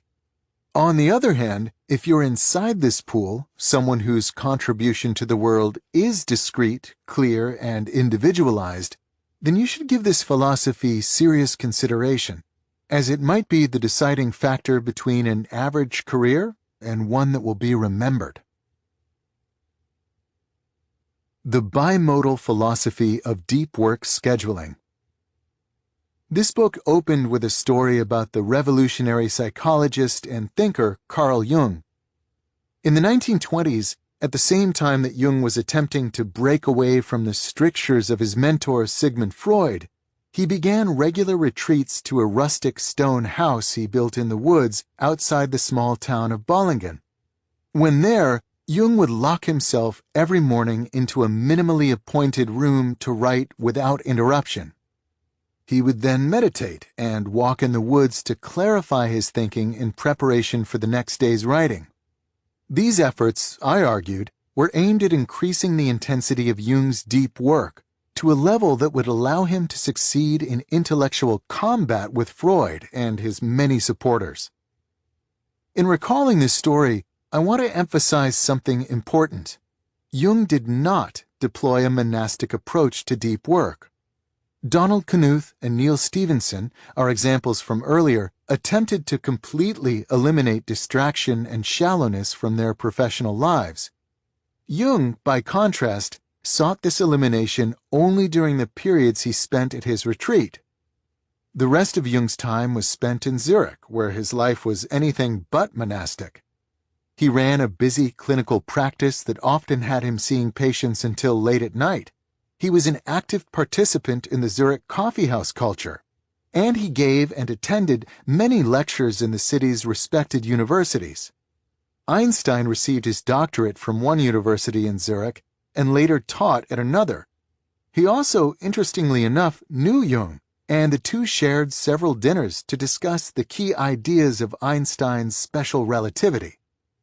Jung's life in Zurich, in other words, is similar in many ways to the modern archetype of the hyper-connected digital age knowledge worker. Replace Zurich with San Francisco, and Letter with Tweet, and we could be discussing some hotshot tech CEO. Jung's approach is what I call the bimodal philosophy of deep work. This philosophy asks that you divide your time, dedicating some clearly defined stretches to deep pursuits and leaving the rest open to everything else. During the deep time, the bimodal worker will act monastically, seeking intense and uninterrupted concentration. During the shallow time, such focus is not prioritized. This division of time between deep and open can happen on multiple scales. For example, on the scale of a week, you might dedicate a 4-day weekend to depth and the rest to open time. Similarly, on the scale of a year, you might dedicate one season to contain most of your deep stretches, as many academics do over the summer or while on sabbatical. The bimodal philosophy believes that deep work can produce extreme productivity, but only if the subject dedicates enough time to such endeavors to reach maximum cognitive intensity, the state in which real breakthroughs occur. This is why the minimum unit of time for deep work in this philosophy tends to be at least one full day. To put aside a few hours in the morning, for example, is too short to count as a deep work stretch for an adherent of this approach. At the same time, the bimodal philosophy is typically deployed by people who cannot succeed in the absence of substantial commitments to non-deep pursuits. Jung, for example, needed his clinical practice to pay the bills and the Zurich coffeehouse scene to stimulate his thinking. The approach of shifting between two modes provides a way to serve both needs well. To provide a more modern example of the bimodal philosophy in action, we can once again consider Adam Grant, the Wharton Business School professor whose thoughtfulness about work habits was first introduced in Part 1. As you might recall, Grant's schedule during his rapid rise through the professorship ranks at Wharton provides a nice bimodality case study. On the scale of the academic year, he stacked his courses into one semester so that he could focus the other two on deep work. During these deep semesters, he then applied the bimodal approach on the weekly scale. He would, perhaps once or twice a month, take a period of 2 to 4 days to become completely monastic. He would shut his door, put an out-of-office autoresponder on his email, and work on his research without interruption. Outside of these deep sessions, Grant remained famously open and accessible. In some sense, he had to be. His 2013 bestseller, Give and Take, promotes the practice of giving of your time and attention without expectation of something in return as a key strategy in professional advancement. Those who deploy the bimodal philosophy of deep work admire the productivity of the monastics, but also respect the value they receive from the shallow behaviors in their working lives. Perhaps the biggest obstacle to implementing this philosophy is that even short periods of deep work require a flexibility that many fear they lack in their current positions. If even an hour away from your inbox makes you uncomfortable, then certainly the idea of disappearing for a day or more at a time will seem impossible. But I suspect bimodal working is compatible with more types of jobs than you might guess. Earlier, for example, I described a study by Harvard Business School professor Leslie Perlow. In this study, a group of management consultants were asked to disconnect for a full day each work week. The consultants were afraid the client would rebel. It turned out that the client didn't care. As Jung, Grant, and Perlow's subjects discovered, people will usually respect your right to become inaccessible if these periods are well-defined and well-advertised, and outside these stretches, you're once again easy to find. The rhythmic philosophy of deep work scheduling. In the early days of the Seinfeld show, Jerry Seinfeld remained a working comic with a busy tour schedule. It was during this period that a writer and comic named Brad Isaac, who was working open mic nights at the time, ran into Seinfeld at a club waiting to go on stage. As Isaac later explained in a now classic Lifehacker article, "I saw my chance. I had to ask Seinfeld if he had any tips for a young comic. What he told me was something that would benefit me for a lifetime." Seinfeld began his advice to Isaac with some common sense, noting, the way to be a better comic was to create better jokes, and then explaining that the way to create better jokes was to write every day. Seinfeld continued by describing a specific technique he used to help maintain this discipline. He keeps a calendar on his wall. Every day that he writes jokes, he crosses out the date on the calendar with a big red X. "After a few days, you'll have a chain," Seinfeld said. "Just keep at it, and the chain will grow longer every day. You'll like seeing that chain, especially when you get a few weeks under your belt. Your only job next is to not break the chain." This chain method, as some now call it, soon became a hit among writers and fitness enthusiasts, communities that thrive on the ability to do hard things consistently. For our purposes, it provides a specific example of a general approach to integrating depth into your life, the rhythmic philosophy. This philosophy argues that the easiest way to consistently start deep work sessions is to transform them into a simple, regular habit. The goal, in other words, is to generate a rhythm for this work that removes the need for you to invest energy in deciding if and when you're going to go deep. The chain method is a good example of the rhythmic philosophy of deep work scheduling because it combines a simple scheduling heuristic, do the work every day, with an easy way to remind yourself to do the work, the big red X's on the calendar. Another common way to implement the rhythmic philosophy is to replace the visual aid of the chain method with a set starting time that you use every day for deep work. In much the same way that maintaining visual indicators of your work progress can reduce the barrier to entry for going deep, eliminating even the simplest scheduling decisions, such as when during the day to do the work, also reduces this barrier. Consider the example of Brian Chappell, the busy doctoral candidate I introduced in the opening to this strategy. Chappell adopted the rhythmic philosophy of deep work scheduling out of necessity. Around the time that he was ramping up his dissertation writing, he was offered a full-time job at a center on the campus where he was a student.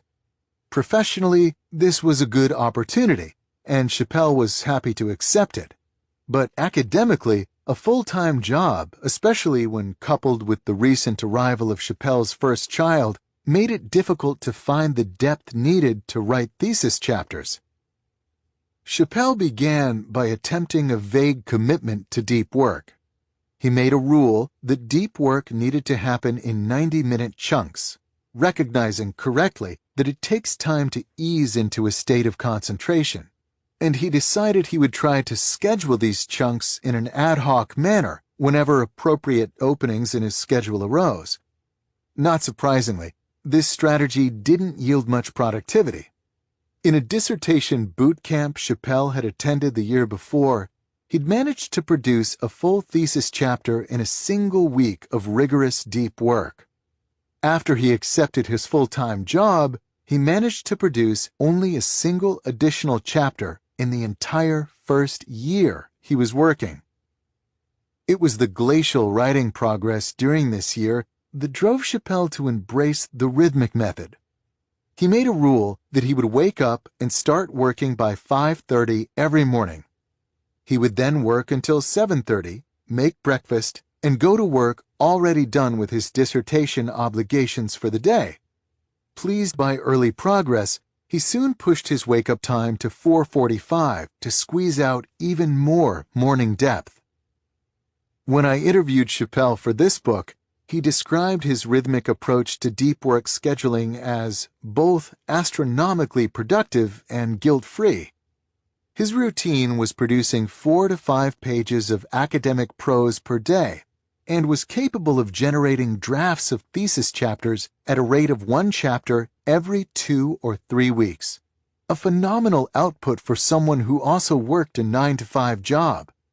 Who's to say that I can't be that prolific, he concluded. Why not me?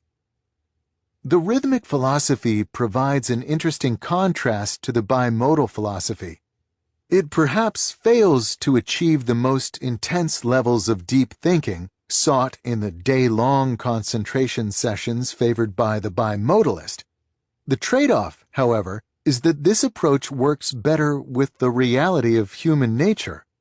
By supporting deep work with rock-solid routines that make sure a little bit gets done on a regular basis, the rhythmic scheduler will often log a larger total number of deep hours per year.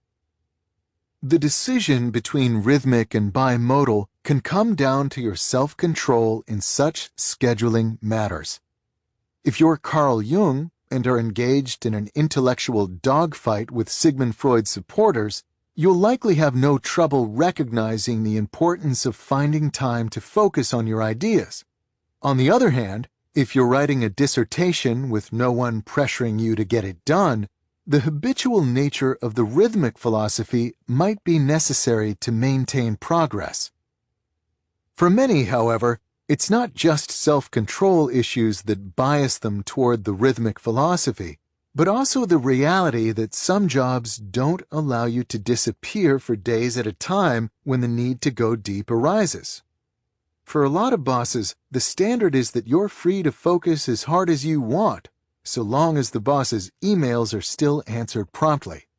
This is likely the biggest reason why the rhythmic philosophy is one of the most common among deep workers in standard office jobs. The journalistic philosophy of deep work scheduling. In the 1980s, the journalist Walter Isaacson was in his 30s and well along in his rapid ascent through the ranks of Time magazine.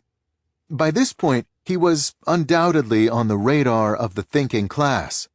Christopher Hitchens, for example, writing in the London Review of Books during this period, called him one of the best magazine journalists in America. The time was right for Isaacson to write a big, important book, a necessary step on the ladder of journalistic achievement. So Isaacson chose a complicated topic, an intertwined narrative biography of 6 figures who played an important role in early Cold War policy, and teamed up with a fellow young Time editor, Evan Thompson, to produce an appropriately weighty book, an 864-page epic titled The Wise Men, 6 Friends and the World They Made. This book, which was published in 1986, was well received by the right people. The New York Times called it a richly textured account, while the San Francisco Chronicle exulted that the 2 young writers had fashioned a Cold War Plutarch. Less than a decade later, Isaacson reached the apex of his journalism career when he was appointed editor of Time, which he then followed with a second act as the CEO of a think tank and an incredibly popular biographer of figures including Benjamin Franklin, Albert Einstein, and Steve Jobs. What interests me about Isaacson, however, is not what he accomplished with his first book, but how he wrote it. In uncovering this story, I must draw from a fortunate personal connection. As it turns out, in the years leading up to the publication of The Wise Men, my uncle, John Paul Newport, who was also a journalist in New York at the time, shared a summer beach rental with Isaacson. To this day, my uncle remembers Isaacson's impressive work habits. It was always amazing, he said. He could retreat up to the bedroom for a while when the rest of us were chilling on the patio or whatever to work on his book. He'd go up for 20 minutes or an hour, we'd hear the typewriter pounding.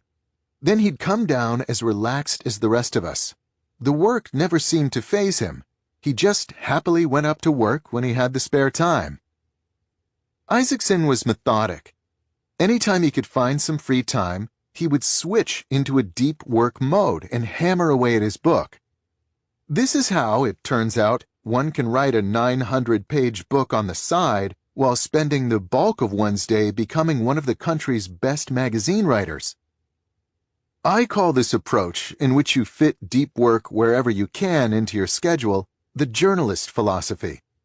This name is a nod to the fact that journalists like Walter Isaacson are trained to shift into a writing mode on a moment's notice, as is required by the deadline-driven nature of their profession.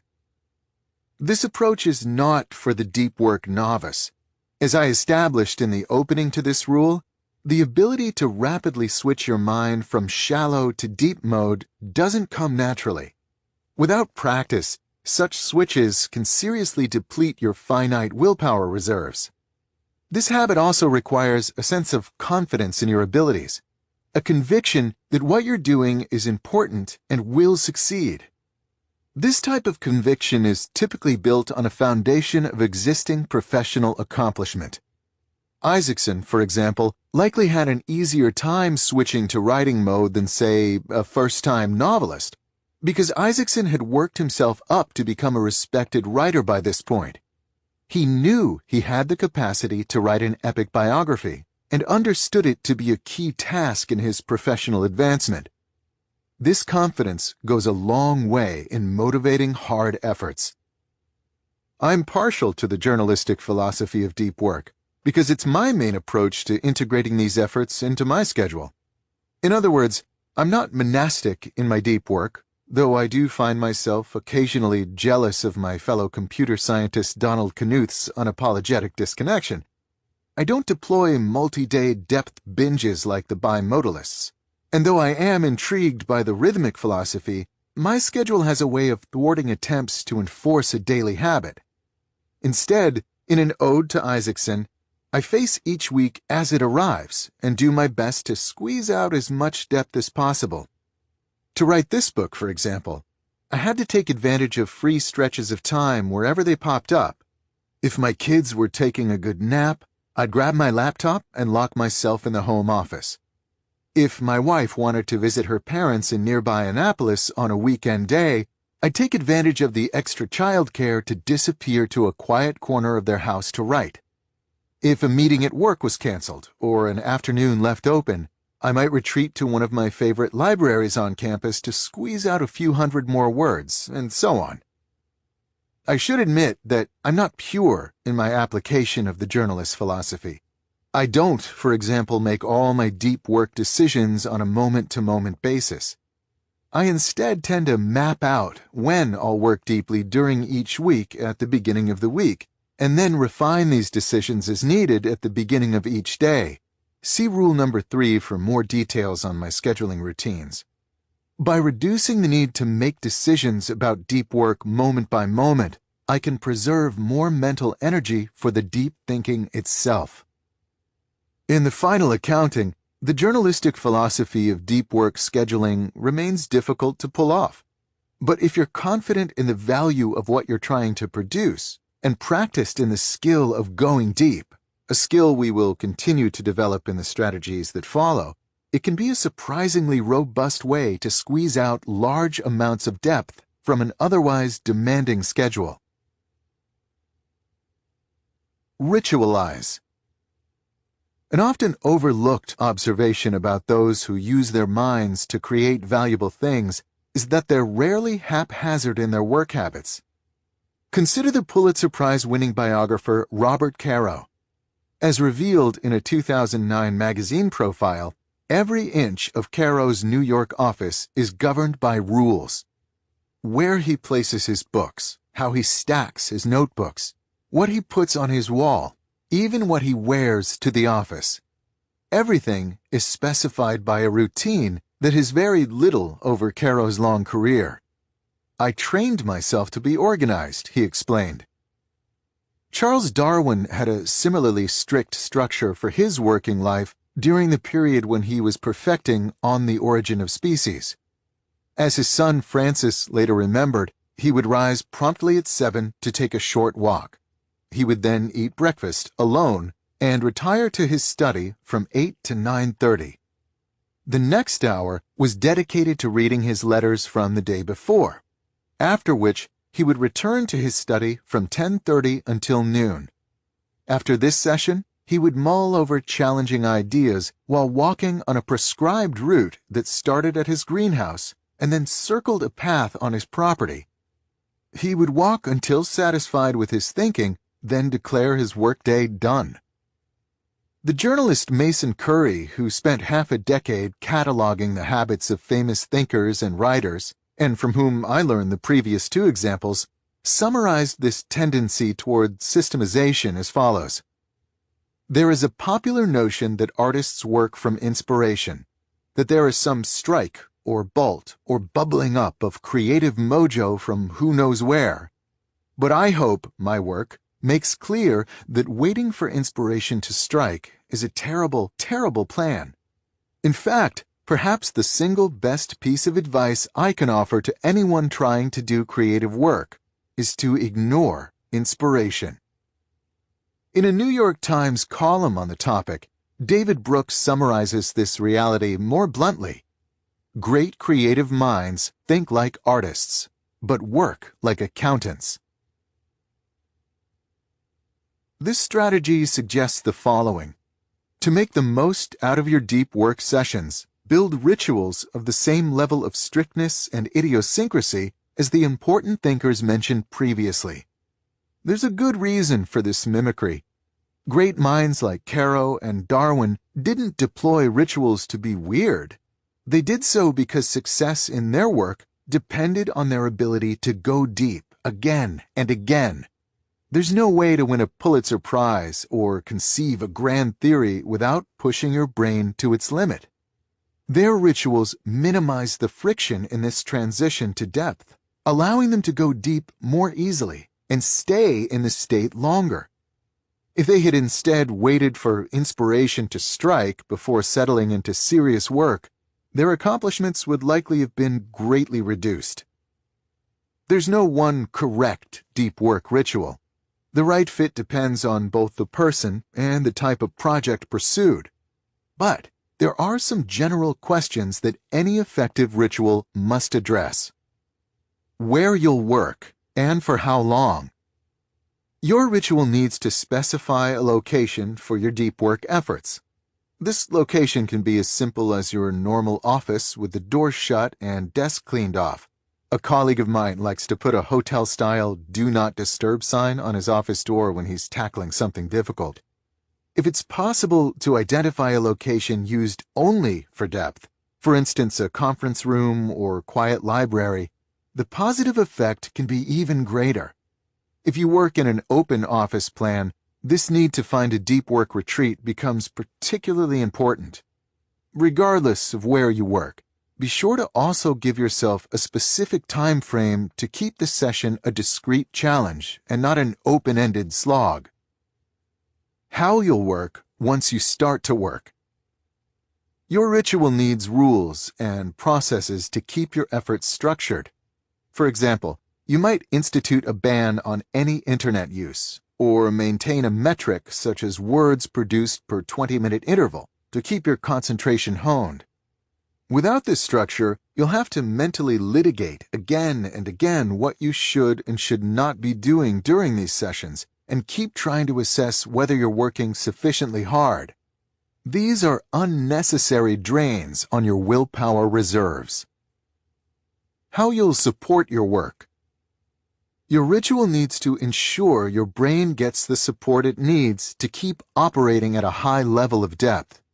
For example, the ritual might specify that you start with a good cup of coffee, or make sure you have access to enough food of the right type to maintain energy, or integrate light exercise such as walking to help keep the mind clear. As Nietzsche said, it is only ideas gained from walking that have any worth. This support might also include environmental factors, such as organizing the raw materials of your work to minimize energy-dissipating friction, as we saw with Caro's example. To maximize your success, you need to support your efforts to go deep. At the same time, this support needs to be systematized so that you don't waste mental energy figuring out what you need in the moment. These questions will help you get started in crafting your deep work ritual. But keep in mind that finding a ritual that sticks might require experimentation, so be willing to work at it. I assure you that the effort's worth it. Once you've evolved something that feels right, the impact can be significant. To work deeply is a big deal and should not be an activity undertaken lightly. Surrounding such efforts with a complicated, and perhaps to the outside world quite strange ritual accepts this reality, providing your mind with the structure and commitment it needs to slip into the state of focus where you can begin to create things that matter. Make grand gestures. In the early winter of 2007, J.K. Rowling was struggling to complete the Deathly Hallows, the final book in her Harry Potter series. The pressure was intense, as this book bore the responsibility of tying together the 6 that preceded it in a way that would satisfy the series' hundreds of millions of fans. Rowling needed to work deeply to satisfy these demands, but she was finding unbroken concentration increasingly difficult to achieve at her home office in Edinburgh, Scotland. As I was finishing Deathly Hallows, there came a day where the window cleaner came. The kids were at home, the dogs were barking, Rowling recalled in an interview. It was too much, so J.K. Rowling decided to do something extreme to shift her mindset where it needed to be. She checked into a suite in the 5-star Balmoral Hotel, located in the heart of downtown Edinburgh. So I came to this hotel because it's a beautiful hotel, but I didn't intend to stay here, she explained. But the first day's writing went well, so I kept coming back, and I ended up finishing the last of the Harry Potter books here. In retrospect, it's not surprising that Rowling ended up staying. The setting was perfect for her project. The Balmoral, known as one of Scotland's most luxurious hotels, is a classic Victorian building, complete with ornate stonework and a tall clock tower. It's also located only a couple of blocks away from Edinburgh Castle, one of Rowling's inspirations in dreaming up Hogwarts. Rowling's decision to check into a luxurious hotel suite near Edinburgh Castle is an example of a curious but effective strategy in the world of deep work: the grand gesture. The concept is simple. By leveraging a radical change to your normal environment, coupled perhaps with a significant investment of effort or money, all dedicated towards supporting a deep work task, you increase the perceived importance of the task. This boost in importance reduces your mind's instinct to procrastinate and delivers an injection of motivation and energy. Writing a chapter of a Harry Potter novel, for example, is hard work and will require a lot of mental energy, regardless of where you do it. But when paying more than $1,000 a day to write the chapter in a suite of an old hotel down the street from a Hogwarts-style castle, mustering the energy to begin and sustain this work is easier than if you were instead in a distracting home office. When you study the habits of other well-known deep workers, the grand gesture strategy comes up often. Bill Gates, for example, was famous during his time as Microsoft CEO for taking think weeks, during which he would leave behind his normal work and family obligations to retreat to a cabin with a stack of papers and books. His goal was to think deeply, without distraction, about the big issues relevant to his company. It was during one of these weeks, for example, that he famously came to the conclusion that the Internet was going to be a major force in the industry. There was nothing physically stopping Gates from thinking deeply in his office in Microsoft's Seattle headquarters, But the novelty of his week-long retreat helped him achieve the desired levels of concentration. The MIT physicist and award-winning novelist Alan Lightman also leverages grand gestures. In his case, he retreats each summer to a tiny island in Maine to think deeply and recharge. At least as of 2000, when he described this gesture in an interview, the island not only lacked internet, but didn't even have phone service. As he then justified, "It's really about 2.5 months that I'll feel like I can recover some silence in my life, which is so hard to find." Not everyone has the freedom to spend 2 months in Maine, but many writers, including Dan Pink and Michael Pollan, simulate the experience year-round by building, often at significant expense and effort, writing cabins on their properties. Pollan, for his part, even wrote a book about his experience building his cabin in the woods behind his former Connecticut home. These outbuildings aren't strictly necessary for these writers, who need only a laptop and a flat surface to put it on to ply their trade. But it's not the amenities of the cabins that generate their value. It's instead the grand gesture represented in the design and building of the cabin for the sole purpose of enabling better writing. Not every grand gesture need be so permanent. After the pathologically competitive Bell Labs physicist William Shockley was scooped in the invention of the transistor, as I detail in the next strategy, 2 members of his team made the breakthrough at a time when Shockley was away working on another project. He locked himself in a hotel room in Chicago, where he had traveled ostensibly to attend a conference. He didn't emerge from the room until he had ironed out the details for a better design that had been rattling around in his mind. When he finally did leave the room, he airmailed his notes back to Murray Hill, New Jersey, so that a colleague could paste them into his lab notebook and sign them to time-stamp the innovation.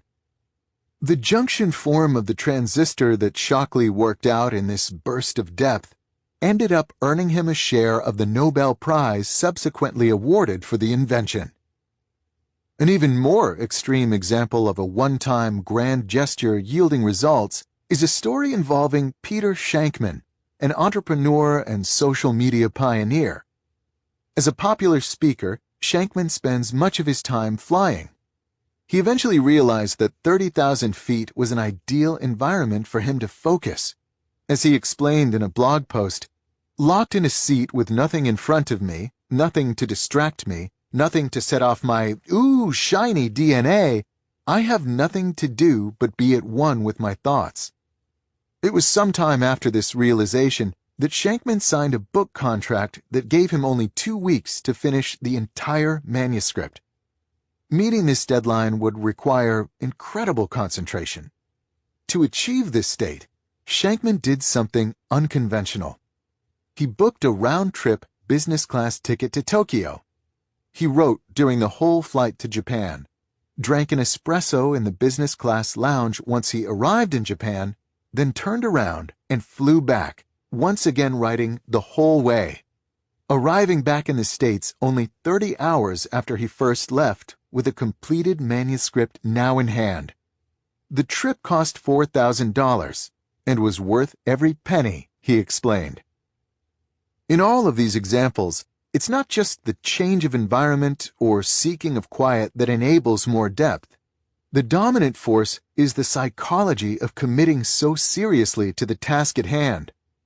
To put yourself in an exotic location to focus on a writing project, or to take a week off from work just to think, or to lock yourself in a hotel room until you complete an important invention. These gestures push your deep goal to a level of mental priority that helps unlock the needed mental resources. Sometimes, to go deep, you must first go big. Don't work alone. The relationship between deep work and collaboration is tricky. It's worth taking the time to untangle, however, because properly leveraging collaboration can increase the quality of deep work in your professional life. It's helpful to start our discussion of this topic by taking a step back to consider what at first seems to be an unresolvable conflict. In part 1 of this book, I criticized Facebook for the design of its new headquarters. In particular, I noted that the company's goal to create the world's largest open office space, a giant room that will reportedly hold 2,800 workers, represents an absurd attack on concentration. Both intuition and a growing body of research underscore the reality that sharing a workspace with a large number of coworkers is incredibly distracting, creating an environment that thwarts attempts to think seriously. In a 2013 article summarizing recent research on this topic, Businessweek went so far as to call for an end to the tyranny of the open plan office. And yet, these open office designs are not embraced haphazardly. As Maria Konnikova reports in The New Yorker, when this concept first emerged, its goal was to facilitate communication and idea flow. This claim resonated with American businesses looking to embrace an aura of startup unconventionality. Josh Tiringel, the editor of Bloomberg Businessweek, for example, explained the lack of offices in Bloomberg's headquarters as follows. Open plan is pretty spectacular. It ensures that everyone is attuned to the broad mission, and it encourages curiosity between people who work in different disciplines. Jack Dorsey justified the open layout of the Square headquarters by explaining, "We encourage people to stay out in the open because we believe in serendipity and people walking by each other teaching new things." For the sake of discussion, let's call this principle that when you allow people to bump into each other, smart collaborations and new ideas emerge. The theory of serendipitous creativity. When Mark Zuckerberg decided to build the world's largest office, we can reasonably conjecture this theory helped drive his decision, just as it has driven many of the moves toward open workspaces elsewhere in Silicon Valley and beyond. Other less exalted factors like saving money and increasing supervision also play a role, but they're not as sexy and are therefore less emphasized. This decision between promoting concentration and promoting serendipity seems to indicate that deep work, an individual endeavor, is incompatible with generating creative insights, a collaborative endeavor. This conclusion, however, is flawed. It's based, I argue, on an incomplete understanding of the theory of serendipitous creativity. To support this claim, let's consider the origins of this particular understanding of what spurs breakthroughs. The theory in question has many sources, but I happen to have a personal connection to one of the more well-known. During my 7 years at MIT, I worked on the site of the Institute's famed Building 20. This structure, located at the intersection of Main and Vassar Streets in East Cambridge, and eventually demolished in 1998, was thrown together as a temporary shelter during World War II, meant to house the overflow from the school's bustling radiation laboratory. As noted by a 2012 New Yorker article, the building was initially seen as a failure. Ventilation was poor, and hallways were dim. The walls were thin, the roof leaked, and the building was broiling in the summer and freezing in the winter. When the war ended, however, the influx of scientists to Cambridge continued. MIT needed space, so instead of immediately demolishing Building 20 as they had promised local officials in exchange for lax permitting, they continued using it as an overflow space. The result was that a mismatch of different departments, from nuclear science to linguistics to electronics, shared the low-slung building alongside more esoteric tenants such as a machine shop and a piano repair facility. Because the building was cheaply constructed, these groups felt free to rearrange space as needed. Walls and floors could be shifted, and equipment bolted to the beams. In recounting the story of Gerald Zacharias' work on the first atomic clock, the aforementioned New Yorker article points to the importance of his ability to remove 2 floors from his Building 20 lab so he could install the 3-story cylinder needed for his experimental apparatus. In MIT lore, It's generally believed that this haphazard combination of different disciplines thrown together in a large reconfigurable building led to chance encounters and a spirit of inventiveness that generated breakthroughs at a fast pace, innovating topics as diverse as Chomsky grammars, LoRa navigational radars, and video games, all within the same productive post-war decades. When the building was finally demolished to make way for the $300 million Frank Gehry-designed Stata Center, where I spent my time, its loss was mourned. In tribute to the plywood palace it replaced, the interior design of the Stata Center includes boards of unfinished plywood and exposed concrete with construction markings left intact. Around the same time that Building 20 was hastily constructed, a more systematic pursuit of serendipitous creativity was underway 200 miles to the southwest in Murray Hill, New Jersey. It was here that Bell Labs director Mervyn Kelly guided the construction of a new home for the lab that would purposefully encourage interaction between its diverse mix of scientists and engineers.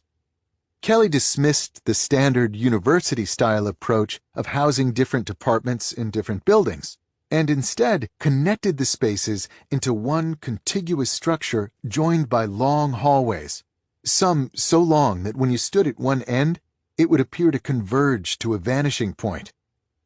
As Bell Labs chronicler John Gertner notes about this design, traveling the hall's length without encountering a number of acquaintances, problems, diversions, and ideas was almost impossible. A physicist on his way to lunch in the cafeteria was like a magnet rolling past iron filings. This strategy, mixed with Kelly's aggressive recruitment of some of the world's best minds, yielded some of the most concentrated innovation in the history of modern civilization. In the decades following the Second World War, the lab produced, among other achievements, the first solar cell, laser, communication satellite, cellular communication system, and fiber optic networking. At the same time, their theorists formulated both information theory and coding theory. Their astronomers won the Nobel Prize for empirically validating the Big Bang theory. And perhaps most important of all, their physicists invented the transistor. The theory of serendipitous creativity, in other words, seems well justified by the historical record. The transistor, we can argue with some confidence, probably required Bell Labs and its ability to put solid-state physicists, quantum theorists, and world-class experimentalists in one building where they could serendipitously encounter one another and learn from their varied expertise. This was an invention unlikely to come from a lone scientist thinking deeply in the academic equivalent of Carl Jung's Stone Tower. But it's here that we must embrace more nuance in understanding what really generated innovation in sites such as Building 20 and Bell Labs. To do so, let's return once again to my own experience at MIT. When I arrived as a new PhD student in the fall of 2004, I was a member of the first incoming class to be housed in the new Stata Center, which, as mentioned, replaced Building 20. Because the center was new, incoming students were given tours that touted its features. Frank Gehry, we learned, arranged the offices around common spaces and introduced open stairwells between adjacent floors, all in an effort to support the type of serendipitous encounters that had defined its predecessor.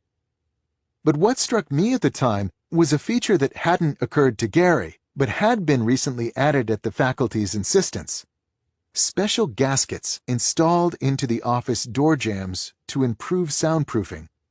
The professors at MIT, some of the most innovative technologists in the world, wanted nothing to do with an open office-style workspace.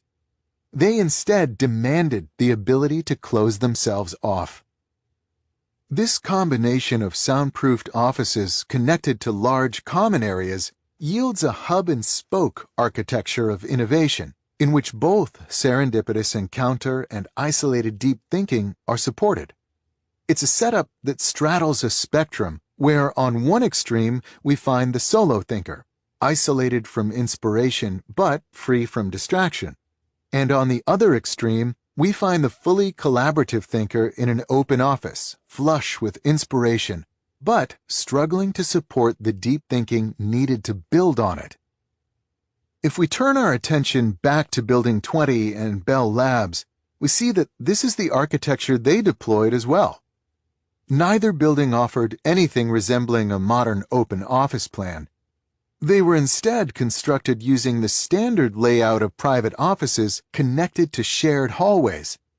Their creative mojo had more to do with the fact that these offices shared a small number of long connecting spaces, forcing researchers to interact whenever they needed to travel from one location to another.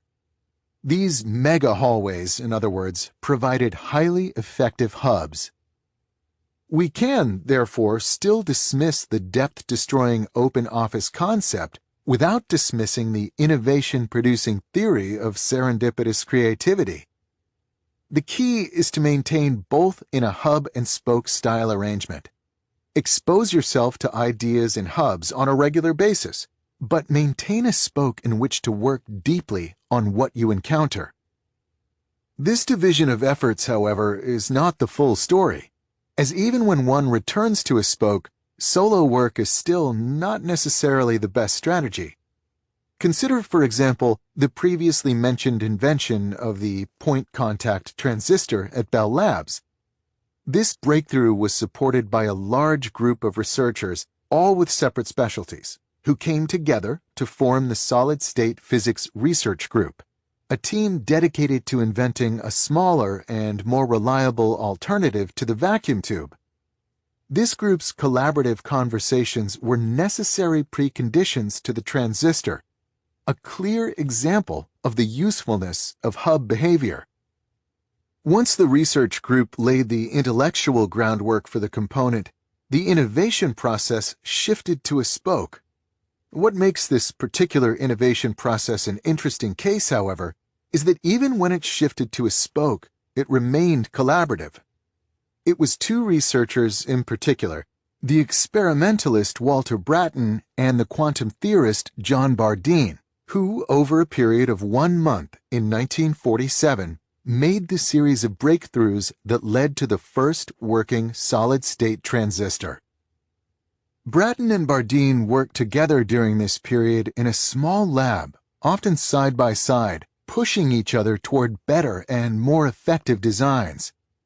These efforts consisted primarily of deep work, but a type of deep work we haven't yet encountered. Brattain would concentrate intensely to engineer an experimental design that could exploit Bardeen's latest theoretical insight. Then Bardeen would concentrate intensely to make sense of what Brattain's latest experiments revealed, trying to expand his theoretical framework to match the observations. This back and forth represents a collaborative form of deep work, common in academic circles, that leverages what I call the whiteboard effect.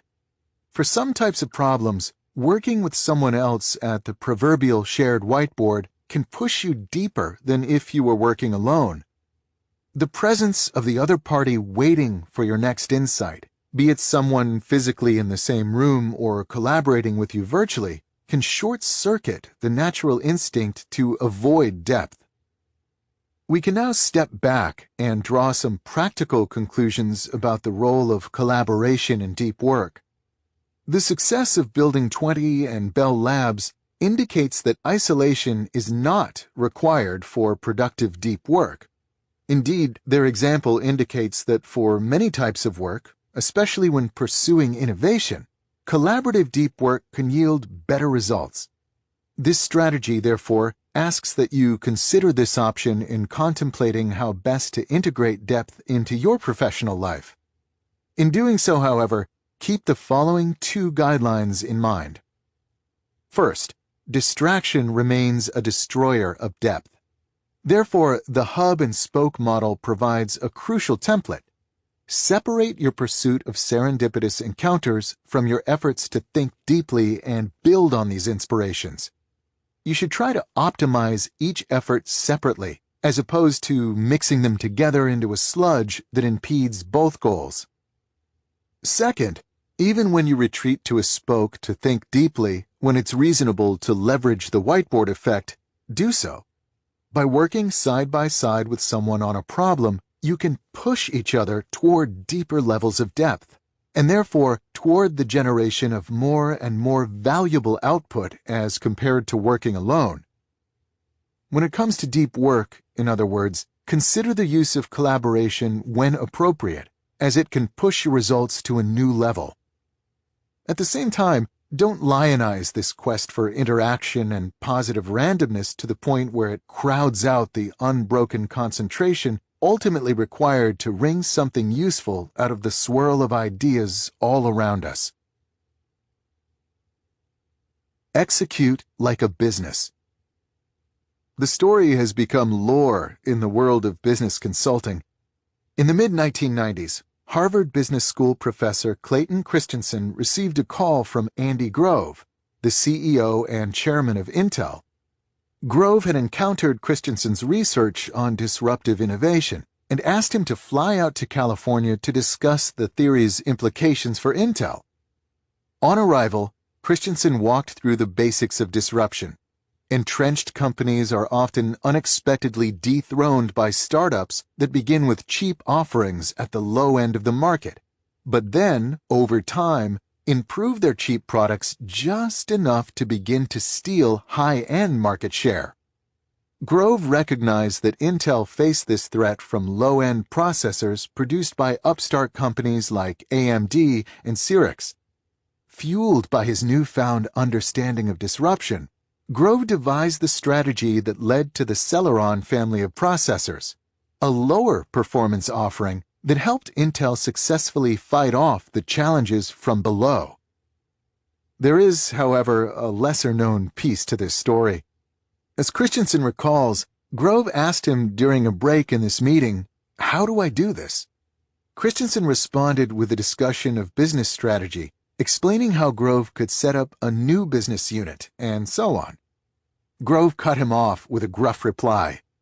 "You are such a naive academic. I asked you how to do it, and you told me what I should do. I know what I need to do. I just don't know how to do it." As Christensen later explained, this division between what and how is crucial, but is overlooked in the professional world.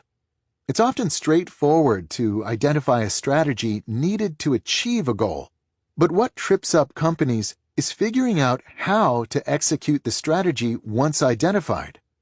I came across this story in a foreword Christensen wrote for a book titled The 4 Disciplines of Execution, which built on extensive consulting case studies to describe 4 disciplines, abbreviated 4DX, for helping companies successfully implement high-level strategies. What struck me as I read was that this gap between what and how was relevant to my personal quest to spend more time working deeply.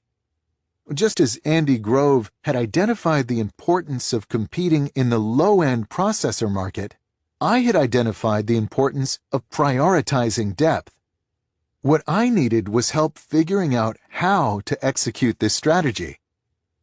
Intrigued by these parallels, I set out to adapt the 4DX framework to my personal work habits and ended up surprised by how helpful they proved in driving me toward effective action on my goal of working deeply.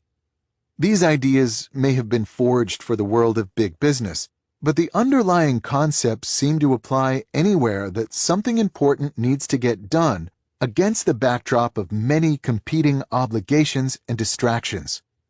With this in mind, I've summarized in the following sections the 4 disciplines of the 4DX framework, and for each I describe how I adapted it to the specific concerns of developing a deep work habit. Discipline number 1. Focus on the wildly important. As the authors of the 4 disciplines of execution explain, the more you try to do, the less you actually accomplish. They elaborate that execution should be aimed at a small number of wildly important goals.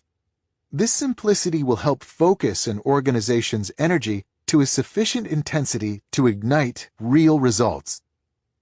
For an individual focused on deep work, the implication is that you should identify a small number of ambitious outcomes to pursue with your deep work hours.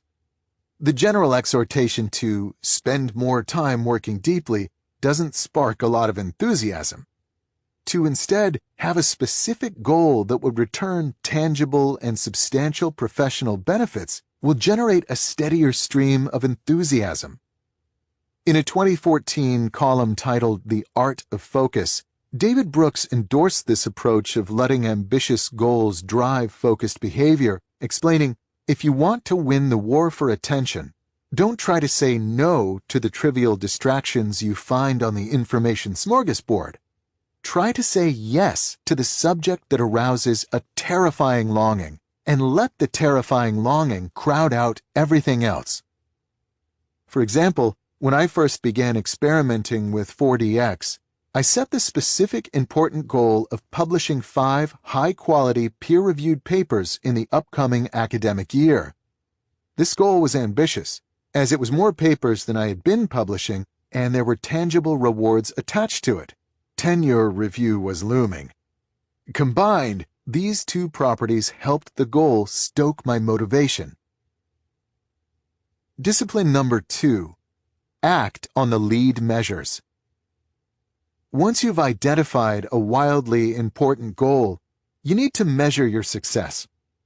In 4DX, there are 2 types of metrics for this purpose: lag measures and lead measures. Lag measures describe the thing you're ultimately trying to improve. For example, if your goal is to increase customer satisfaction in your bakery, then the relevant lag measure is your customer satisfaction scores. As the 4DX authors explain, the problem with lag measures is that they come too late to change your behavior. When you receive them, the performance that drove them is already in the past.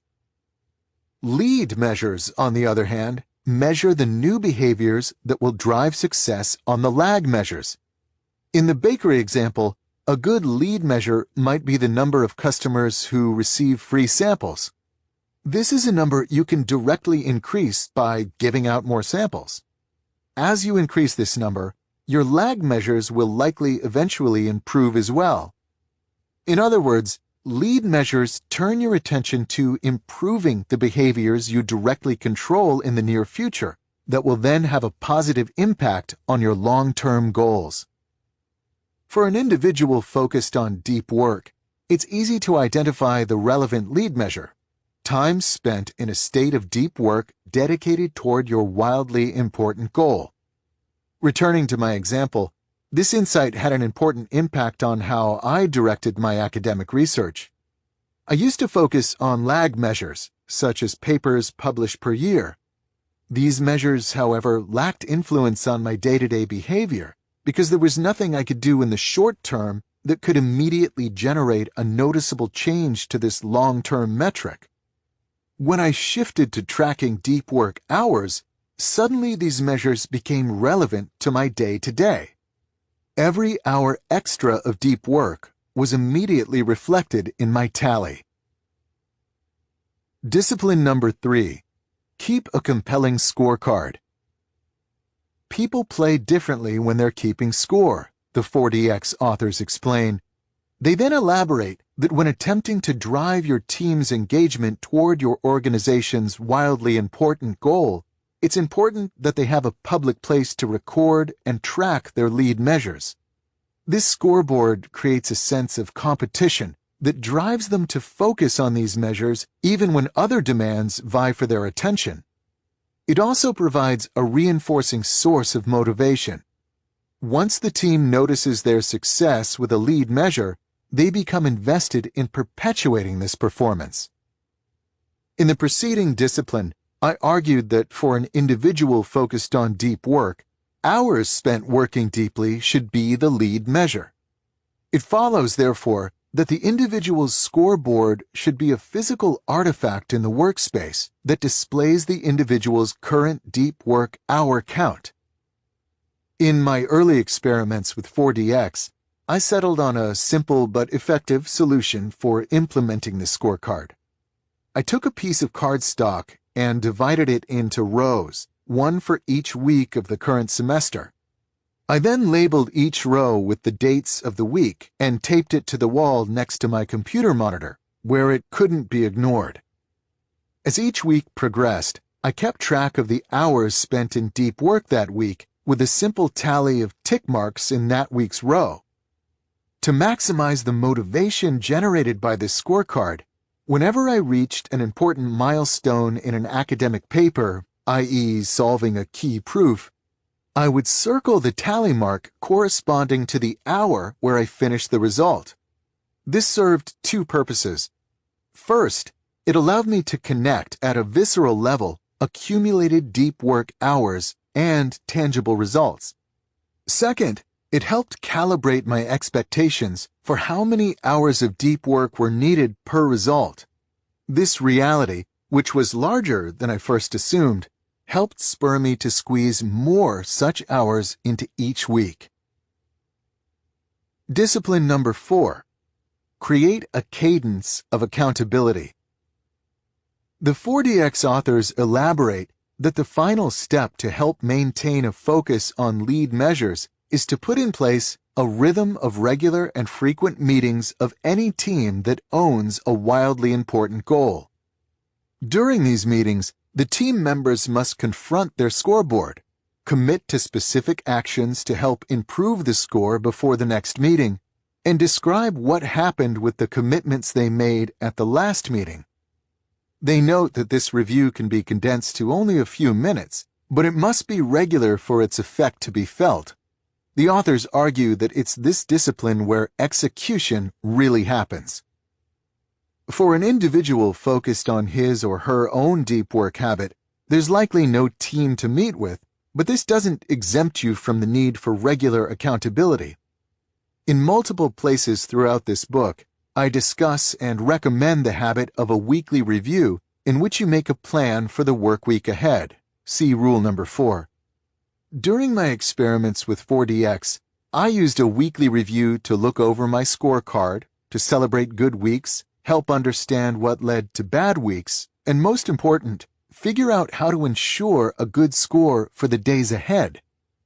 This led me to adjust my schedule to meet the needs of my lead measure, enabling significantly more deep work than if I had avoided such reviews altogether. The 4DX framework is based on the fundamental premise that execution is more difficult than strategizing. After hundreds and hundreds of case studies, its inventors managed to isolate a few basic disciplines that seem to work particularly well in conquering this difficulty. It's no surprise, therefore, that these same disciplines can have a similar effect on your personal goal of cultivating a deep work habit. To conclude, let's return one last time to my own example. As I noted earlier, when I first embraced 4DX, I adopted the goal of publishing 5 peer-reviewed papers in the 2013-2014 academic year. This was an ambitious goal, given that I had published only 4 papers the previous year, a feat I was proud of. Throughout this 4DX experiment, the clarity of this goal, coupled with the simple but unavoidable feedback of my lead measure scorecard, pushed me to a level of depth I hadn't before achieved. In retrospect, it was not so much the intensity of my deep work periods that increased, but instead their regularity. Whereas I used to cluster my deep thinking near paper submission deadlines, the 4DX habit kept my mind concentrated throughout the full year. It ended up, I must admit, an exhausting year, especially given that I was writing this book at the same time, but it also turned out to produce a convincing endorsement for the 4DX framework. By the summer of 2014, I had 9 full papers accepted for publication, more than doubling what I had managed to accomplish in any preceding year. Be lazy. In a 2012 article written for a New York Times blog, the essayist and cartoonist Tim Kreider provided a memorable self-description. "I am not busy. I am the laziest ambitious person I know." Kreider's distaste for frenetic work, however, was put to the test in the months leading up to the writing of his post. Here's his description of the period. I've insidiously started, because of professional obligations, to become busy. Every morning my inbox was full of emails asking me to do things I did not want to do or presenting me with problems that I now had to solve. His solution? He fled to what he calls an undisclosed location, a place with no TV and no internet. Going online requires a bike ride to the local library, and where he could remain non-responsive to the pinprick onslaught of small obligations that seem harmless in isolation but aggregate to serious injury to his deep work habit. I've remembered about buttercups, stink bugs, and the stars, Kreider says about his retreat from activity. I read, and I'm finally getting some real writing done for the first time in months. It's important for our purposes to recognize that Kreider is no Thoreau. He didn't retreat from the world of busyness to underscore a complicated social critique. His move to an undisclosed location was instead motivated by a surprising but practical insight. It made him better at his job. Here's Kreider's explanation. Idleness is not just a vacation, an indulgence, or a vice. It is as indispensable to the brain as vitamin D is to the body, and deprived of it, we suffer a mental affliction as disfiguring as rickets. It is, paradoxically, necessary to getting any work done. When Kreider talks of getting work done, of course, he's not referencing shallow tasks. For the most part, the more time you can spend immersed in shallow work, the more of it that gets accomplished. As a writer and artist, however, Kreider is instead concerned with deep work, the serious efforts that produce things the world values. These efforts, he's convinced, need the support of a mind regularly released to leisure. This strategy argues that you should follow Kreider's lead by injecting regular and substantial freedom from professional concerns into your day, providing you with the idleness paradoxically required to get deep work done. There are many ways to accomplish this goal. You could, for example, use Kreider's approach of retreating from the world of shallow tasks altogether by hiding out in an undisclosed location. But this isn't practical for most people. Instead, I want to suggest a more applicable but still quite powerful heuristic. At the end of the workday, shut down your consideration of work issues until the next morning. No after-dinner email check, no mental replays of conversations, and no scheming about how you'll handle an upcoming challenge. Shut down work thinking completely.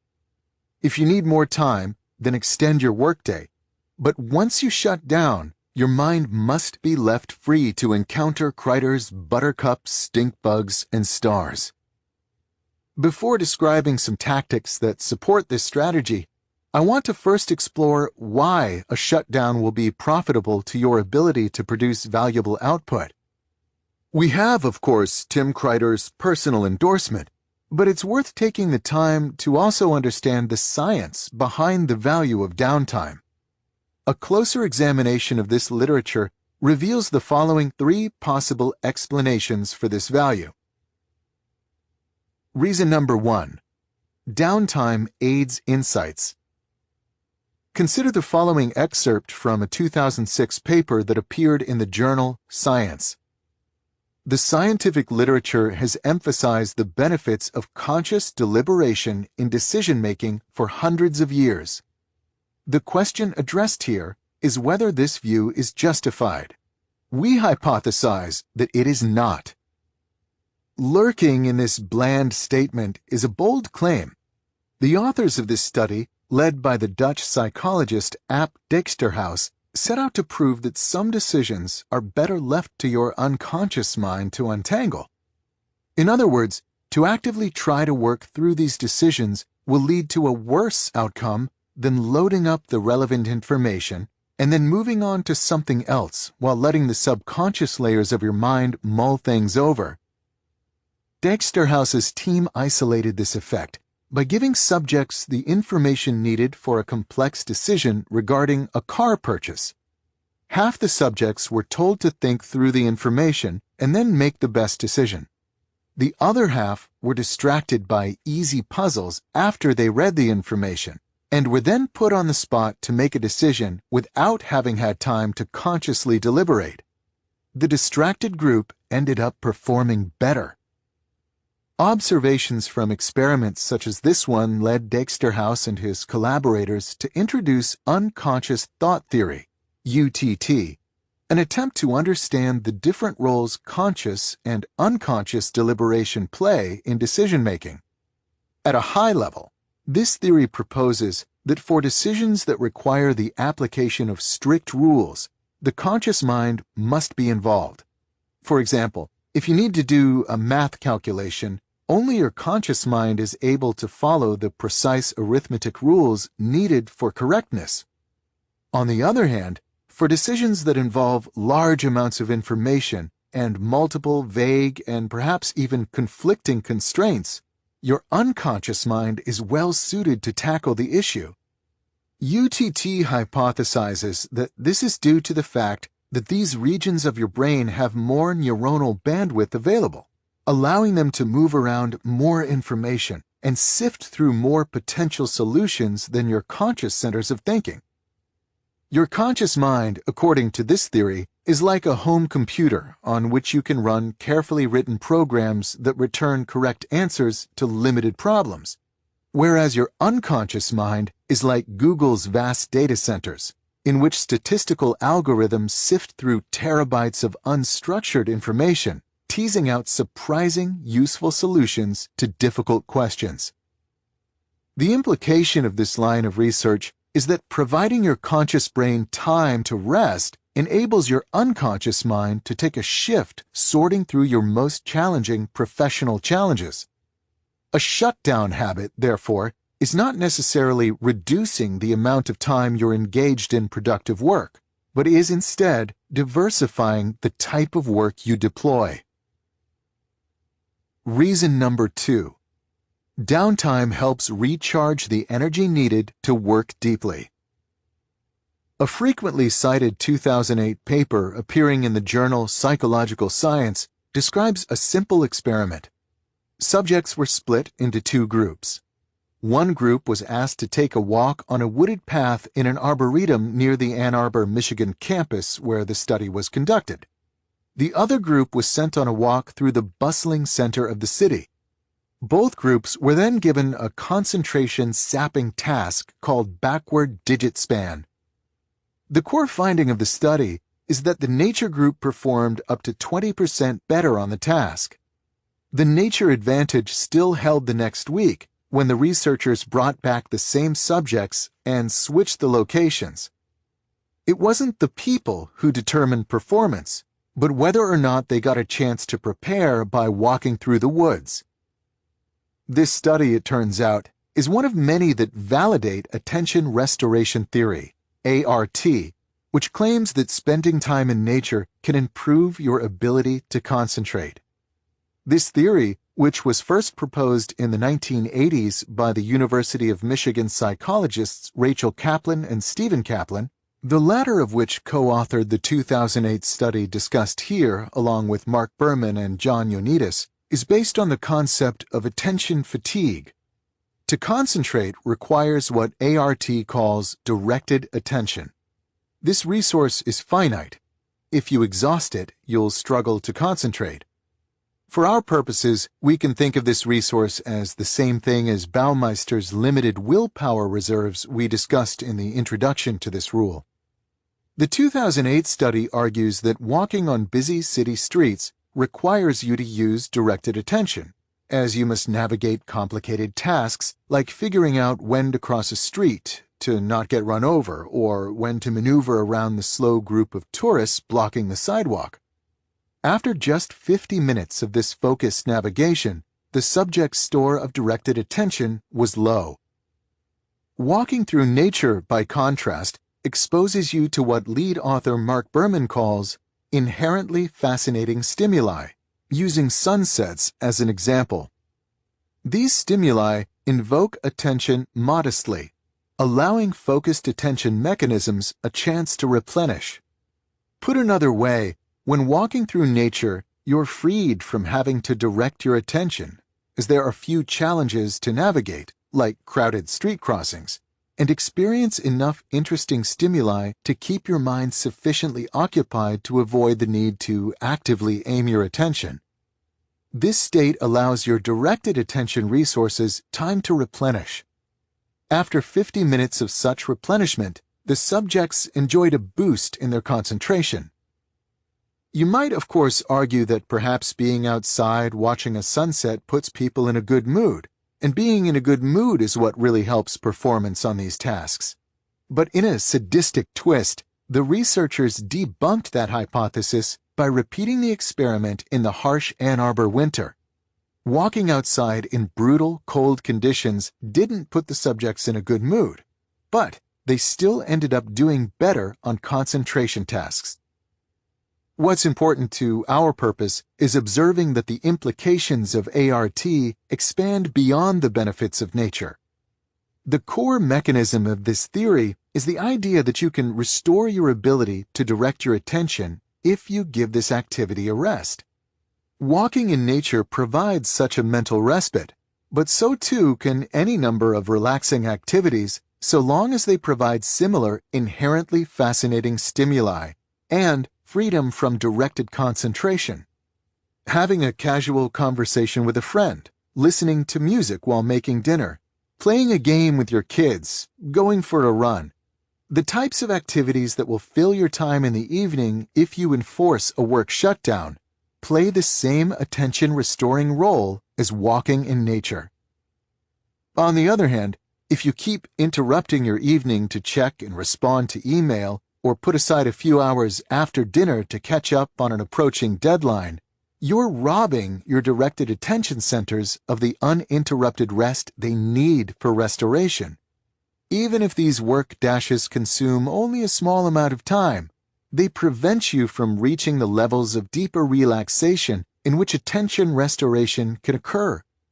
Only the confidence that you're done with work until the next day can convince your brain to downshift to the level where it can begin to recharge for the next day to follow. Put another way, trying to squeeze a little more work out of your evenings might reduce your effectiveness the next day enough that you end up getting less done than if you had instead respected a shutdown. Reason number 3. The work that evening downtime replaces is usually not that important. The final argument for maintaining a clear endpoint to your workday requires us to return briefly to Anders Ericsson, the inventor of deliberate practice theory. As you might recall from Part 1, deliberate practice is the systematic stretching of your ability for a given skill. It is the activity required to get better at something. Deep work and deliberate practice, as I've argued, overlap substantially. For our purposes here, we can use deliberate practice as a general-purpose stand-in for cognitively demanding efforts. In Ericsson's seminal 1993 paper on the topic, titled The Role of Deliberate Practice in the Acquisition of Expert Performance, he dedicates a section to reviewing what the research literature reveals about an individual's capacity for cognitively demanding work. Ericsson notes that for a novice, somewhere around an hour a day of intense concentration seems to be a limit, while for experts, this number can expand to as many as 4 hours, but rarely more. One of the studies cited, for example, catalogs the practice habits of a group of elite violin players training at Berlin's Universität der Kunst.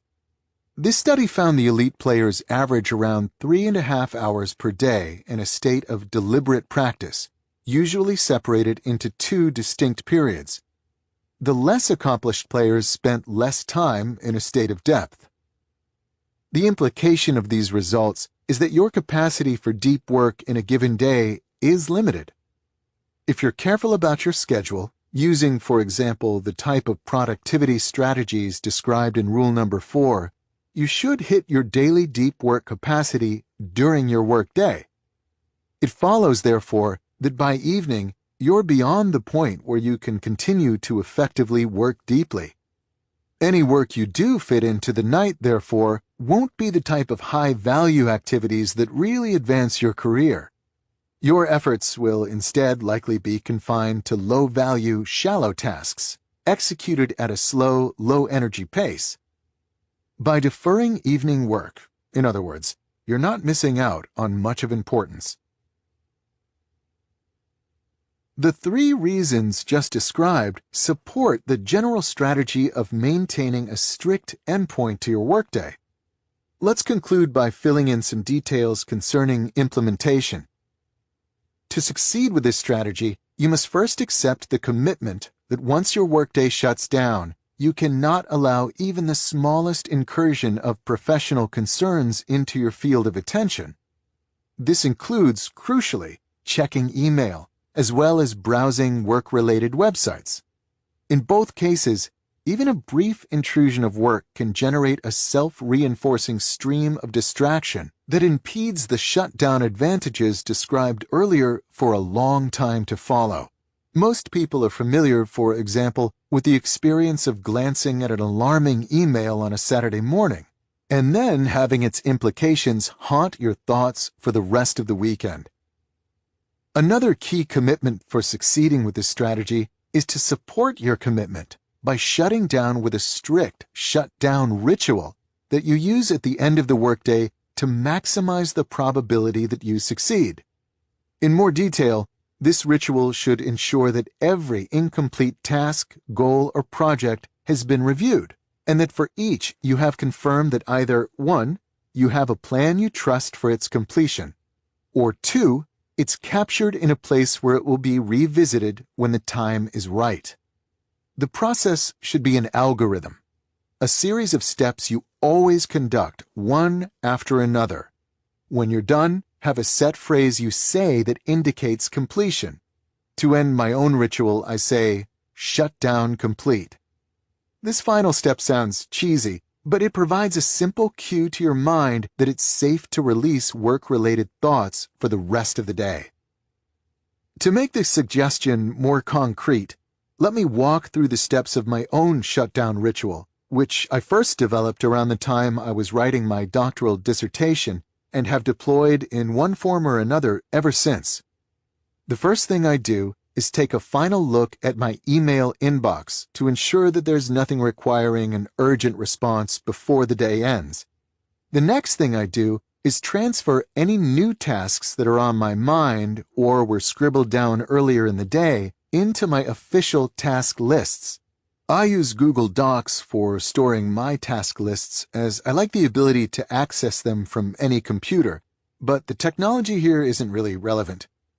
Once I have these task lists open, I quickly skim every task in every list and then look at the next few days on my calendar.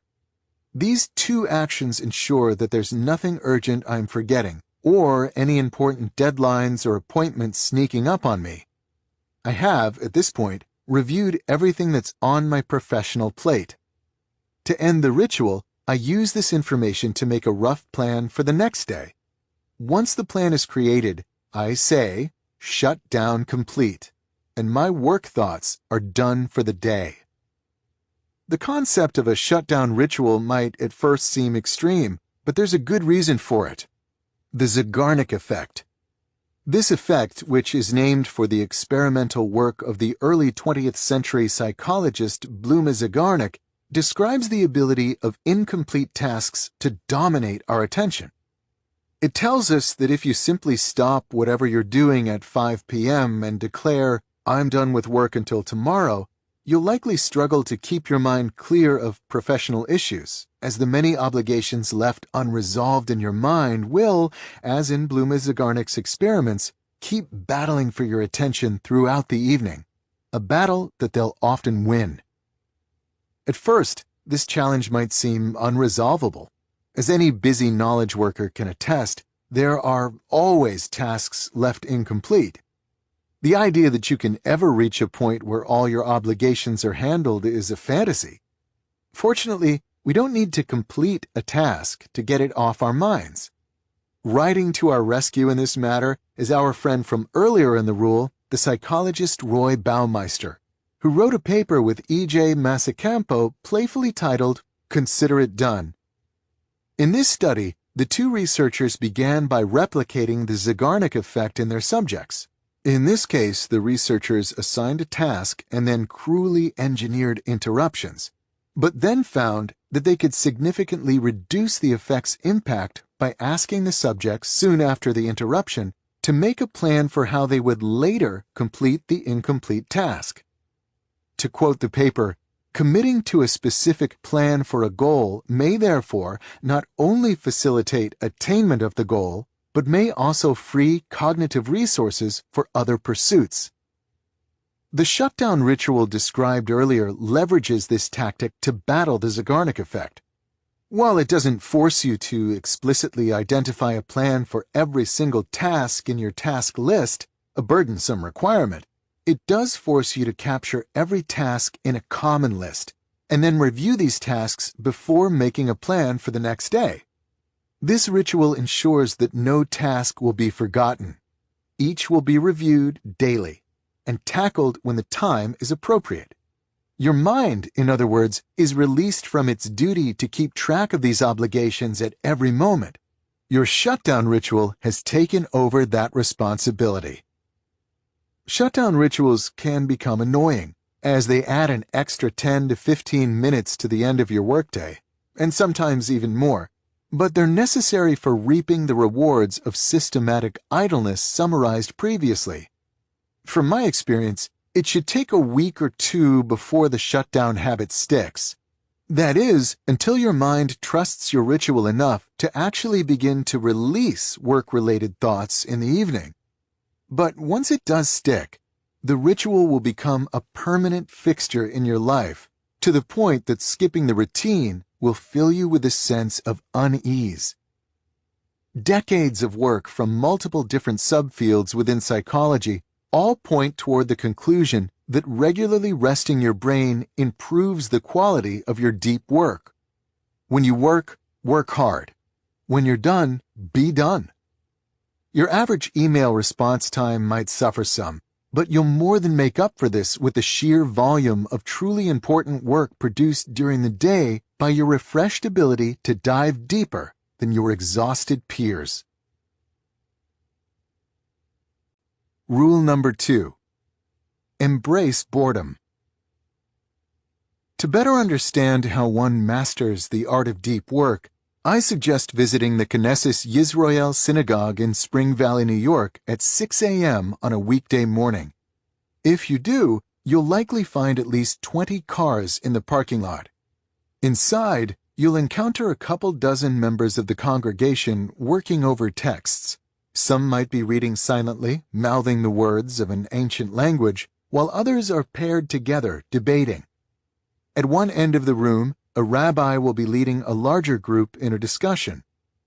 This early morning gathering in Spring Valley represents just a small fraction of the hundreds of thousands of Orthodox Jews who will wake up early that morning, as they do every weekday morning, to practice a central tenet of their faith: to spend time every day studying the complex written traditions of Rabbinic Judaism.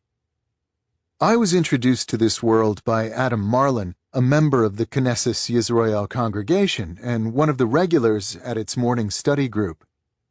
As Marlin explained to me, his goal with this practice is to decipher one Talmud page each day, though he sometimes fails to make it even this far, often working with a shavruta, study partner, to push his understanding closer to his cognitive limit. What interests me about Marlin is not his knowledge of ancient texts, but instead the type of effort required to gain this knowledge. When I interviewed him, he emphasized the mental intensity of his morning ritual. It's an extreme and serious discipline, consisting mostly of the deep work stuff you write about, he explained. I run a growing business, but this is often the hardest brain strain I do. This strain is not unique to Marlin, but is instead ingrained in the practice. As his rabbi once explained to him, "You cannot consider yourself as fulfilling this daily obligation unless you have stretched to the reaches of your mental capacity.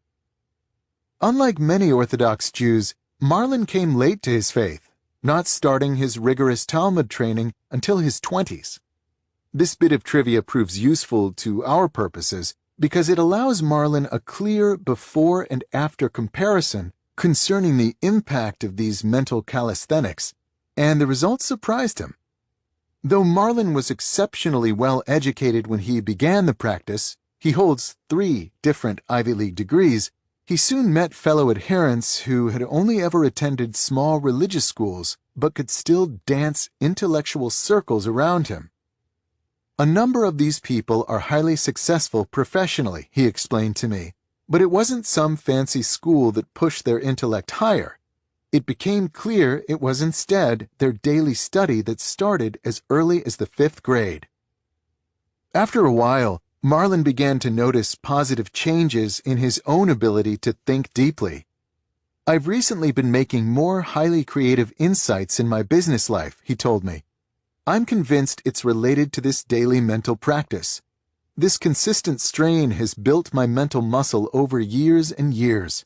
This was not the goal when I started, but it is the effect." Adam Marlin's experience underscores an important reality about deep work. The ability to concentrate intensely is a skill that must be trained. This idea might sound obvious once it's pointed out, but it represents a departure from how most people understand such matters. In my experience, it's common to treat undistracted concentration as a habit, like flossing, something that you know how to do and know is good for you, but that you've been neglecting due to a lack of motivation. This mindset is appealing because it implies you can transform your working life from distracted to focused overnight if you can simply muster enough motivation. But this understanding ignores the difficulty of focus and the hours of practice necessary to strengthen your mental muscle. The creative insights that Adam Marlin now experiences in his professional life, in other words, have little to do with a one-time decision to think deeper, and much to do with a commitment to training this ability early every morning. There is, however, an important corollary to this idea. Efforts to deepen your focus will struggle if you don't simultaneously wean your mind from a dependence on distraction. Much in the same way that athletes must take care of their bodies outside of their training sessions, you'll struggle to achieve the deepest levels of concentration if you spend the rest of your time fleeing the slightest hint of boredom. We can find evidence for this claim in the research of Clifford Nass, the late Stanford communications professor who was well known for his study of behavior in the digital age. Among other insights, Nass's research revealed that constant attention switching online has a lasting negative effect on your brain. Here's Nass summarizing these findings in a 2010 interview with NPR's Ira Flatow. "So we have scales that allow us to divide up people into people who multitask all the time and people who rarely do, and the differences are remarkable. People who multitask all the time can't filter out irrelevancy. They can't manage a working memory. They're chronically distracted. They initiate much larger parts of their brain that are irrelevant to the task at hand. They're pretty much mental wrecks." At this point, Flatow asks Nass whether the chronically distracted recognize this rewiring of their brain. "The people we talk with continually said, 'Look, when I really have to concentrate, I turn off everything and I am laser focused.' And unfortunately, they've developed habits of mind that make it impossible for them to be laser-focused. They're suckers for irrelevancy. They just can't keep on task." Once your brain has become accustomed to on-demand distraction, Nass discovered, it's hard to shake the addiction, even when you want to concentrate. To put this more concretely, if every moment of potential boredom in your life, say having to wait 5 minutes in line or sit alone in a restaurant until a friend arrives, is relieved with a quick glance at your smartphone, then your brain has likely been rewired to a point where, like the mental wrecks in Nass's research, it's not ready for deep work. even if you regularly schedule time to practice this concentration. Rule number 1 taught you how to integrate deep work into your schedule and support it with routines and rituals designed to help you consistently reach the current limit of your concentration ability. Rule number 2 will help you significantly improve this limit. The strategies that follow are motivated by the key idea that getting the most out of your deep work habit requires training. And as clarified previously, this training must address 2 goals: improving your ability to concentrate intensely and overcoming your desire for distraction. These strategies cover a variety of approaches, from quarantining distraction to mastering a special form of meditation that combine to provide a practical roadmap for your journey from a mind wrecked by constant distraction and unfamiliar with concentration to an instrument that truly does deliver laser-like focus. Don't take breaks from distraction. Instead, take breaks from focus. Many assume that they can switch between a state of distraction and one of concentration as needed. But as I just argued, this assumption is optimistic. Once you're wired for distraction, you crave it. Motivated by this reality, this strategy is designed to help you rewire your brain to a configuration better suited to staying on task. Before diving into the details, let's start by considering a popular suggestion for distraction addiction that doesn't quite solve our problem: the Internet Sabbath, sometimes called a digital detox. In its basic form, this ritual asks you to put aside regular time, typically 1 day a week, where you refrain from network technology. In the same way that the Sabbath in the Hebrew Bible induces a period of quiet and reflection well suited to appreciate God and His works, the Internet Sabbath is meant to remind you of what you miss when you are glued to a screen. It's unclear who first introduced the Internet Sabbath concept, but credit for popularizing the idea often goes to the journalist William Powers, who promoted the practice in his 2010 reflection on technology and human happiness, Hamlet's BlackBerry. As Powers later summarizes in an interview, "Do what Thoreau did, which is learn to have a little disconnectedness within the connected world. Don't run away." A lot of advice for the problem of distraction follows this general template of finding occasional time to get away from the clatter. Some put aside 1 or 2 months a year to escape these tethers. Others follow Powers' 1 day a week advice, while others put aside an hour or 2 every day for the same purpose. All forms of this advice provide some benefit, but once we see the distraction problem in terms of brain wiring, it becomes clear that an Internet Sabbath cannot by itself cure a distracted brain. If you eat healthy just 1 day a week, you're unlikely to lose weight, as the majority of your time is still spent gorging. Similarly, if you spend just 1 day a week resisting distraction, you're unlikely to diminish your brain's craving for these stimuli, as most of your time is still spent giving into it. I propose an alternative to the Internet Sabbath. Instead of scheduling the occasional break from distraction so you can focus, you should instead schedule the occasional break from focus to give in to distraction. To make this suggestion more concrete, let's make the simplifying assumption that Internet use is synonymous with seeking distracting stimuli. You can, of course, use the Internet in a way that's focused and deep, but for a distraction addict, this is a difficult task. Similarly, let's consider working in the absence of the Internet to be synonymous with more focused work. You can, of course, find ways to be distracted without a network connection, but these tend to be easier to resist. With these rough categorizations established, the strategy works as follows.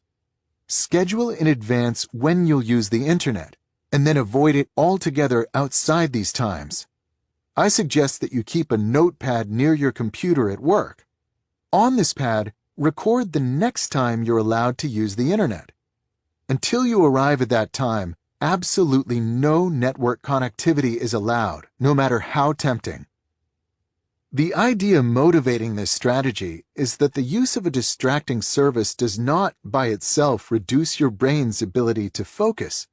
It's instead the constant switching from low stimuli, high-value activities to high stimuli, low-value activities at the slightest hint of boredom or cognitive challenge that teaches your mind to never tolerate an absence of novelty.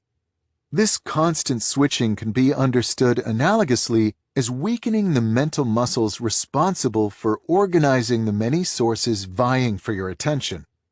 By segregating internet use, and therefore segregating distractions, you're minimizing the number of times you give in to distraction, and by doing so, you let these attention-selecting muscles strengthen. For example, if you've scheduled your next internet block 30 minutes from the current moment, and you're beginning to feel bored and crave distraction, the next 30 minutes of resistance become a session of concentration calisthenics. A full day of scheduled distraction, therefore, becomes a full day of similar mental training. While the basic idea behind this strategy is straightforward, putting it into practice can be tricky. To help you succeed, here are 3 important points to consider. Point number 1. This strategy works even if your job requires lots of internet use and/or prompt email replies. If you're required to spend hours every day online or answer emails quickly, that's fine. This simply means that your internet blocks will be more numerous than those of someone whose job requires less connectivity.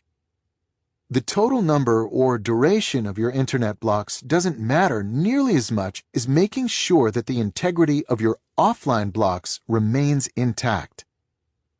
Imagine, for example, that over a 2-hour period between meetings, you must schedule an email check every 15 minutes. Further imagine that these checks require, on average, 5 minutes. It's sufficient, therefore, to schedule an internet block every 15 minutes through this 2-hour stretch, with the rest of the time dedicated to offline blocks. In this example, you'll end up spending around 90 minutes out of this 2-hour period in a state where you're offline and actively resisting distraction. This works out to be a large amount of concentration training that's achieved without requiring you to sacrifice too much connectivity. Point number 2. Regardless of how you schedule your internet blocks, you must keep the time outside these blocks absolutely free from internet use. This objective is easy to state in principle, but quickly becomes tricky in the messy reality of the standard workday. An inevitable issue you'll face when executing this strategy is realizing early on in an offline block that there's some crucial piece of information online that you need to retrieve to continue making progress on your current task. If your next internet block doesn't start for a while, you might end up stuck. The temptation in this situation is to quickly give in, look up the information, then return to your offline block. You must resist this temptation. The internet is seductive. You may think you're just retrieving a single key email from your inbox, but you'll find it hard not to glance at the other urgent messages that have recently arrived. It doesn't take many of these exceptions before your mind begins to treat the barrier between internet and offline blocks as permeable, diminishing the benefits of this strategy. It's crucial in this situation, therefore, that you don't immediately abandon an offline block, even when stuck. If it's possible, switch to another offline activity for the remainder of the current block, or perhaps even fill in this time relaxing. If this is infeasible, perhaps you need to get the current offline activity done promptly, then the correct response is to change your schedule so that your next internet block begins sooner. The key in making this change, however, is to not schedule the next internet block to occur immediately. Instead, enforce at least a 5-minute gap between the current moment and the next time you can go online. This gap is minor, so it won't excessively impede your progress, but from a behavioralist perspective, it's substantial because it separates the sensation of wanting to go online from the reward of actually doing so. Point number 3. Scheduling internet use at home as well as at work can further improve your concentration training. If you find yourself glued to a smartphone or laptop throughout your evenings and weekends, then it's likely that your behavior outside of work is undoing many of your attempts during the workday to rewire your brain, which makes little distinction between the two settings. In this case, I would suggest that you maintain the strategy of scheduling internet use even after the workday is over. To simplify matters, when scheduling internet use after work, you can allow time-sensitive communication into your offline blocks, i.e., texting with a friend to agree on where you'll meet for dinner, as well as time-sensitive information retrieval, i.e., looking up the location of the restaurant on your phone. Outside of these pragmatic exceptions, however, when in an offline block, put your phone away, ignore texts, and refrain from internet usage. As in the workplace variation of this strategy, if the internet plays a large and important role in your evening entertainment, that's fine. Schedule lots of long internet blocks. The key here isn't to avoid or even to reduce the total amount of time you spend engaging in distracting behavior, but is instead to give yourself plenty of opportunities throughout your evening to resist switching to these distractions at the slightest hint of boredom. One place where this strategy becomes particularly difficult outside work is when you're forced to wait, for example, standing in line at a store. It's crucial in these situations that if you're in an offline block, you simply gird yourself for the temporary boredom and fight through it with only the company of your thoughts. To simply wait and be bored has become a novel experience in modern life. But from the perspective of concentration training, it's incredibly valuable. To summarize, to succeed with deep work, you must rewire your brain to be comfortable resisting distracting stimuli. This doesn't mean that you have to eliminate distracting behaviors. It's sufficient that you instead eliminate the ability of such behaviors to hijack your attention. The simple strategy proposed here of scheduling internet blocks goes a long way toward helping you regain this attention autonomy. Work like Teddy Roosevelt. If you attended Harvard College during the 1876-1877 school year, you would have likely noticed a wiry, mutton-chopped, brash, and impossibly energetic freshman named Theodore Roosevelt.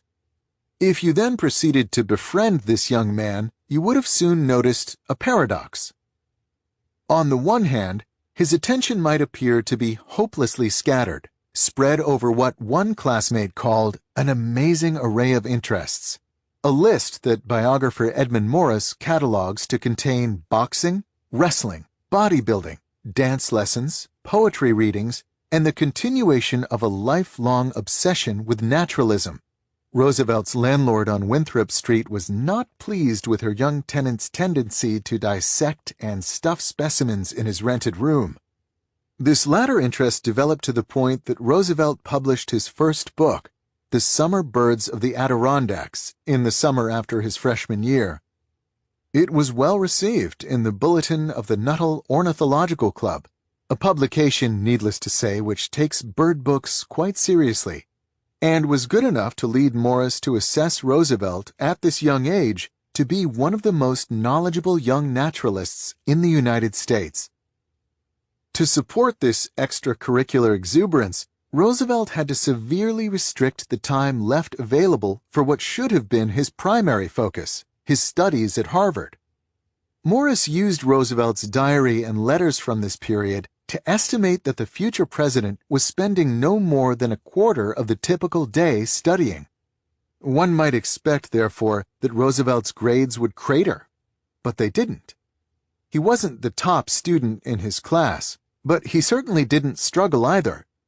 In his freshman year, he earned honor grades in 5 out of his 7 courses. The explanation for this Roosevelt paradox turns out to be his unique approach to tackling this schoolwork. Roosevelt would begin his scheduling by considering the 8 hours from 8:30 a.m. to 4:30 p.m. He would then remove the time spent in recitation and classes, his athletic training, which was once a day, and lunch. The fragments that remained were then considered time dedicated exclusively to studying. As noted, these fragments didn't usually add up to a large number of total hours, but he would get the most out of them by working only on schoolwork during these periods, and doing so with a blistering intensity. The amount of time he spent at his desk was comparatively small, explained Morris, but his concentration was so intense and his reading so rapid that he could afford more time off from schoolwork than most. This strategy asks you to inject the occasional dash of Rooseveltian intensity into your own workday. In particular, identify a deep task, that is, something that requires deep work to complete, that's high on your priority list. Estimate how long you'd normally put aside for an obligation of this type. Then, give yourself a hard deadline that drastically reduces this time. If possible, commit publicly to the deadline. For example, by telling the person expecting the finished project when they should expect it. If this isn't possible, or if it puts your job in jeopardy, then motivate yourself by setting a countdown timer on your phone and propping it up where you can't avoid seeing it as you work. At this point, there should be only one possible way to get the deep task done in time: working with great intensity. No email breaks, no daydreaming, no Facebook browsing, no repeated trips to the coffee machine.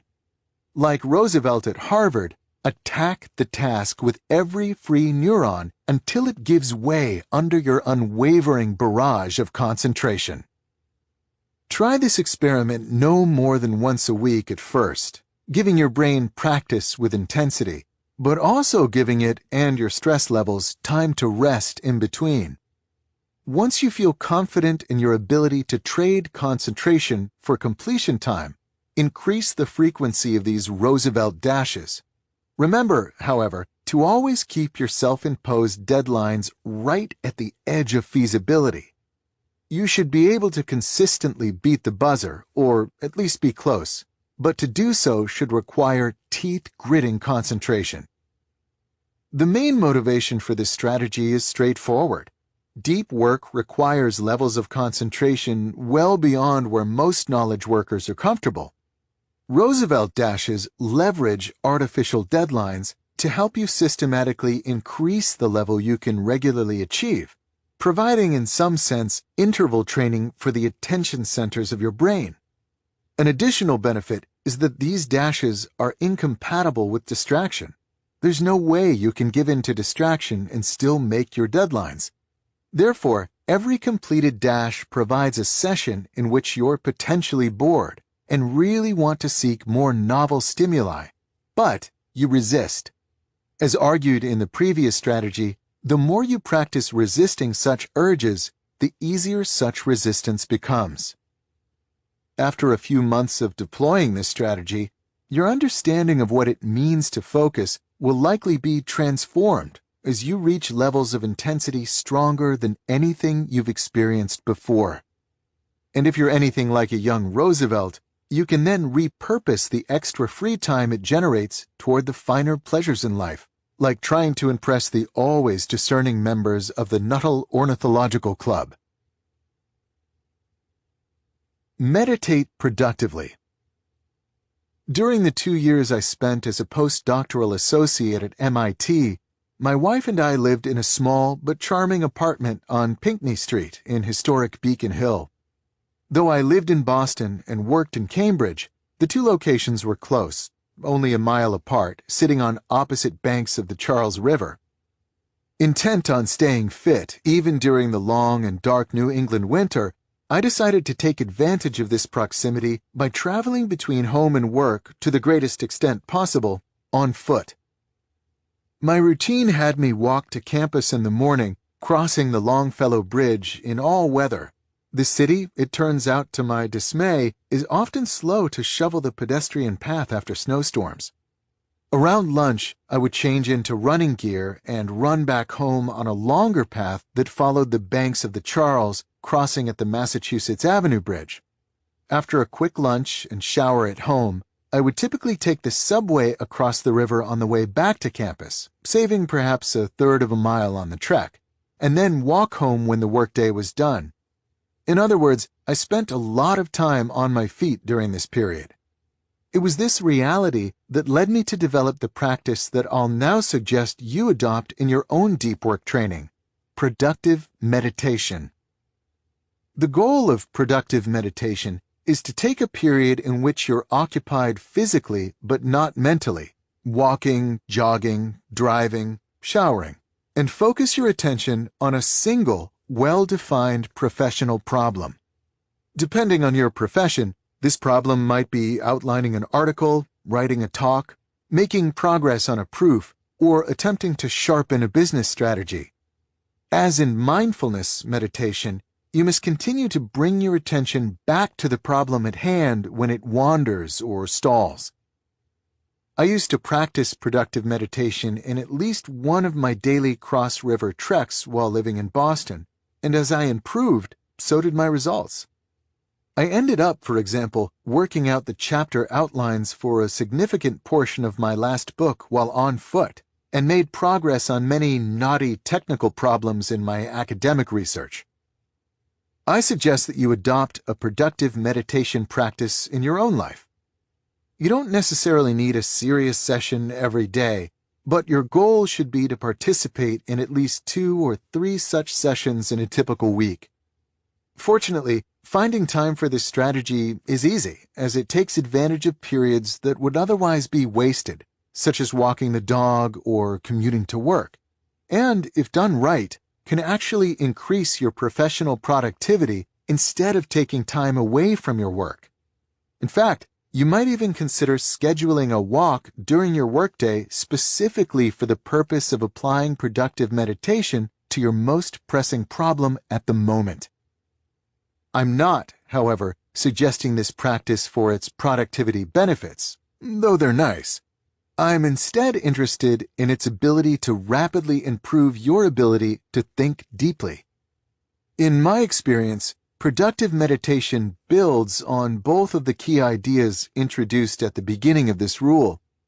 By forcing you to resist distraction and return your attention repeatedly to a well-defined problem, it helps strengthen your distraction-resisting muscles. And by forcing you to push your focus deeper and deeper on a single problem, it sharpens your concentration. To succeed with productive meditation, it's important to recognize that, like any form of meditation, it requires practice to do well. When I first attempted this strategy back in the early weeks of my postdoc, I found myself hopelessly distracted, ending long stretches of thinking with little new to show for my efforts. It took me a dozen or so sessions before I began to experience real results. You should expect something similar, so patience will be necessary. To help accelerate this ramp-up process, however, I have 2 specific suggestions to offer. Suggestion number 1. Be wary of distractions and looping. As a novice, when you begin a productive meditation session, your mind's first act of rebellion will be to offer unrelated but seemingly more interesting thoughts. My mind, for example, was often successful at derailing my attention by beginning to compose an email that I knew I needed to write. Objectively speaking, this train of thought sounds exceedingly dull, but in the moment it can become impossibly tantalizing. When you notice your attention slipping away from the problem at hand, gently remind yourself that you can return to that thought later. Then redirect your attention back. Distraction of this type, in many ways, is the obvious enemy to defeat in developing a productive meditation habit. A subtler but equally effective adversary is looping. When faced with a hard problem, your mind, as it was evolved to do, will attempt to avoid excess expenditure of energy when possible. One way it might attempt to sidestep this expenditure is by avoiding diving deeper into the problem by instead looping over and over again on what you already know about it. For example, when working on a proof, my mind has a tendency to rehash simple preliminary results again and again to avoid the harder work of building on these results toward the needed solution. You must be on your guard for looping, as it can quickly subvert an entire productive meditation session. When you notice it, remark to yourself that you seem to be in a loop. Then, redirect your attention toward the next step. Suggestion number 2. Structure your deep thinking. Thinking deeply about a problem seems like a self-evident activity, but in reality, it's not. When faced with a distraction-free mental landscape, a hard problem, and time to think, the next steps can become surprisingly non-obvious. In my experience, it helps to have some structure for this deep thinking process. I suggest starting with a careful review of the relevant variables for solving the problem, and then storing these values in your working memory. For example, if you're working on the outline for a book chapter, the relevant variables might be the main points you want to make in the chapter. If you're instead trying to solve a mathematics proof, these variables might be actual variables, or assumptions, or lemmas. Once the relevant variables are identified, define the specific next step question you need to answer using these variables. In the book chapter example, this next step question might be, how am I going to effectively open this chapter? And for a proof, it might be, what can go wrong if I don't assume this property holds? With the relevant variables stored and the next step question identified, you now have a specific target for your attention. Assuming you're able to solve your next step question, the final step of this structured approach to deep thinking is to consolidate your gains by reviewing clearly the answer you identified. At this point, you can push yourself to the next level of depth by starting the process over. This cycle of reviewing and storing variables, identifying and tackling the next step question, then consolidating your gains is like an intense workout routine for your concentration ability. It will help you get more out of your productive meditation sessions and accelerate the pace at which you improve your ability to go deep. Memorize a deck of cards. Given just 5 minutes, Daniel Kilov can memorize any of the following: a shuffled deck of cards, a string of 100 random digits, or 115 abstract shapes, this last feat establishing an Australian national record. It shouldn't be surprising, therefore, that Kilov recently won back-to-back silver medals in the Australian Memory Championships. What is perhaps surprising, given Kilov's history, is that he ended up a mental athlete at all. I wasn't born with an exceptional memory, Kilov told me. Indeed, during high school, he considered himself forgetful and disorganized. He also struggled academically and was eventually diagnosed with attention deficit disorder. It was after a chance encounter with Tansal Ali, one of the country's most successful and visible memory champions, that Kilov began to seriously train his memory. By the time he earned his college degree, he had won his first national competition medal. This transformation into a world-class mental athlete was rapid, but not unprecedented. In 2006, the American science writer Joshua Foer won the USA Memory Championship after only a year of intense training, a journey he chronicled in his 2011 bestseller, Moonwalking with Einstein.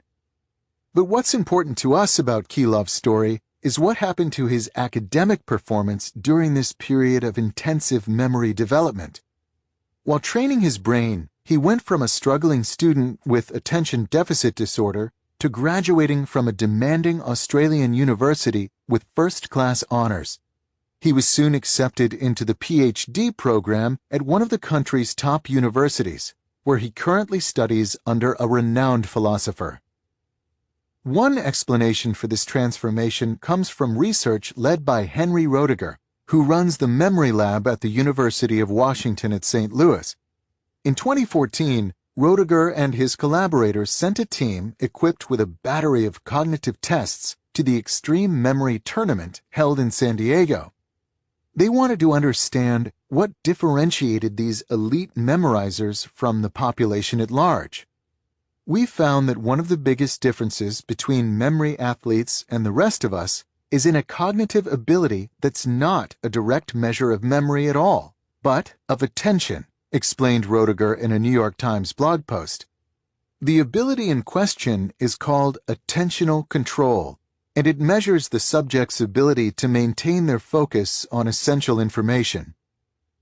A side effect of memory training, in other words, is an improvement in your general ability to concentrate. This ability can then be fruitfully applied to any task demanding deep work.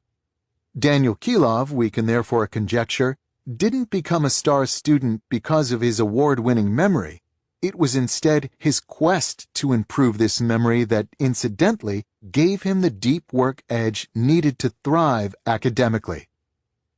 The strategy described here asks you to replicate a key piece of Kilov's training, and therefore gain some of the same improvements to your concentration. In particular, it asks you to learn a standard but quite impressive skill in the repertoire of most mental athletes: the ability to memorize a shuffled deck of cards. The technique for card memorization I'll teach you comes from someone who knows quite a bit about this particular challenge: Ron White, a former USA memory champion and world record holder in card memorization. The first thing White emphasizes is that professional memory athletes never attempt rote memorization. That is, where you simply look at information again and again, repeating it in your head. This approach to retention, though popular among burned-out students, misunderstands how our brains work. We're not wired to quickly internalize abstract information. We are, however, really good at remembering scenes. Think back to a recent memorable event in your life. Perhaps attending the opening session of a conference or meeting a friend you haven't seen in a while for a drink. Try to picture the scene as clearly as possible. Most people in this scenario can conjure a surprisingly vivid recollection of the event, even though you made no special effort to remember it at the time. If you systematically counted the unique details in this memory, the total number of items would likely be surprisingly numerous. Your mind, in other words, can quickly retain lots of detailed information if it's stored in the right way. Ron White's card memorization technique builds on this insight. To prepare for this high-volume memorization task, White recommends that you begin by cementing in your mind the mental image of walking through 5 rooms in your home. Perhaps you come in the door, walk through your front hallway, then turn into the downstairs bathroom, walk out the door and enter the guest bedroom, walk into the kitchen, and then head down the stairs into your basement. In each room, conjure a clear image of what you see. Once you can easily recall this mental walkthrough of a well-known location, fix in your mind a collection of 10 items in each of these rooms. White recommends that these items be large and therefore more memorable, like a desk, not a pencil. Next, establish an order in which you look at each of these items in each room. For example, in the front hallway, you might look at the entry mat, then shoes on the floor by the mat, then the bench above the shoes, and so on. Combined, this is only 50 items, so add 2 more items, perhaps in your backyard, to get to the full 52 items you'll later need when connecting these images to all the cards in a standard deck.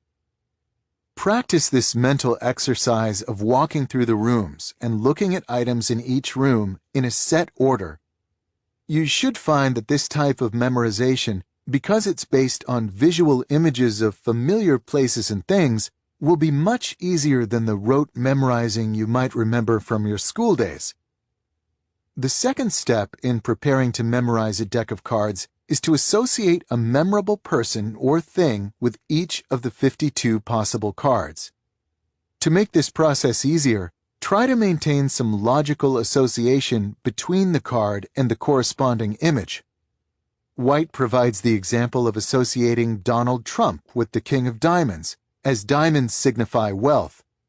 Practice these associations until you can pull a card randomly from the deck and immediately recall the associated image.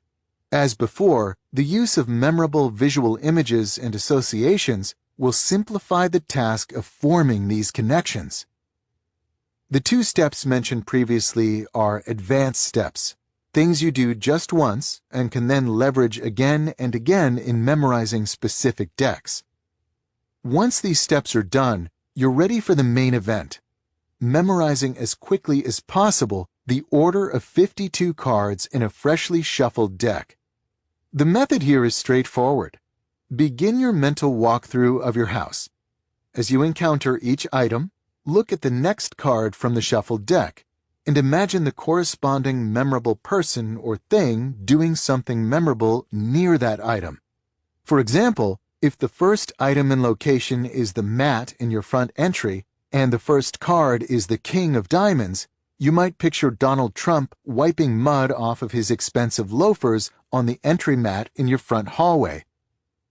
Proceed carefully through the rooms, associating the proper mental images with objects in the proper order. After you complete a room, you might want to walk through it a few times in a row to lock in the imagery.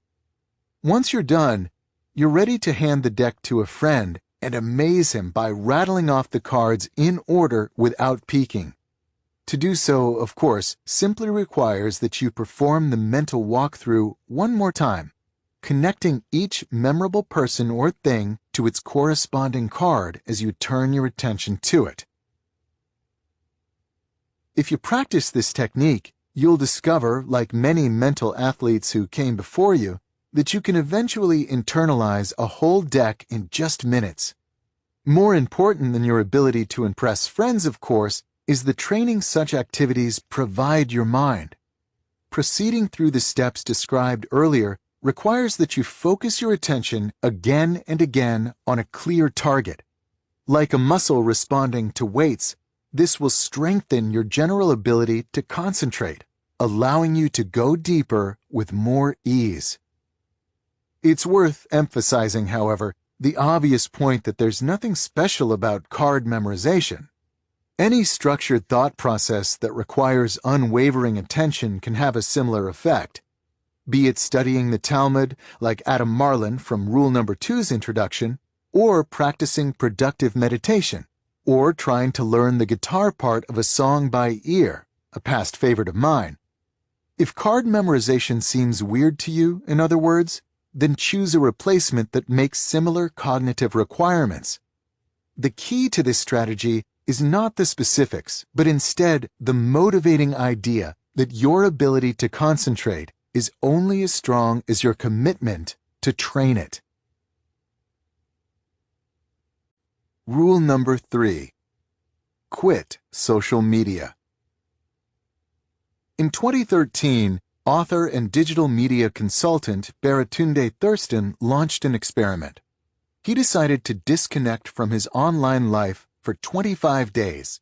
No Facebook, no Twitter, no Foursquare, a service that awarded him Mayor of the Year in 2011. Not even email. He needed the break.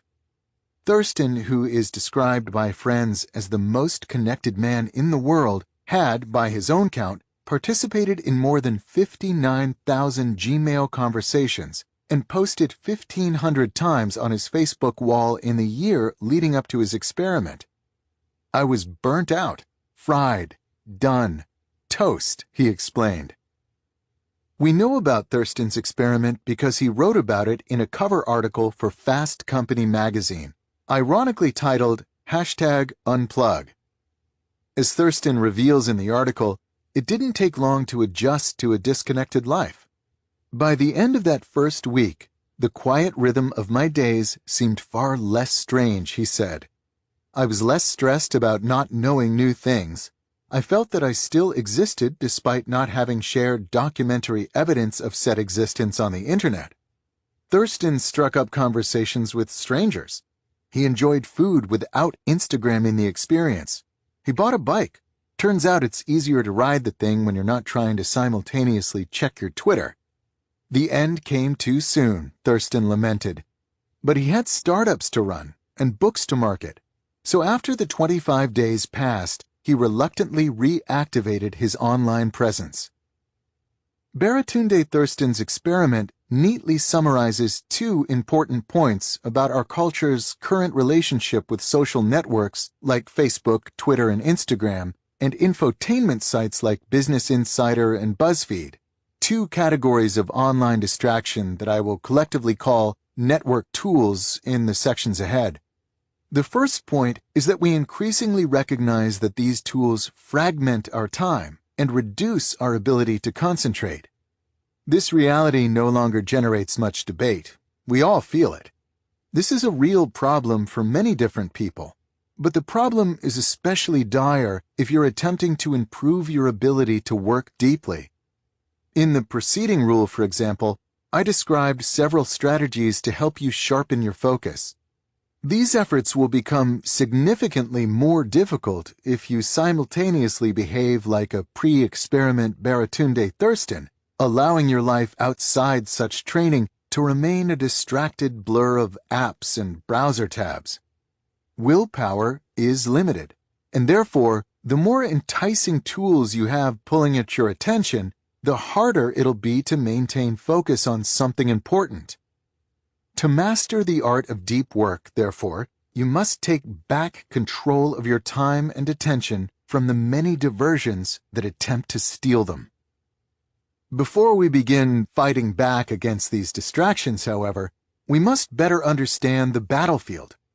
This brings me to the second important point summarized by Baratunde Thurston's story: the impotence with which knowledge workers currently discuss this problem of network tools and attention. Overwhelmed by these tools' demands on his time, Thurston felt that his only option was to, temporarily, quit the internet altogether. This idea that a drastic internet sabbatical is the only alternative to the distraction generated by social media and infotainment has increasingly pervaded our cultural conversation. The problem with this binary response to this issue is that these two choices are much too crude to be useful. The notion that you would quit the internet is, of course, an overstuffed straw man, infeasible for most, unless you're a journalist writing a piece about distraction. No one is meant to actually follow Baratunde Thurston's lead, and this reality provides justification for remaining with the only offered alternative: accepting our current distracted state as inevitable. For all the insight and clarity that Thurston gained during his internet sabbatical, for example, it didn't take him long once the experiment ended to slide back into the fragmented state where he began. On the day when I first started writing this chapter, which fell only 6 months after Thurston's article originally appeared in Fast Company, the Reformed Connector had already sent a dozen tweets in the few hours since he woke up. This rule attempts to break us out of this rut by proposing a third option: accepting that these tools are not inherently evil, and that some of them might be quite vital to your success and happiness. But, at the same time, also accepting that the threshold for allowing a site regular access to your time and attention, not to mention personal data, should be much more stringent, and that most people should therefore be using many fewer such tools. I won't ask you, in other words, to quit the internet altogether like Baratunde Thurston did for 25 days back in 2013. But I will ask you to reject the state of distracted hyperconnectedness that drove him to that drastic experiment in the first place. There is a middle ground, and if you're interested in developing a deep work habit, you must fight to get there. Our first step toward finding this middle ground in network tool selection is to understand the current default decision process deployed by most internet users. In the fall of 2013, I received insight into this process because of an article I wrote explaining why I never joined Facebook. Though the piece was meant to be explanatory and not accusatory, it nonetheless put many readers on the defensive, leading them to reply with justifications for their use of the service. Here are some examples of these justifications. Entertainment was my initial draw to Facebook. I can see what my friends are up to and post funny photos, make quick comments. When I first joined, I didn't know why. By mere curiosity, I joined a forum of short fiction stories. Once there, I improved my writing and made very good friends. I use Facebook because a lot of people I knew in high school are on there. Here's what strikes me about these responses, which are representative of the large amount of feedback I received on this topic. They're surprisingly minor. I don't doubt, for example, that the first commenter from this list finds some entertainment in using Facebook. But I would also assume that this person wasn't suffering some severe deficit of entertainment options before he or she signed up for the service. I would further wager that this user would succeed in staving off boredom even if the service were suddenly shut down. Facebook, at best, added one more, arguably quite mediocre, entertainment option to many that already existed. Another commenter cited making friends in a writing forum. I don't doubt the existence of these friends, but we can assume that these friendships are lightweight, given that they're based on sending short messages back and forth over a computer network. There's nothing wrong with such lightweight friendships, but they're unlikely to be at the center of this user's social life. Something similar can be said about the commenter who reconnected with high school friends. This is a nice diversion, but hardly something central to his or her sense of social connection or happiness. To be clear, I'm not trying to denigrate the benefits identified previously. There's nothing illusory or misguided about them. What I'm emphasizing, however, is that these benefits are minor and somewhat random. By contrast, if you'd instead asked someone to justify the use of, say, the World Wide Web more generally, or email, the arguments would become much more concrete and compelling. To this observation, you might reply that value is value. If you can find some extra benefit in using a service like Facebook, even if it's small, then why not use it? I call this way of thinking the any benefit mindset, as it identifies any possible benefit as sufficient justification for using a network tool. In more detail, the any benefit approach to network tool selection. You're justified in using a network tool if you can identify any possible benefit to its use, or anything you might possibly miss out on if you don't use it. The problem with this approach, of course, is that it ignores all the negatives that come along with the tools in question.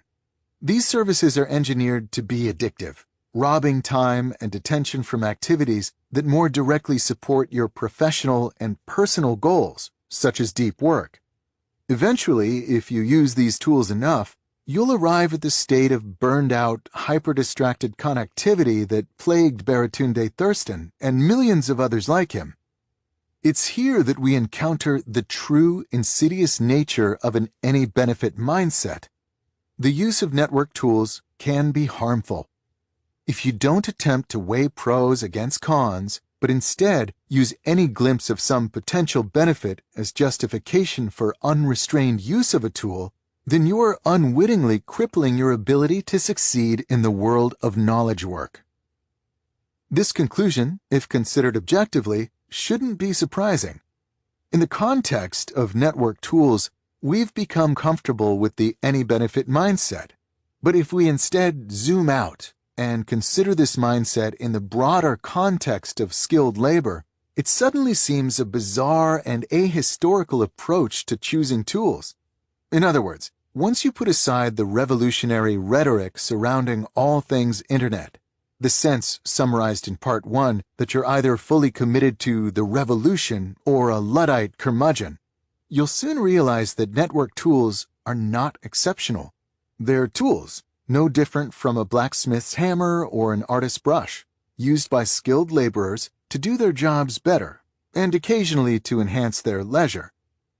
Throughout history, skilled laborers have applied sophistication and skepticism to their encounters with new tools and their decisions about whether to adopt them.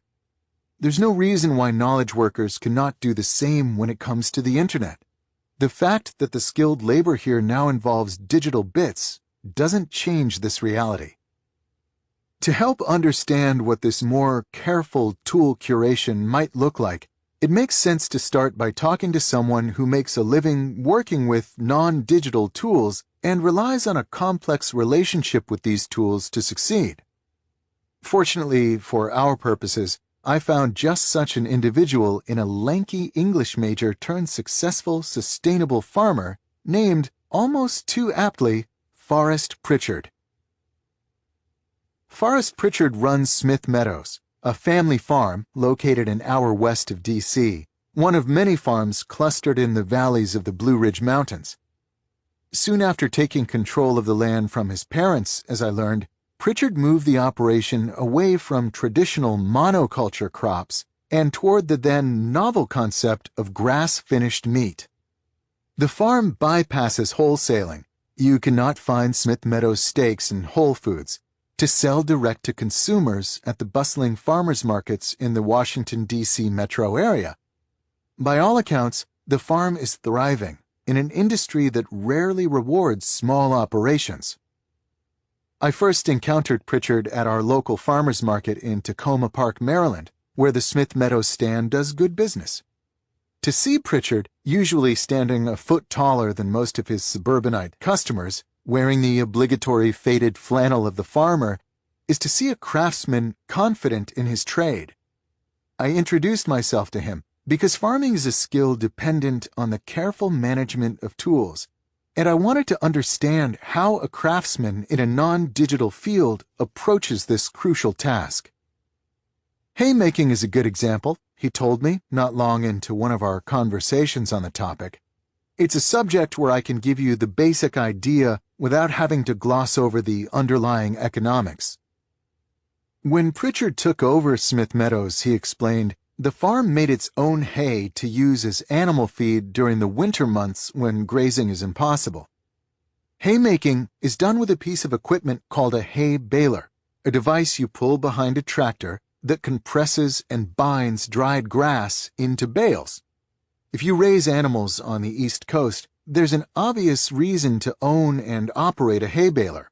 Your animals need hay. Why spend money to buy in feed when you have perfectly good grass growing for free right in your own soil? If a farmer subscribed to the any benefit approach used by knowledge workers, therefore, he would definitely buy a hay baler.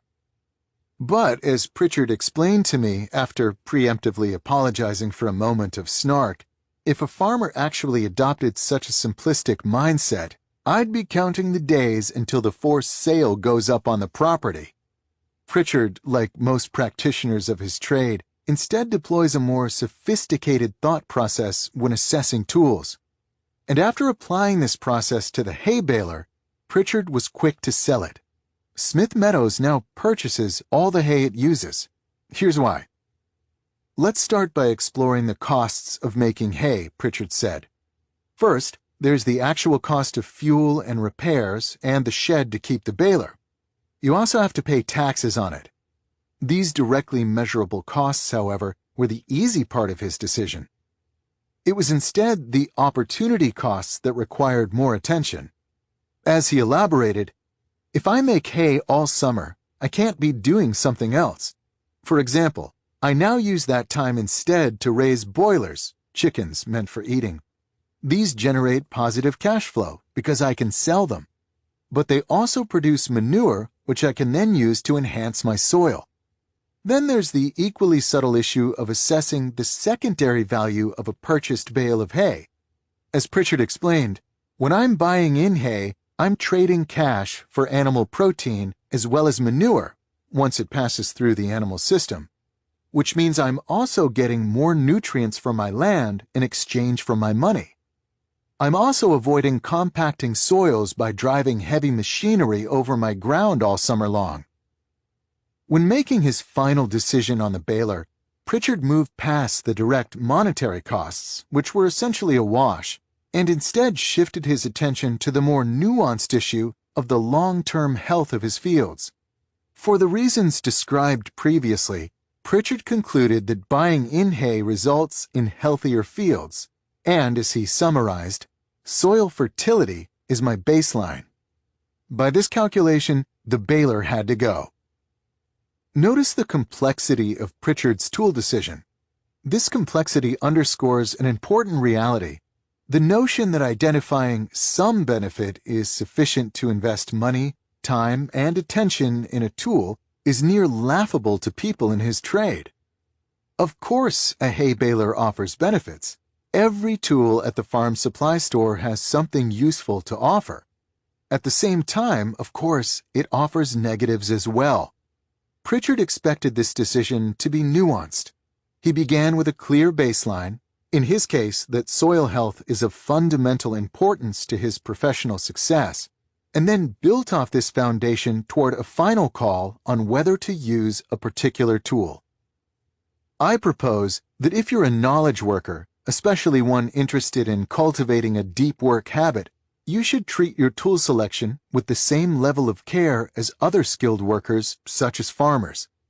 Following is my attempt to generalize this assessment strategy. I call it the craftsman approach to tool selection, a name that emphasizes that tools are ultimately aids to the larger goals of one's craft. The craftsman approach to tool selection. Identify the core factors that determine success and happiness in your professional and personal life. Adopt a tool only if its positive impacts on these factors substantially outweigh its negative impacts. Notice that this craftsman approach to tool selection stands in opposition to the any-benefit approach. Whereas the any-benefit mindset identifies any potential positive impact as justification for using a tool, the craftsman variant requires that these positive impacts affect factors at the core of what's important to you, and that they outweigh the negatives. Even though the craftsman approach rejects the simplicity of the any-benefit approach, it doesn't ignore the benefits that currently drive people to network tools, or make any advance proclamations about what's good or bad technology. It simply asks that you give any particular network tool the same type of measured, nuanced accounting that tools in other trades have been subjected to throughout the history of skilled labor. The three strategies that follow in this rule are designed to grow your comfort with abandoning the any-benefit mindset and instead applying the more thoughtful craftsman philosophy in curating the tools that lay claim to your time and attention. This guidance is important because the craftsman approach is not cut and dry. Identifying what matters most in your life and then attempting to assess the impacts of various tools on these factors doesn't reduce to a simple formula. This task requires practice and experimentation. The strategies that follow provide some structure for this practice and experimentation by forcing you to reconsider your network tools from many different angles. Combined, they should help you cultivate a more sophisticated relationship with your tools that will allow you to take back enough control over your time and attention to enable the rest of the ideas in Part 2 to succeed. Apply the law of the vital few to your internet habits. Malcolm Gladwell doesn't use Twitter. In a 2013 interview, he explained why. "Who says my fans want to hear from me on Twitter?" He then joked, "I know a lot of people would like to see less of me." Michael Lewis, another mega best-selling author, also doesn't use the service, explaining in The Wire, "I don't tweet. I don't Twitter. I couldn't even tell you how to read or where to find a Twitter message." And as mentioned in Part 1, the award-winning New Yorker scribe George Packer also avoids the service, and indeed only recently even succumbed to the necessity of owning a smartphone. These three writers don't think Twitter is useless. They're quick to accept that other writers find it useful. Packer's admission of non-Twitter use, in fact, was written as a response to an unabashedly pro-Twitter article by the New York Times media critic David Carr, a piece in which Carr effused, "And now, nearly a year later, has Twitter turned my brain to mush? No, I'm in narrative on more things in a given moment than I ever thought possible.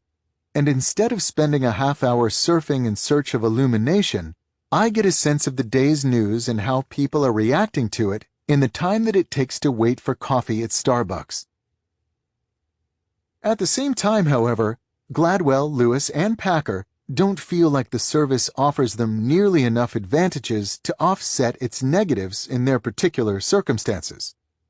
Lewis, for example, worries that adding more accessibility will sap his energy and reduce his ability to research and write great stories, noting, "It's amazing how overly accessible people are. There's a lot of communication in my life that's not enriching. It's impoverishing."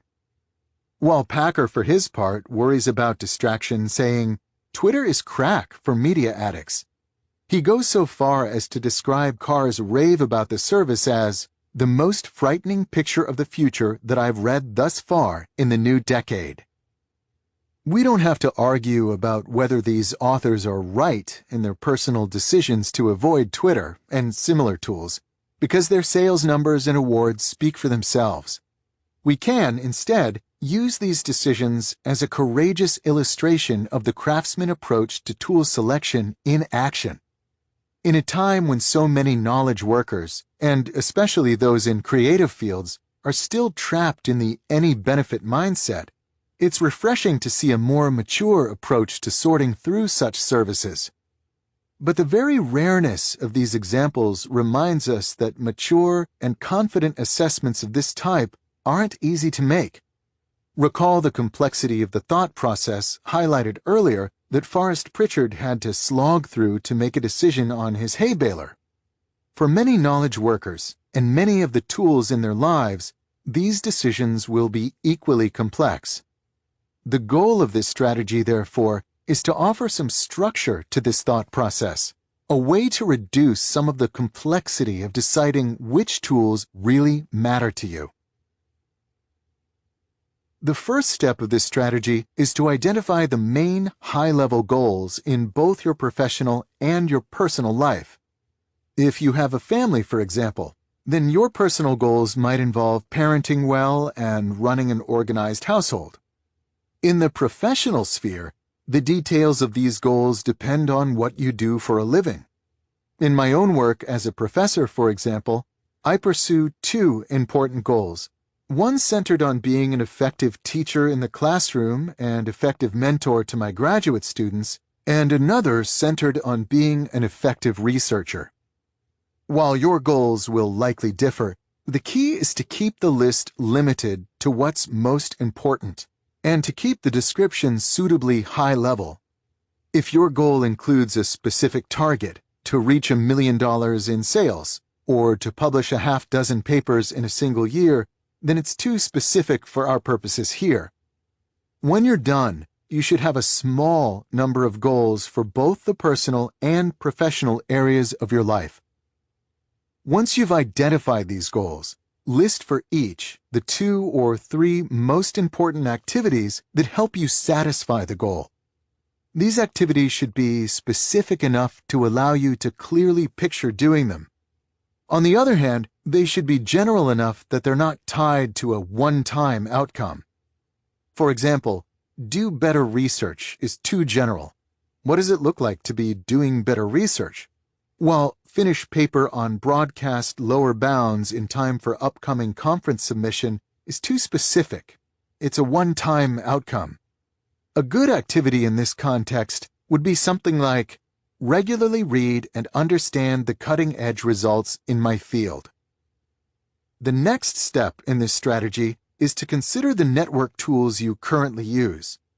For each such tool, go through the key activities you identified and ask whether the use of the tool has a substantially positive impact, a substantially negative impact, or little impact on your regular and successful participation in the activity.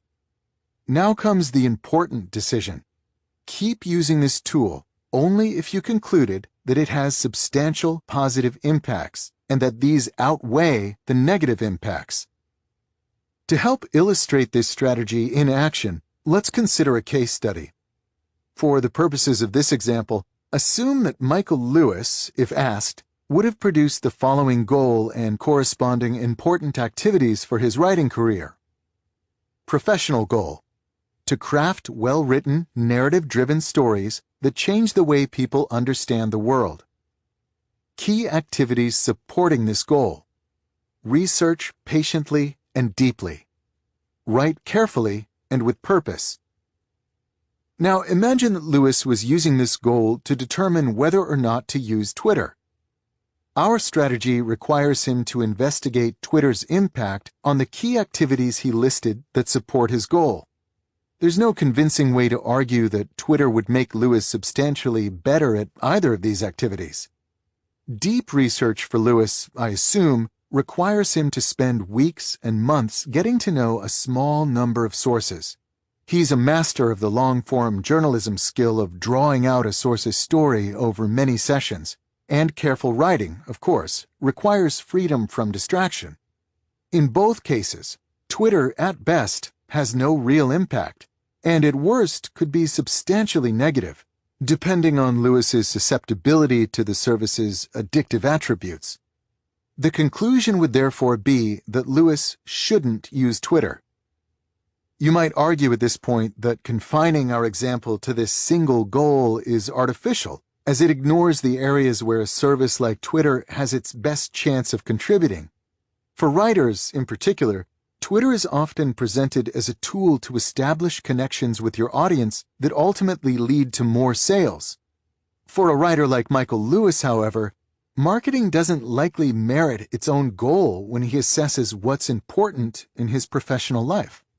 This follows because his reputation guarantees that he will receive massive coverage in massively influential media channels if the book is really good.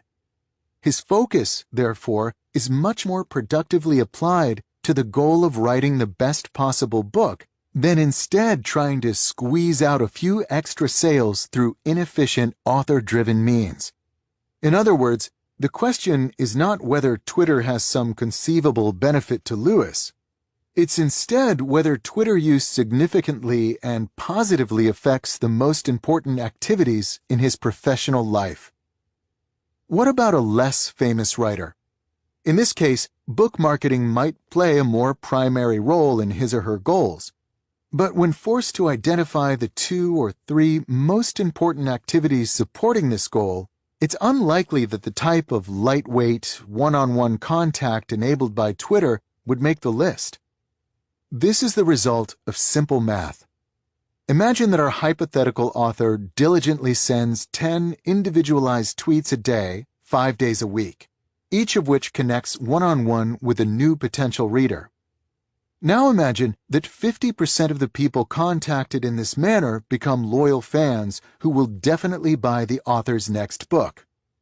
Over the 2-year period it might take to write this book, this yields 2,000 sales, a modest boost at best in a marketplace where bestseller status requires 2 or 3 times more sales per week.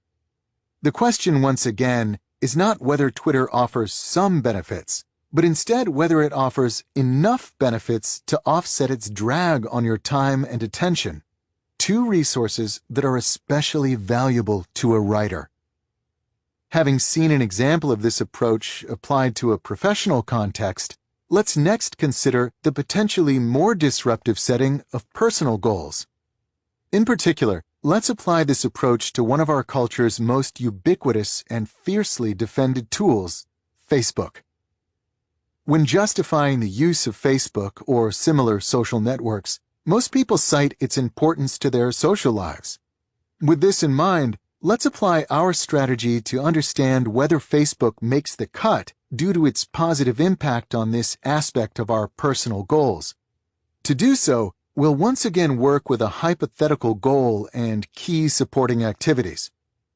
Personal goal: to maintain close and rewarding friendships with a group of people who are important to me.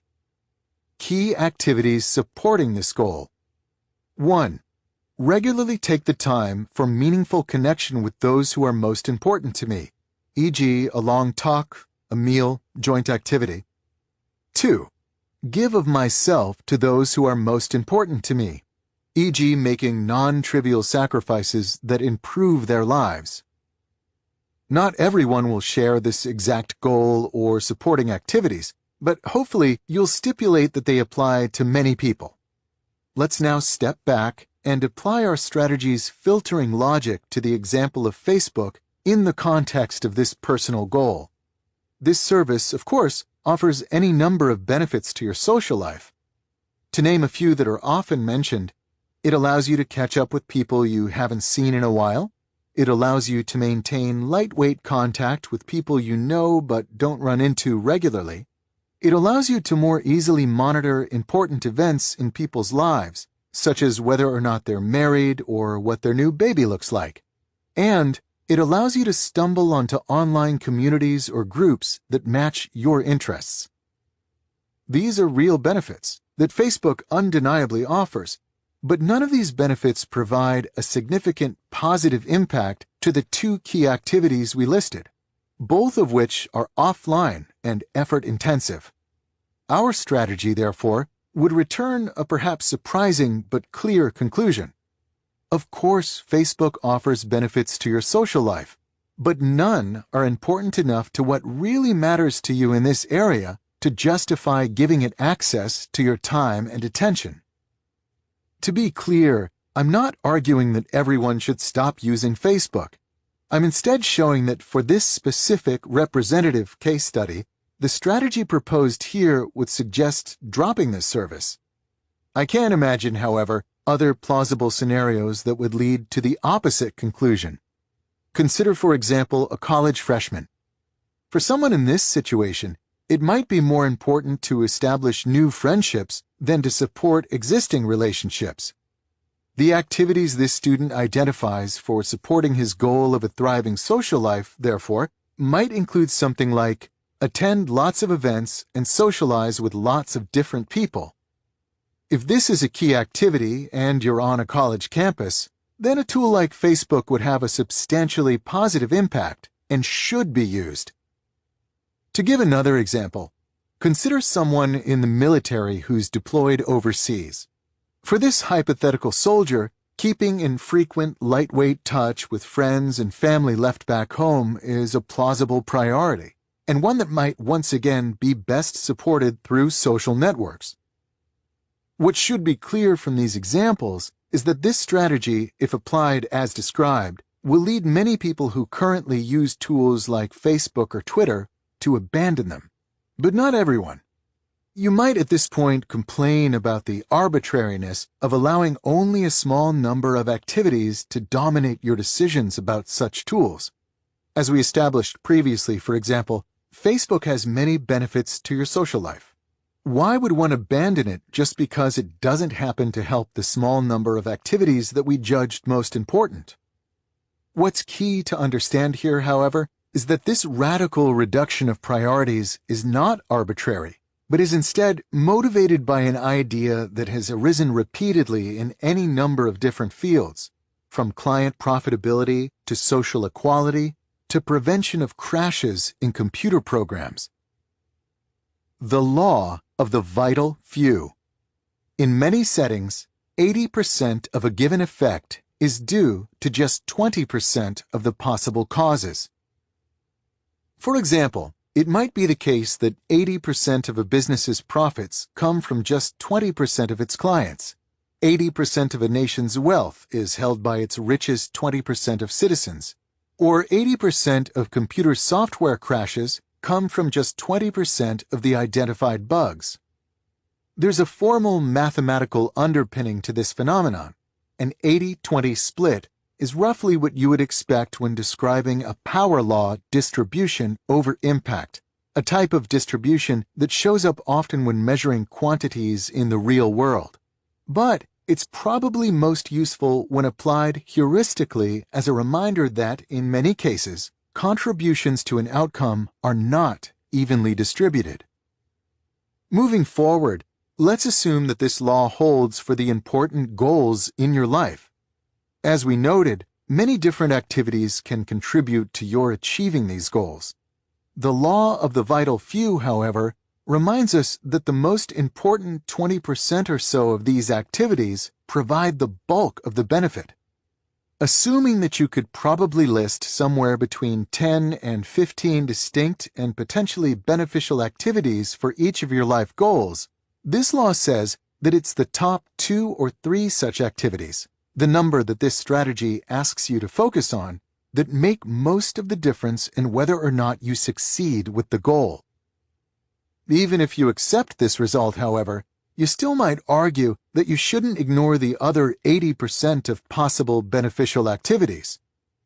It's true that these less important activities don't contribute nearly as much to your goal as your top 1 or 2, but they can provide some benefit, so why not keep them in the mix?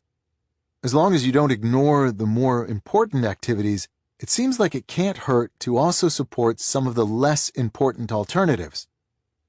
This argument, however, misses the key point that all activities, regardless of their importance, consume your same limited store of time and attention. If you service low-impact activities, therefore, you're taking away time you could be spending on higher-impact activities. It's a zero-sum game. And because your time returns substantially more rewards when invested in high-impact activities than when invested in low-impact activities, the more of it you shift to the latter, the lower your overall benefit. The business world understands this math. This is why it's not uncommon to see a company fire unproductive clients. If 80% of their profits come from 20% of their clients, then they make more money by redirecting the energy from low-revenue clients to better service the small number of lucrative contracts. Each hour spent on the latter returns more revenue than each hour spent on the former. The same holds true for your professional and personal goals. By taking the time consumed by low-impact activities, like finding old friends on Facebook, and reinvesting it in high-impact activities, like taking a good friend out to lunch, you end up more successful in your goal. To abandon a network tool using this logic, therefore, is not to miss out on its potential small benefits, but is instead to get more out of the activities you already know to yield large benefits. To return to where we started, for Malcolm Gladwell, Michael Lewis, and George Packer, Twitter doesn't support the 20% of activities that generate the bulk of the success in their writing careers. Even though in isolation, this service might return some minor benefits when their careers are viewed as a whole, they're likely more successful not using Twitter and redirecting that time to more fruitful activities than if they added it into their schedule as one more thing to manage. You should take the same care in deciding which tools you allow to claim your own limited time and attention. Quit social media. When Ryan Nicodemus decided to simplify his life, one of his first targets was his possessions. At the time, Ryan lived alone in a spacious 3-bedroom condo. For years, driven by a consumerist impulse, he had been trying his best to fill this ample space. Now, it was time to reclaim his life from his stuff. The strategy he deployed was simple to describe, but radical in concept. He spent an afternoon packing everything he owned into cardboard boxes, as if he was about to move.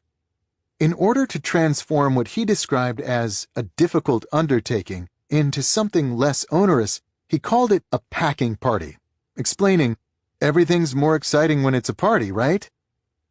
Once the packing was done, Nicodemus then spent the next week going through his normal routine. If he needed something that was packed, he would unpack it and put it back where it used to go. At the end of the week, he noticed that the vast majority of his stuff remained untouched in its boxes, so he got rid of it. Stuff accumulates in people's lives, in part because when faced with a specific act of elimination, it's easy to worry. What if I need this one day? And then use this worry as an excuse to keep the item in question sitting around. Nicodemus's packing party provided him with definitive evidence that most of his stuff was not something he needed, and it therefore supported his quest to simplify. The last strategy provided a systematic method to help you begin sorting through the network tools that currently lay claim to your time and attention. This strategy offers you a different but complementary approach to these same issues, and it's inspired by Ryan Nicodemus's approach to getting rid of his useless stuff.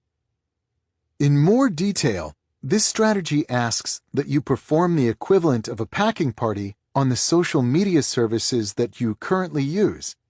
Instead of packing, however, you'll instead ban yourself from using them for 30 days. All of them. Facebook, Instagram, Google+, Twitter, Snapchat, Vine, or whatever other services have risen to popularity since I first wrote these words. Don't formally deactivate these services, and this is important. Don't mention online that you'll be signing off. Just stop using them, cold turkey. If someone reaches out to you by other means and asks why your activity on a particular service has fallen off, you can explain, but don't go out of your way to tell people.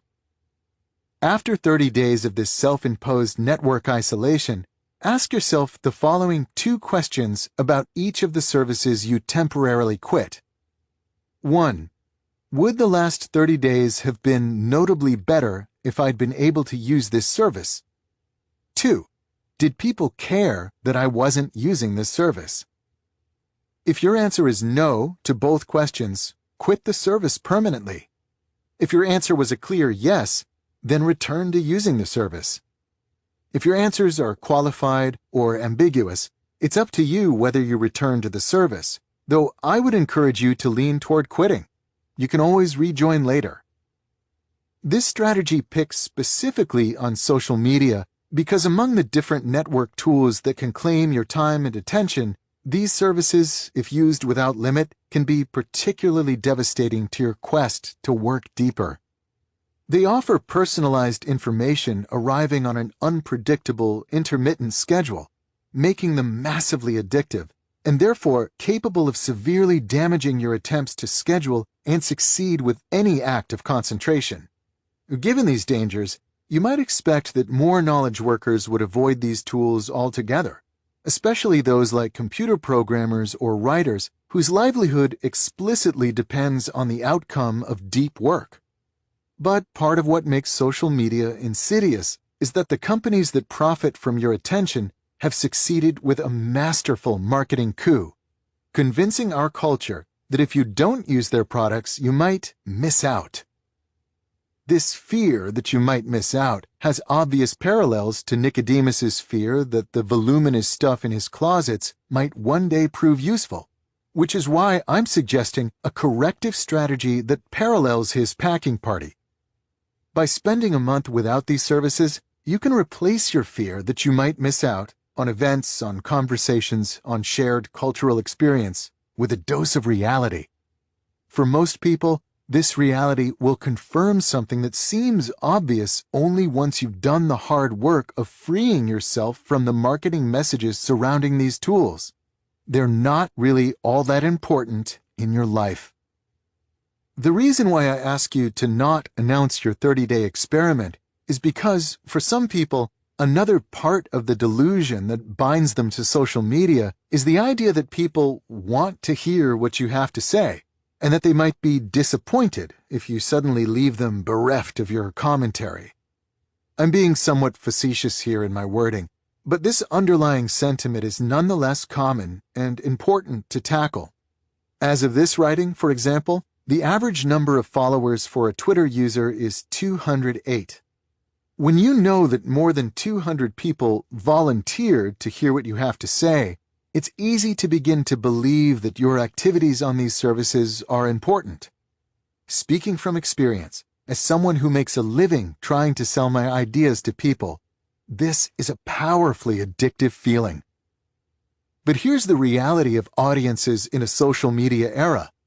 Before these services existed, building an audience of any size beyond your immediate friends and family required hard, competitive work.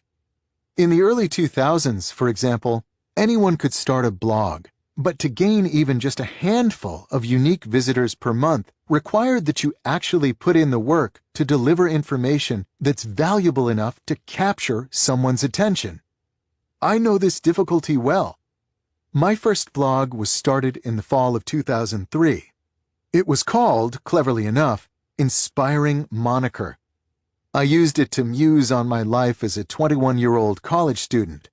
There were, I'm embarrassed to admit, long stretches where no one read it, a term I'm using literally.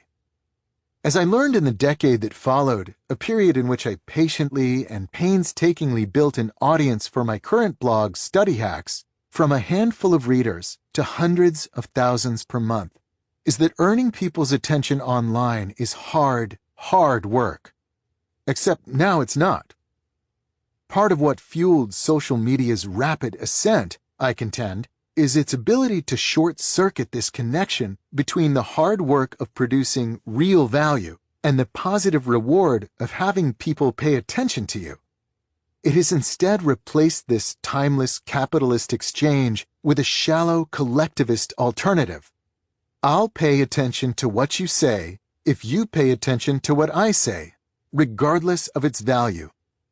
A blog or magazine or television program that contain the content that typically populates a Facebook wall or Twitter feed, for example, would attract, on average, no audience. But when captured within the social conventions of these services, that same content will attract attention in the form of likes and comments.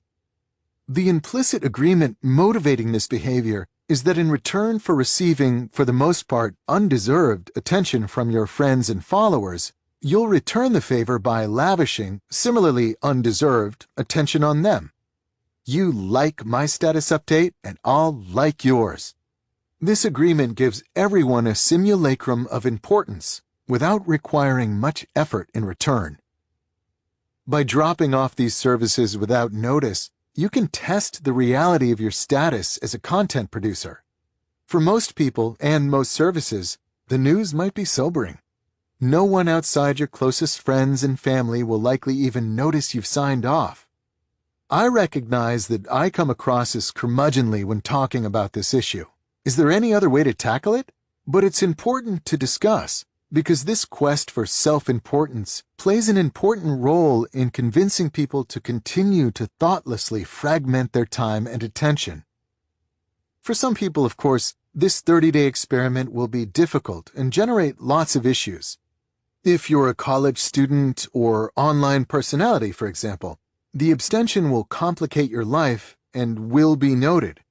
But for most, I suspect, the net result of this experiment, if not a massive overhaul in your internet habits, will be a more grounded view of the role social media plays in your daily existence. These services aren't necessarily, as advertised, the lifeblood of our modern connected world.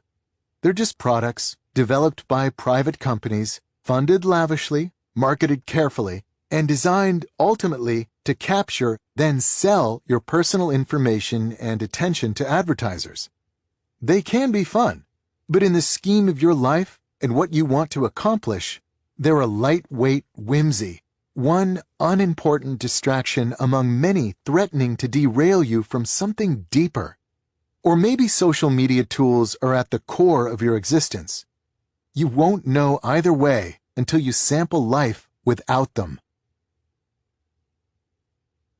Don't use the internet to entertain yourself. Arnold Bennett was an English writer born near the turn of the 20th century, a tumultuous time for his home country's economy. The Industrial Revolution, which had been roaring for decades by this point, had wrenched enough surplus capital from the empire's resources to generate a new class, the white-collar worker. It was now possible to have a job in which you spent a set number of hours a week in an office, and in exchange received a steady salary sufficient to support a household. Such a lifestyle is blandly familiar in our current age, but to Bennett and his contemporaries, it was novel and in many ways distressing.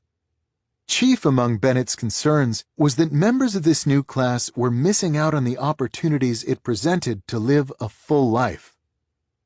Take the case of a Londoner who works in an office, whose office hours are from 10 to 6, and who spends 50 minutes morning and night in traveling between his house door and his office door, Bennett writes in his 1910 self-help classic, How to Live on 24 Hours a Day. This hypothetical London salaryman, he notes, has a little more than 16 hours left in the day beyond these work-related hours. To Bennett, this is a lot of time, but most people in this situation tragically don't realize its potential. The great and profound mistake which my typical man makes in regard to his day, he elaborates, is that even though he doesn't particularly enjoy his work, seeing it as something to get through, he persists in looking upon those hours from 10 to 6 as the day, to which the 10 hours preceding them and the 6 hours following them are nothing but a prologue and epilogue. This is an attitude that Bennett condemns as utterly illogical and unhealthy. What's the alternative to this state of affairs? Bennett suggests that his typical man see his 16 free hours as a day within a day, explaining, during those 16 hours he is free. He is not a wage earner. He is not preoccupied with monetary cares. He is just as good as a man with a private income. Accordingly, the typical man should instead use this time as an aristocrat would, to perform rigorous self-improvement, a task that, according to Bennett, involves primarily reading great literature and poetry. Bennett wrote about these issues more than a century ago. You might expect that in the intervening decades, a period in which this middle class exploded in size worldwide, our thinking about leisure time would have evolved. But it has not.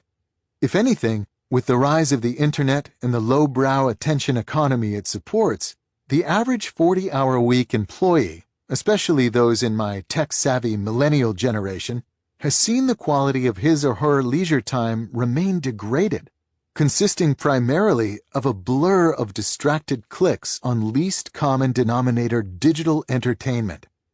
If Bennett were brought back to life today, he'd likely fall into despair at the lack of progress in this area of human development. To be clear, I'm indifferent to the moral underpinnings behind Bennett's suggestions. His vision of elevating the souls and minds of the middle class by reading poetry and great books feels somewhat antiquated and classist. But the logical foundation of his proposal, that you both should and can make deliberate use of your time outside work, remains relevant today, especially with respect to the goal of this rule, which is to reduce the impact of network tools on your ability to perform deep work. In more detail, in the strategies discussed so far in this rule, we haven't spent much time yet on a class of network tools that are particularly relevant to the fight for depth. Entertainment-focused websites designed to capture and hold your attention for as long as possible.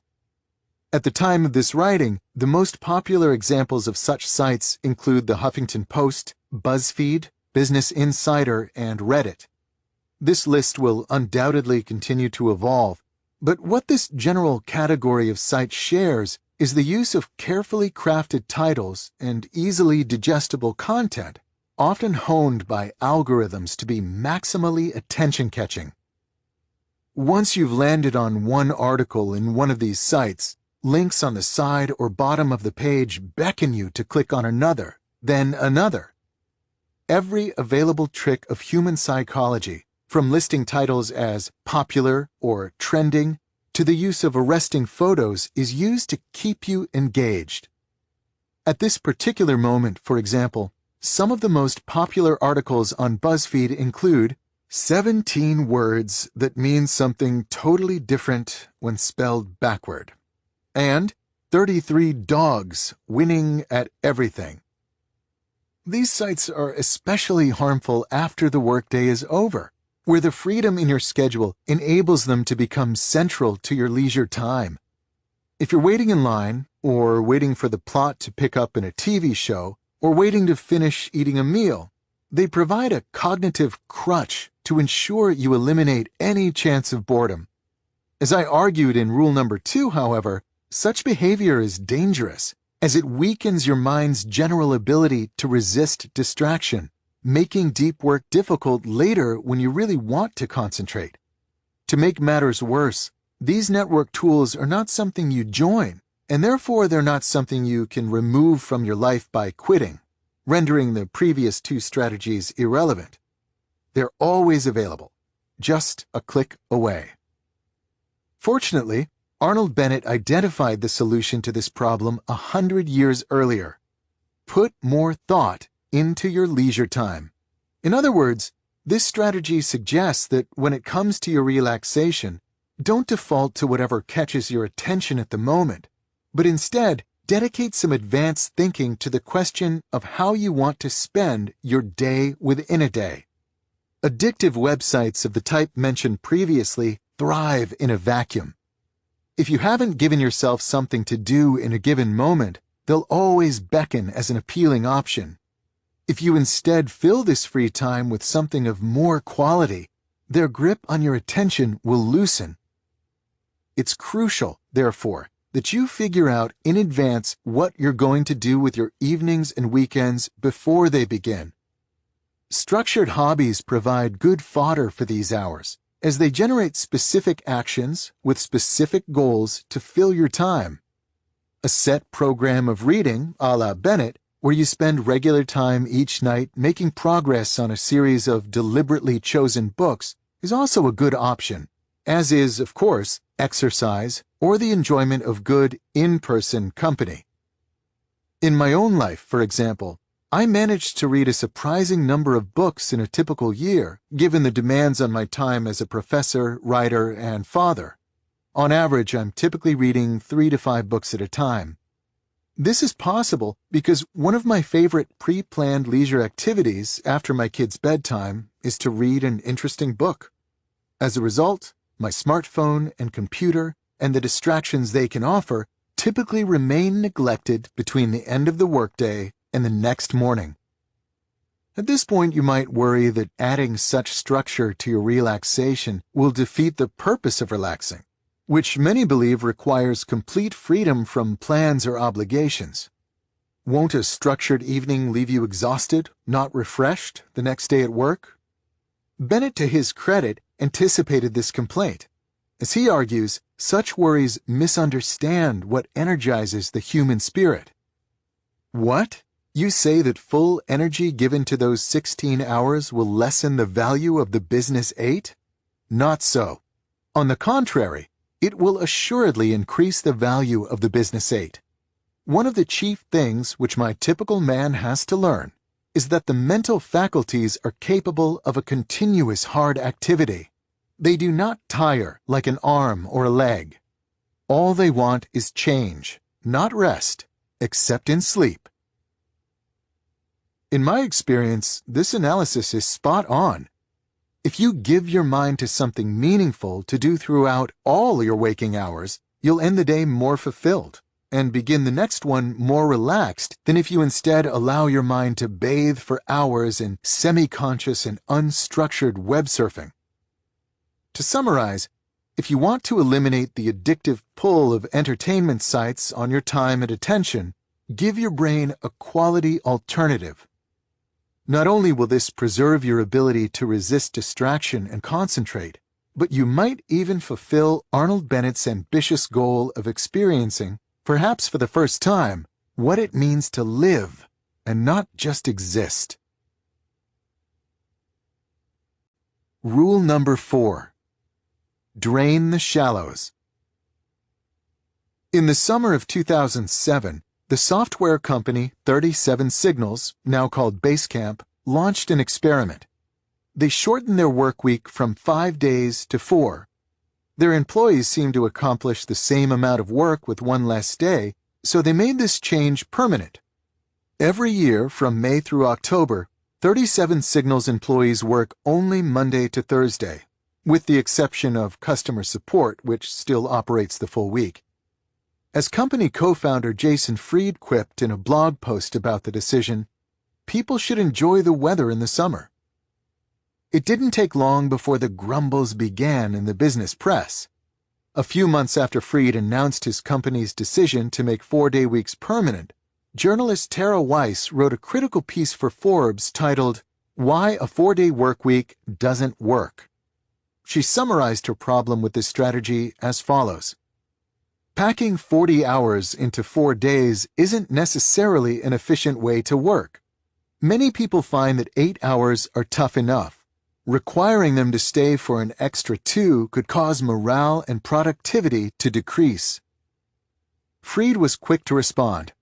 In a blog post titled, "Forbes Misses the Point of the 4-Day Workweek," he begins by agreeing with Weiss's premise that it would be stressful for employees to cram 40 hours of effort into 4 days. But, as he clarifies, that's not what he's suggesting. The point of the 4-day workweek is about doing less work, he writes. It's not about 4 10-hour days, it's about 4 normalish 8-hour days. This might seem confusing at first. Fried earlier claimed that his employees get just as much done in 4 days as in 5 days. Now, however, he's claiming that his employees are working fewer hours. How can both be true? The difference, it turns out, concerns the role of shallow work. As Fried explains, very few people work even 8 hours a day. You're lucky if you get a few good hours in between all the meetings, interruptions, web surfing, office politics, and personal business that permeate the typical workday. Fewer official working hours help squeeze the fat out of the typical work week. Once everyone has less time to get their stuff done, they respect that time even more. People become stingy with their time, and that's a good thing. They don't waste it on things that just don't matter. When you have fewer hours, you usually spend them more wisely. In other words, the reduction in the 37 Signals workweek disproportionately eliminated shallow as compared to deep work, and because the latter was left largely untouched, the important stuff continued to get done. The shallow stuff that can seem so urgent in the moment turned out to be unexpectedly dispensable. A natural reaction to this experiment is to wonder what would happen if 37 Signals had gone one step further. If eliminating hours of shallow work had little impact on the results produced, what would happen if they not only eliminated shallow work, but then replaced this newly recovered time with more deep work? Fortunately for our curiosity, the company soon put this bolder idea to the test as well. Fried had always been interested in the policies of technology companies like Google that gave their employees 20% of their time to work on self-directed projects. While he liked this idea, he felt that carving one day out of an otherwise busy week was not enough to support the type of unbroken deep work that generates true breakthroughs. I'd take 5 days in a row over 5 days spread out over 5 weeks, he explained. So our theory is that we'll see better results when people have a long stretch of uninterrupted time. To test this theory, 37 Signals implemented something radical. The company gave its employees the entire month of June off to work deeply on their own projects. This month would be a period free of any shallow work obligations. No status meetings, no memos, and, blessedly, no PowerPoint. At the end of the month, the company held a pitch day, in which employees pitched the ideas they'd been working on. Summarizing the experiment in an Inc. magazine article, Fried dubbed it a success. The pitch day produced 2 projects that were soon put into production: a better suite of tools for handling customer support, and a data visualization system that helps the company understand how their customers use their products. These projects are predicted to bring substantial value to the company, but they almost certainly would not have been produced in the absence of the unobstructed deep work time provided to the employees. To tease out their potential required dozens of hours of unimpeded effort. How can we afford to put our business on hold for a month to mess around with new ideas? Freed asked rhetorically. How can we afford not to? 37 Signals experiments highlight an important reality. The shallow work that increasingly dominates the time and attention of knowledge workers is less vital than it often seems in the moment. For most businesses, if you eliminated significant amounts of this shallowness, their bottom line would likely remain unaffected. And as Jason Fried discovered, if you not only eliminate shallow work, but also replace this recovered time with more of the deep alternative, not only will the business continue to function, it can become more successful. This rule asks you to apply these insights to your personal work life. The strategies that follow are designed to help you ruthlessly identify the shallowness in your current schedule, then cull it down to minimum levels, leaving more time for the deep efforts that ultimately matter most. Before diving into the details of these strategies, however, we should first confront the reality that there's a limit to this anti-shallow thinking. The value of deep work vastly outweighs the value of shallow. But this doesn't mean that you must quixotically pursue a schedule in which all of your time is invested in depth. For one thing, a non-trivial amount of shallow work is needed to maintain most knowledge work jobs. You might be able to avoid checking your email every 10 minutes, but you won't likely last long if you never respond to important messages. In this sense, we should see the goal of this rule as taming shallow work's footprint in your schedule, not eliminating it. Then there's the issue of cognitive capacity. Deep work is exhausting because it pushes you toward the limit of your abilities. Performance psychologists have extensively studied how much such efforts can be sustained by an individual in a given day. In their seminal paper on deliberate practice, Anders Ericsson and his collaborators survey these studies. They note that for someone new to such practice, citing in particular a child in the early stages of developing an expert-level skill, an hour a day is a reasonable limit. For those familiar with the rigors of such activities, the limit expands to something like 4 hours, but rarely more. The implication is that once you've hit your deep work limit in a given day, you'll experience diminishing rewards if you try to cram in more. Shallow work, therefore, doesn't become dangerous until after you add enough to begin to crowd out your bounded deep efforts for the day. At first, this caveat might seem optimistic. The typical workday is 8 hours. The most adept deep thinker cannot spend more than 4 of these hours in a state of true depth. It follows that you can safely spend half the day wallowing in the shallows without adverse effect. The danger missed by this analysis is how easily this amount of time can be consumed, especially once you consider the impact of meetings, appointments, calls, and other scheduled events.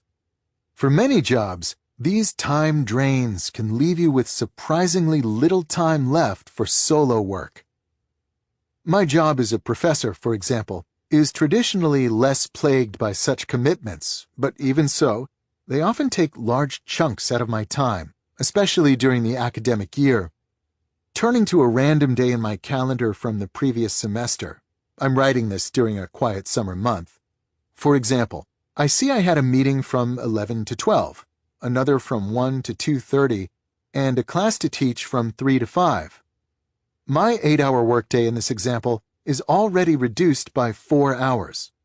Even if I squeezed all remaining shallow work, emails, tasks, into a single half hour, I'd still fall short of the goal of 4 hours of daily deep work. Put another way, even though we're not capable of spending a full day in a state of blissful depth, this reality shouldn't reduce the urgency of reducing shallow work, as the typical knowledge workday is more easily fragmented than many suspect. To summarize, I'm asking you to treat shallow work with suspicion, because its damage is often vastly underestimated and its importance vastly overestimated. This type of work is inevitable, but you must keep it confined to a point where it doesn't impede your ability to take full advantage of the deeper efforts that ultimately determine your impact. The strategies that follow will help you act on this reality. Schedule every minute of your day. If you're between the ages of 25 and 34 years old and live in Britain, you likely watch more television than you realize. In 2013, the British TV Licensing Authority surveyed television watchers about their habits. The 25 to 34-year-olds taking the survey estimated that they spend somewhere between 15 and 16 hours per week watching TV. This sounds like a lot, but it's actually a significant underestimate. We know this because when it comes to television watching habits, we have access to the ground truth. The Broadcasters Audience Research Board, the British equivalent of the American Nielsen Company, places meters in a representative sample of households. These meters record, without bias or wishful thinking, exactly how much people actually watch. The 25 to 34-year-olds who thought they watched 15 hours a week, it turns out, watch more like 28 hours. This bad estimate of time usage is not unique to British television watching. When you consider different groups self-estimating different behaviors, similar gaps stubbornly remain. In a Wall Street Journal article on the topic, business writer Laura Vanderkam pointed out several more such examples. A survey by the National Sleep Foundation revealed that Americans think they're sleeping, on average, somewhere around 7 hours a night. The American Time Use Survey, which has people actually measure their sleep, corrected this number to 8.6 hours. Another study found that people who claimed to work 60 to 64 hours per week were actually averaging more like 44 hours per week, while those claiming to work more than 75 hours were actually working less than 55. These examples underscore an important point. We spend much of our day on autopilot, not giving much thought to what we're doing with our time. This is a problem. It's difficult to prevent the trivial from creeping into every corner of your schedule if you don't face, without flinching, your current balance between deep and shallow work, and then adopt the habit of pausing before action and asking, what makes the most sense right now?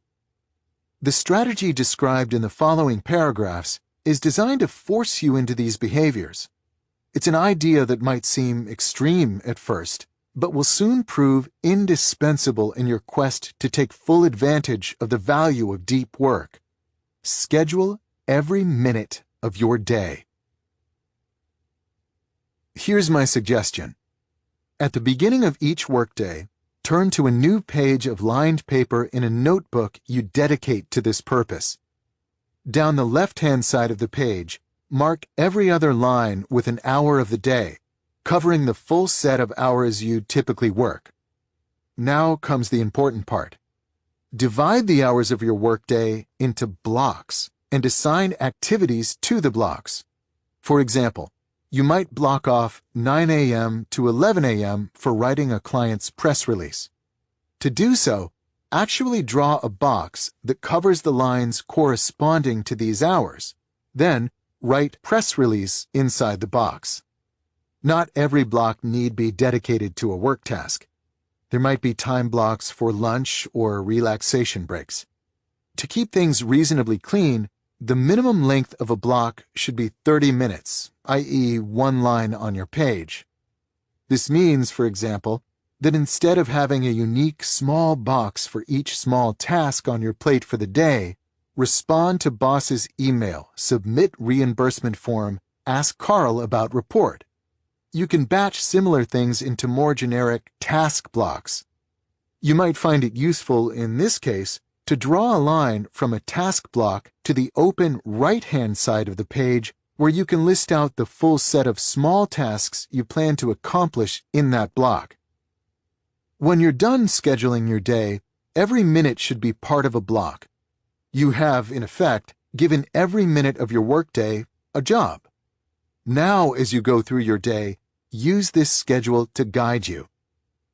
It's here, of course, that most people will begin to run into trouble. Two things can and likely will go wrong with your schedule once the day progresses. The first is that your estimates will prove wrong.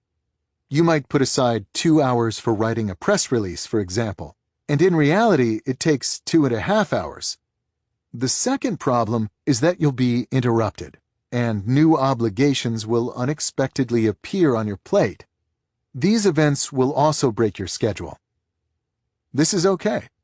If your schedule is disrupted, you should, at the next available moment, take a few minutes to create a revised schedule for the time that remains in the day.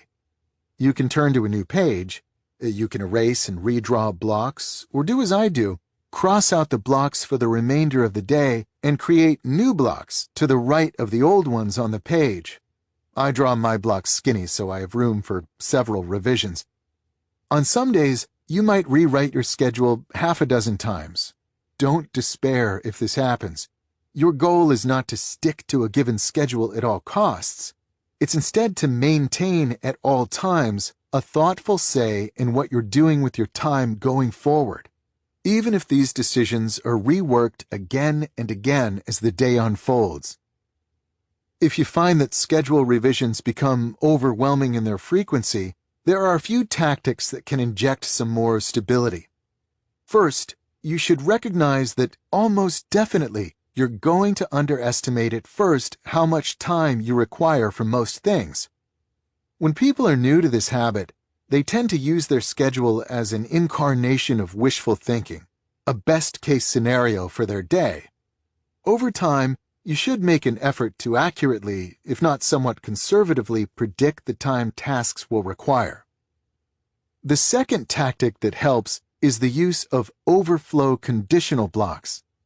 If you're not sure how long a given activity might take, block off the expected time, then follow this with an additional block that has a split purpose. If you need more time for the preceding activity, use this additional block to keep working on it. If you finish the activity on time, however, have an alternate use already assigned for the extra block, for example, some non-urgent tasks. This allows unpredictability in your day without requiring you to keep changing your schedule on paper. For example, returning to our press release example, you might schedule 2 hours for writing the press release, but then follow it by an additional hour block that you can use to keep writing the release if needed, but otherwise assign to catching up with email. The third tactic I suggest is to be liberal with your use of task blocks.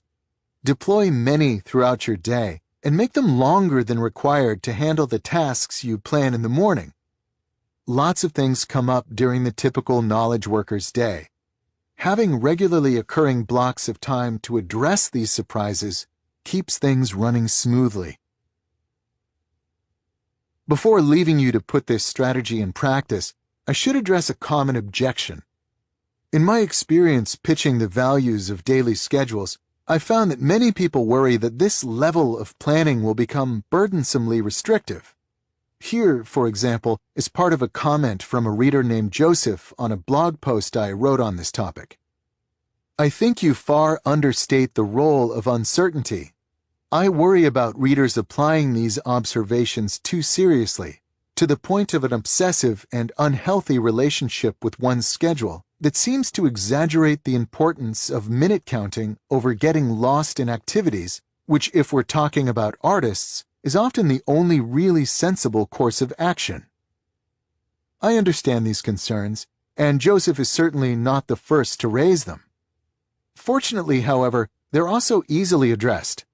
In my own daily scheduling discipline, in addition to regularly scheduling significant blocks of time for speculative thinking and discussion, I maintain a rule that if I stumble onto an important insight, then this is a perfectly valid reason to ignore the rest of my schedule for the day.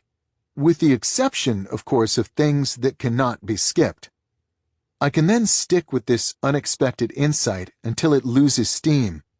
At this point, I'll step back and rebuild my schedule for any time that remains in the day. In other words, I not only allow spontaneity in my schedule, I encourage it. Joseph's critique is driven by the mistaken idea that the goal of a schedule is to force your behavior into a rigid plan. This type of scheduling, however, isn't about constraint. It's instead about thoughtfulness.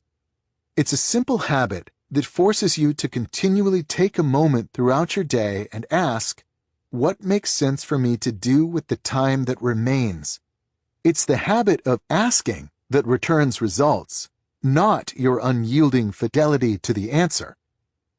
I would go so far as to argue that someone following this combination of comprehensive scheduling and a willingness to adapt or modify the plan as needed will likely experience more creative insights than someone who adopts a more traditionally spontaneous approach, where the day is left open and unstructured.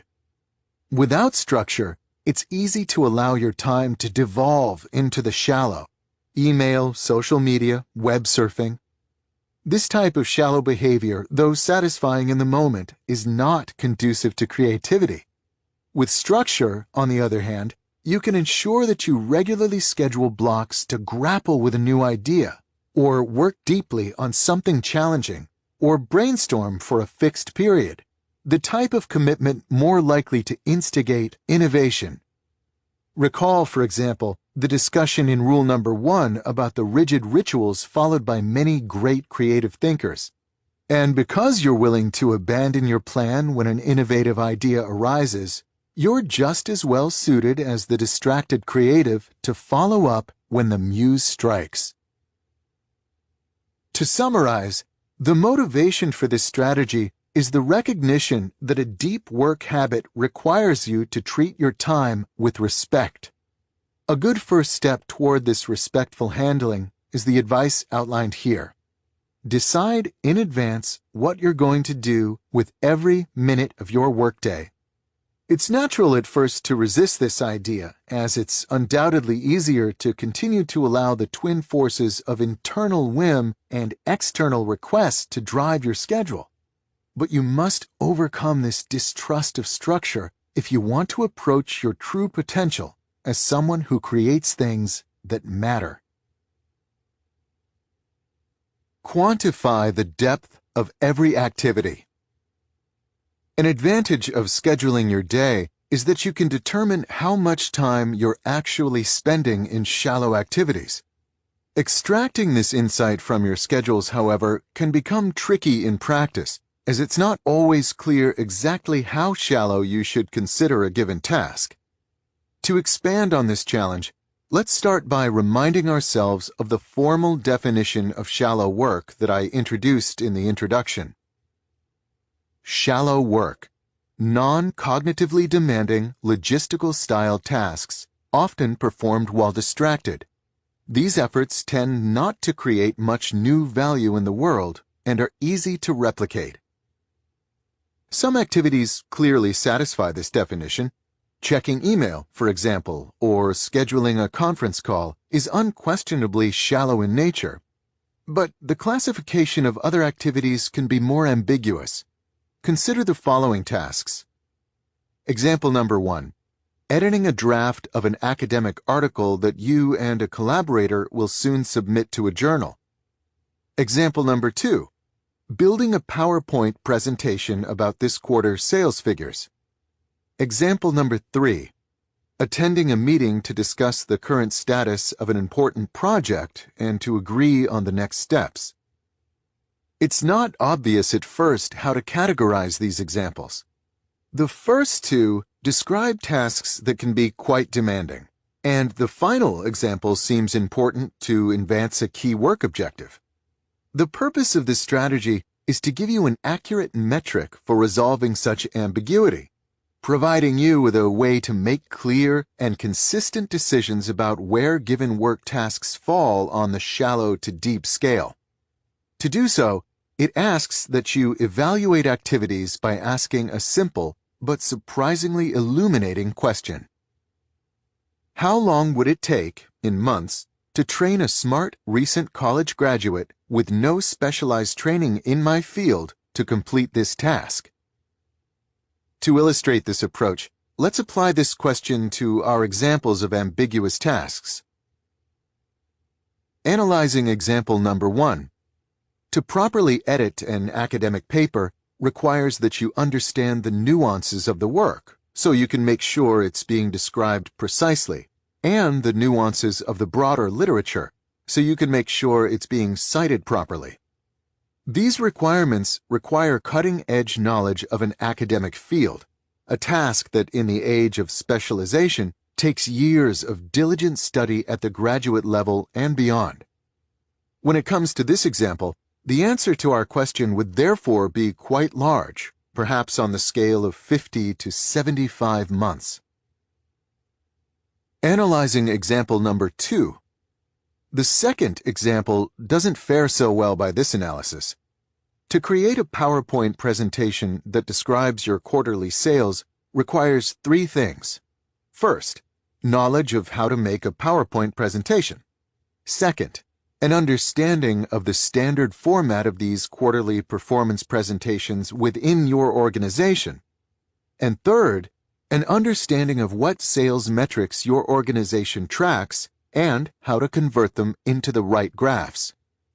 The hypothetical college graduate imagined by our question, we can assume, would already know how to use PowerPoint. And learning the standard format for your organization's presentations shouldn't require more than a week. The real question, therefore, is how long it takes a bright college graduate to understand the metrics you track, where to find the results, and how to clean those up and translate them into graphs and charts that are appropriate for a slide presentation. This isn't a trivial task, but for a bright college grad, it wouldn't require more than an additional month or so of training, so we can use 2 months as our conservative answer. Analyzing example number 3. Meetings can be tricky to analyze. They can seem tedious at times, but they're often also presented as playing a key role in your organization's most important activities. The method presented here helps cut through this veneer. How long would it take to train a bright, recent college graduate to take your place in a planning meeting? He or she would have to understand the project well enough to know its milestones and the skills of its participants. Our hypothetical grad might also need some insight into the interpersonal dynamics and the reality of how such projects are executed at the organization. At this point, you might wonder if this college grad would also need a deep expertise in the topic tackled by the project. For a planning meeting, probably not. Such meetings rarely dive into substantive content and tend to feature a lot of small talk and posturing, in which participants try to make it seem like they're committing to a lot without actually having to commit. Give a bright recent graduate 3 months to learn the ropes, and he or she could take your place without issue in such a gabfest. So we'll use 3 months as our answer. This question is meant as a thought experiment. I'm not going to ask you to actually hire a recent college graduate to take over tasks that score low. But the answers it provides will help you objectively quantify the shallowness or depth of various activities. If our hypothetical college graduate requires many months of training to replicate a task, then this indicates that the task leverages hard-won expertise. As argued earlier, tasks that leverage your expertise tend to be deep tasks, and they can therefore provide a double benefit. They return more value per time spent, and they stretch your abilities, leading to improvement. On the other hand, a task that our hypothetical college graduate can pick up quickly is one that does not leverage expertise, and therefore it can be understood as shallow. What should you do with this strategy? Once you know where your activities fall on the deep to shallow scale, bias your time toward the former. When we consider our case studies, for example, we see that the first task is something that you would want to prioritize as a good use of time, while the second and third are activities of a type that should be minimized. They might feel productive, but their return on time investment is measly. Of course, how one biases away from shallow and toward depth is not always obvious, even after you know how to accurately label your commitments. This brings us to the strategies that follow, which will provide specific guidance on how to accomplish this tricky goal. Ask your boss for a shallow work budget. Here's an important question that's rarely asked. What percentage of my time should be spent on shallow work? This strategy suggests that you ask it. If you have a boss, in other words, have a conversation about this question. You'll probably have to first define for him or her what shallow and deep work means. If you work for yourself, ask yourself this question. In both cases, settle on a specific answer. Then, and this is the important part, try to stick to this budget. The strategies that precede and follow this one will help you achieve this goal. For most people in most non-entry-level knowledge work jobs, the answer to the question will be somewhere in the 30 to 50% range. There's a psychological distaste surrounding the idea of spending the majority of your time on unskilled tasks, so 50% is a natural upper limit, while at the same time, most bosses will begin to worry that if this percentage gets too much lower than 30%, you'll be reduced to a knowledge work hermit who thinks big thoughts but never responds to emails. Obeying this budget will likely require changes to your behavior. You'll almost certainly end up forced into saying no to projects that seem infused with shallowness, while also more aggressively reducing the amount of shallowness in your existing projects. This budget might lead you to drop the need for a weekly status meeting in preference for results-driven reporting. Let me know when you've made significant progress, then we'll talk. It might also lead you to start spending more mornings in communication isolation, or decide it's not as important as you once thought to respond quickly and in detail to every CC'd email that crosses your inbox. These changes are all positive for your quest to make deep work central to your working life. On the one hand, they don't ask you to abandon your core shallow obligations, a move that would cause problems and resentment, as you're still spending a lot of time on such efforts. On the other hand, they do force you to place a hard limit on the amount of less urgent obligations you allow to slip insidiously into your schedule. This limit frees up space for significant amounts of deep effort on a consistent basis. The reason why these decisions should start with a conversation with your boss is that this agreement establishes implicit support from your workplace.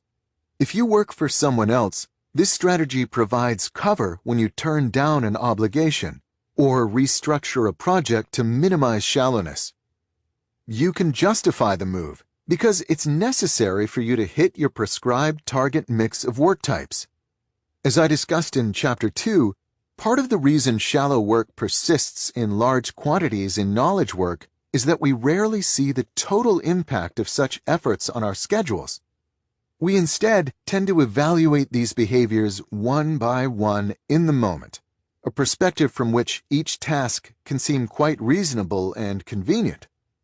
The tools from earlier in this rule, however, allow you to make this impact explicit. You can now confidently say to your boss, "This is the exact percentage of my time spent last week on shallow work," and force him or her to give explicit approval for that ratio. Faced with these numbers and the economic reality they clarify, it's incredibly wasteful, for example, to pay a highly trained professional to send email messages and attend meetings for 30 hours a week. A boss will be led to the natural conclusion that you need to say no to some things and to streamline others, even if this makes life less convenient for the boss or for you or for your coworkers. Because, of course, in the end, a business's goal is to generate value, not to make sure its employees' lives are as easy as possible. If you work for yourself, This exercise will force you to confront the reality of how little time in your busy schedule you're actually producing value. These hard numbers will provide you the confidence needed to start scaling back on the shallow activities that are sapping your time. Without these numbers, it's difficult for an entrepreneur to say no to any opportunity that might generate some positive return. I have to be on Twitter. I have to maintain an active Facebook presence. I have to tweak the widgets on my blog, you tell yourself, because when considered in isolation, to say no to any one of these activities seems like you're being lazy. By instead picking and sticking with a shallow to deep ratio, you can replace this guilt-driven unconditional acceptance with the more healthy habit of trying to get the most out of the time you put aside for shallow work. Therefore, still exposing yourself to many opportunities, but keeping these efforts constrained to a small enough fraction of your time and attention to enable the deep work that ultimately drives your business forward. Of course, there's always the possibility that when you ask this question, the answer is stark. No boss will explicitly answer, 100% of your time should be shallow, unless you're entry level, at which point you need to delay this exercise until you've built enough skills to add deep efforts to your official work responsibilities. But a boss might reply in so many words, as much shallow work is needed for you to promptly do whatever we need from you at the moment. In this case, the answer is still useful, as it tells you that this isn't a job that supports deep work, and a job that doesn't support deep work is not a job that can help you succeed in our current information economy. You should, in this case, thank the boss for the feedback and then promptly start planning how you can transition into a new position that values depth. Finish your work by 5:30. In the 7 days preceding my first writing these words, I participated in 65 different email conversations. Among these 65 conversations, I sent exactly 5 emails after 5:30 p.m. The immediate story told by these statistics is that, with few exceptions, I don't send emails after 5:30. But given how intertwined email has become with work in general, there's a more surprising reality hinted by this behavior. I don't work after 5:30 p.m. I call this commitment fixed schedule productivity, as I fix the firm goal of not working past a certain time, then work backward to find productivity strategies that allow me to satisfy this declaration. I've practiced fixed schedule productivity happily for more than half a decade now, and it's been crucial to my efforts to build a productive professional life centered on deep work. In the sections ahead, I will try to convince you to adopt this strategy as well. Let me start my pitch for fixed schedule productivity by first noting that according to conventional wisdom, in the academic world I inhabit, this tactic should fail. Professors, especially junior professors, are notorious for adopting grueling schedules that extend into the night and through weekends. Consider, for example, a blog post published by a young computer science professor whom I'll call Tom. In this post, which Tom wrote in the winter of 2014, he replicates his schedule for a recent day in which he spent 12 hours at his office. This schedule includes 5 different meetings and 3 hours of administrative tasks, which he describes as tending to bushels of emails, filling out bureaucratic forms, organizing meeting notes, planning future meetings. By his estimation, he spent only 1.5 out of 12 total hours sitting in his office tackling real work, which he defines as efforts that make progress toward a research deliverable. It's no wonder that Tom feels coerced into working well beyond the standard workday. I've already accepted the reality that I'll be working on weekends, he concludes in another post. Very few junior faculty can avoid such a fate. And yet, I have. Even though I don't work at night and rarely work on weekends, between arriving at Georgetown in the fall of 2011 and beginning work on this chapter in the fall of 2014, I've published somewhere around 20 peer-reviewed articles. I also won 2 competitive grants, published 1 non-academic book, and have almost finished writing another, which you're listening to at the moment, all while avoiding the grueling schedules deemed necessary by the Toms of the world. What explains this paradox? We can find a compelling answer in a widely disseminated article published in 2013 by an academic further along in her career and far more accomplished than I, Radhika Nagpal, the Fred Kavli Professor of Computer Science at Harvard University. Nagpal opens the article by claiming that much of the stress suffered by tenure-track professors is self-imposed. Scary myths and scary data abound about life as a tenure-track faculty at an R1 research-focused university, she begins, before continuing to explain how she finally decided to disregard the conventional wisdom and instead deliberately do specific things to preserve my happiness. This deliberate effort led Nagpal to enjoy her pre-tenure time tremendously. Nagpal goes on to detail several examples of these efforts, but there's one tactic in particular that should sound familiar. As Nagpal admits, early in her academic career, she found herself trying to cram work into every free hour between 7 a.m. and midnight. Because she has kids, this time, especially in the evening, was often severely fractured. It didn't take long before she decided this strategy was unsustainable.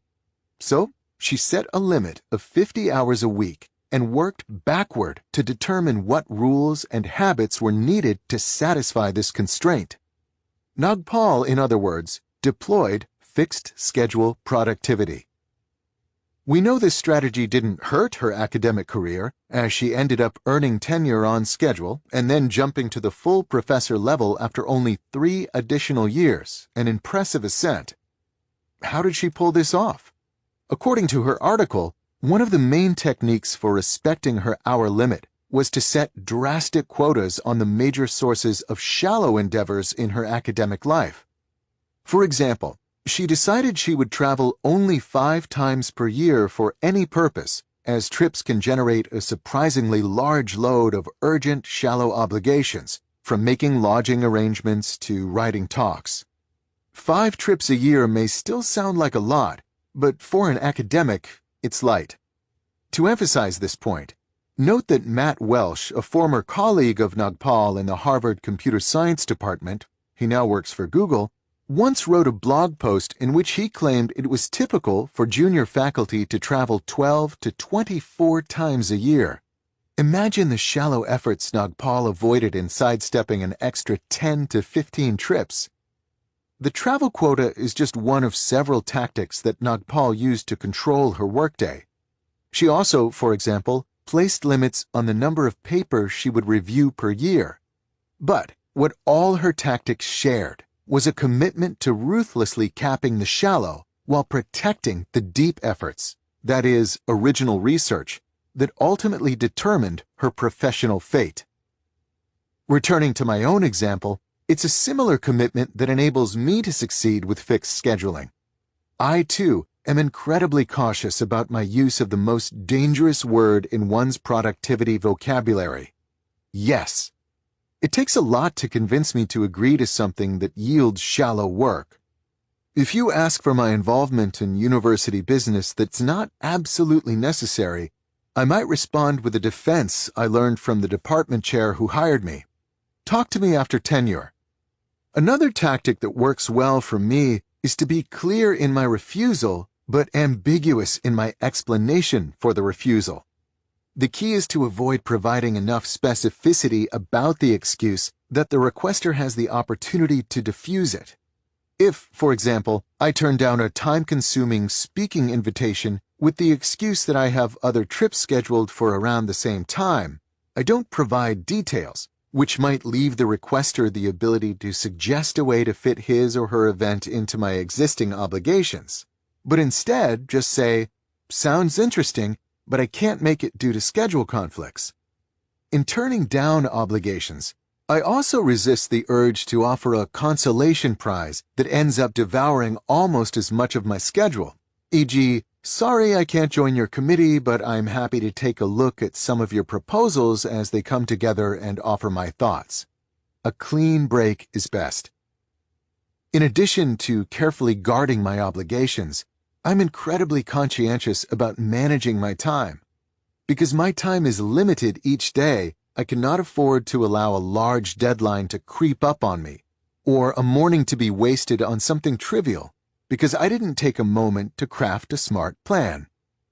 The Damoclean cap on the workday enforced by fixed schedule productivity has a way of keeping my organization efforts sharp. Without this looming cutoff, I'd likely end up more lax in my habits. To summarize these observations, Nagpal and I can both succeed in academia without Tom-style overload due to two reasons. First, we're asymmetric in the culling forced by our fixed schedule commitment. By ruthlessly reducing the shallow while preserving the depth, this strategy frees up our time without diminishing the amount of new value we generate. Indeed, I would go so far as to argue that the reduction in shallow frees up more energy for the deep alternative, allowing us to produce more than if we had defaulted to a more typical crowded schedule. Second, the limits to our time necessitate more careful thinking about our organizational habits, also leading to more value produced as compared to longer but less organized schedules. The key claim of this strategy is that these same benefits hold for most knowledge work fields. That is, even if you're not a professor, fixed schedule productivity can yield powerful benefits. In most knowledge work jobs, it can be difficult in the moment to turn down a shallow commitment that seems harmless in isolation, be it accepting an invitation to get coffee or agreeing to jump on a call. A commitment to fixed schedule productivity, however, shifts you into a scarcity mindset. Suddenly, an obligation beyond your deepest efforts is suspect and seen as potentially disruptive. Your default answer becomes no. The bar for gaining access to your time and attention rises precipitously, and you begin to organize the efforts that pass these obstacles with a ruthless efficiency. It might also lead you to test assumptions about your company's work culture that you thought were ironclad but turn out to be malleable. It's common, for example, to receive emails from your boss after hours. Fixed schedule productivity would have you ignore these messages until the next morning. Many suspect that this would cause problems, as such responses are expected. But in many cases, the fact that your boss happens to be clearing her inbox at night doesn't mean that she expects an immediate response. A lesson this strategy would soon help you discover. Fixed schedule productivity, in other words, is a meta-habit that's simple to adopt but broad in its impact. If you have to choose just one behavior that reorients your focus toward the deep, this one should be high on your list of possibilities. If you're still not sure, however, about the idea that artificial limits on your workday can make you more successful, I urge you to once again turn your attention to the career of fixed schedule advocate Radhika Nagpal. In a satisfying coincidence, at almost the exact same time that Tom was lamenting online about his unavoidably intense workload as a young professor, Nagpal was celebrating the latest of the many professional triumphs she has experienced despite her fixed schedule. Her research was featured on the cover of the journal Science. Become hard to reach. No discussion of shallow work is complete without considering email. This quintessential shallow activity is particularly insidious in its grip on most knowledge workers' attention, as it delivers a steady stream of distractions addressed specifically to you. Ubiquitous email access has become so ingrained in our professional habits that we're beginning to lose the sense that we have any say in its role in our life. As John Freeman warns in his 2009 book, The Tyranny of Email, with the rise of this technology, we are slowly eroding our ability to explain, in a careful, complex way, why it is so wrong for us to complain, resist, or redesign our workdays so that they are manageable. Email seems a fait accompli. Resistance is futile. This strategy pushes back at this fatalism. Just because you cannot avoid this tool altogether doesn't mean you have to cede all authority over its role in your mental landscape.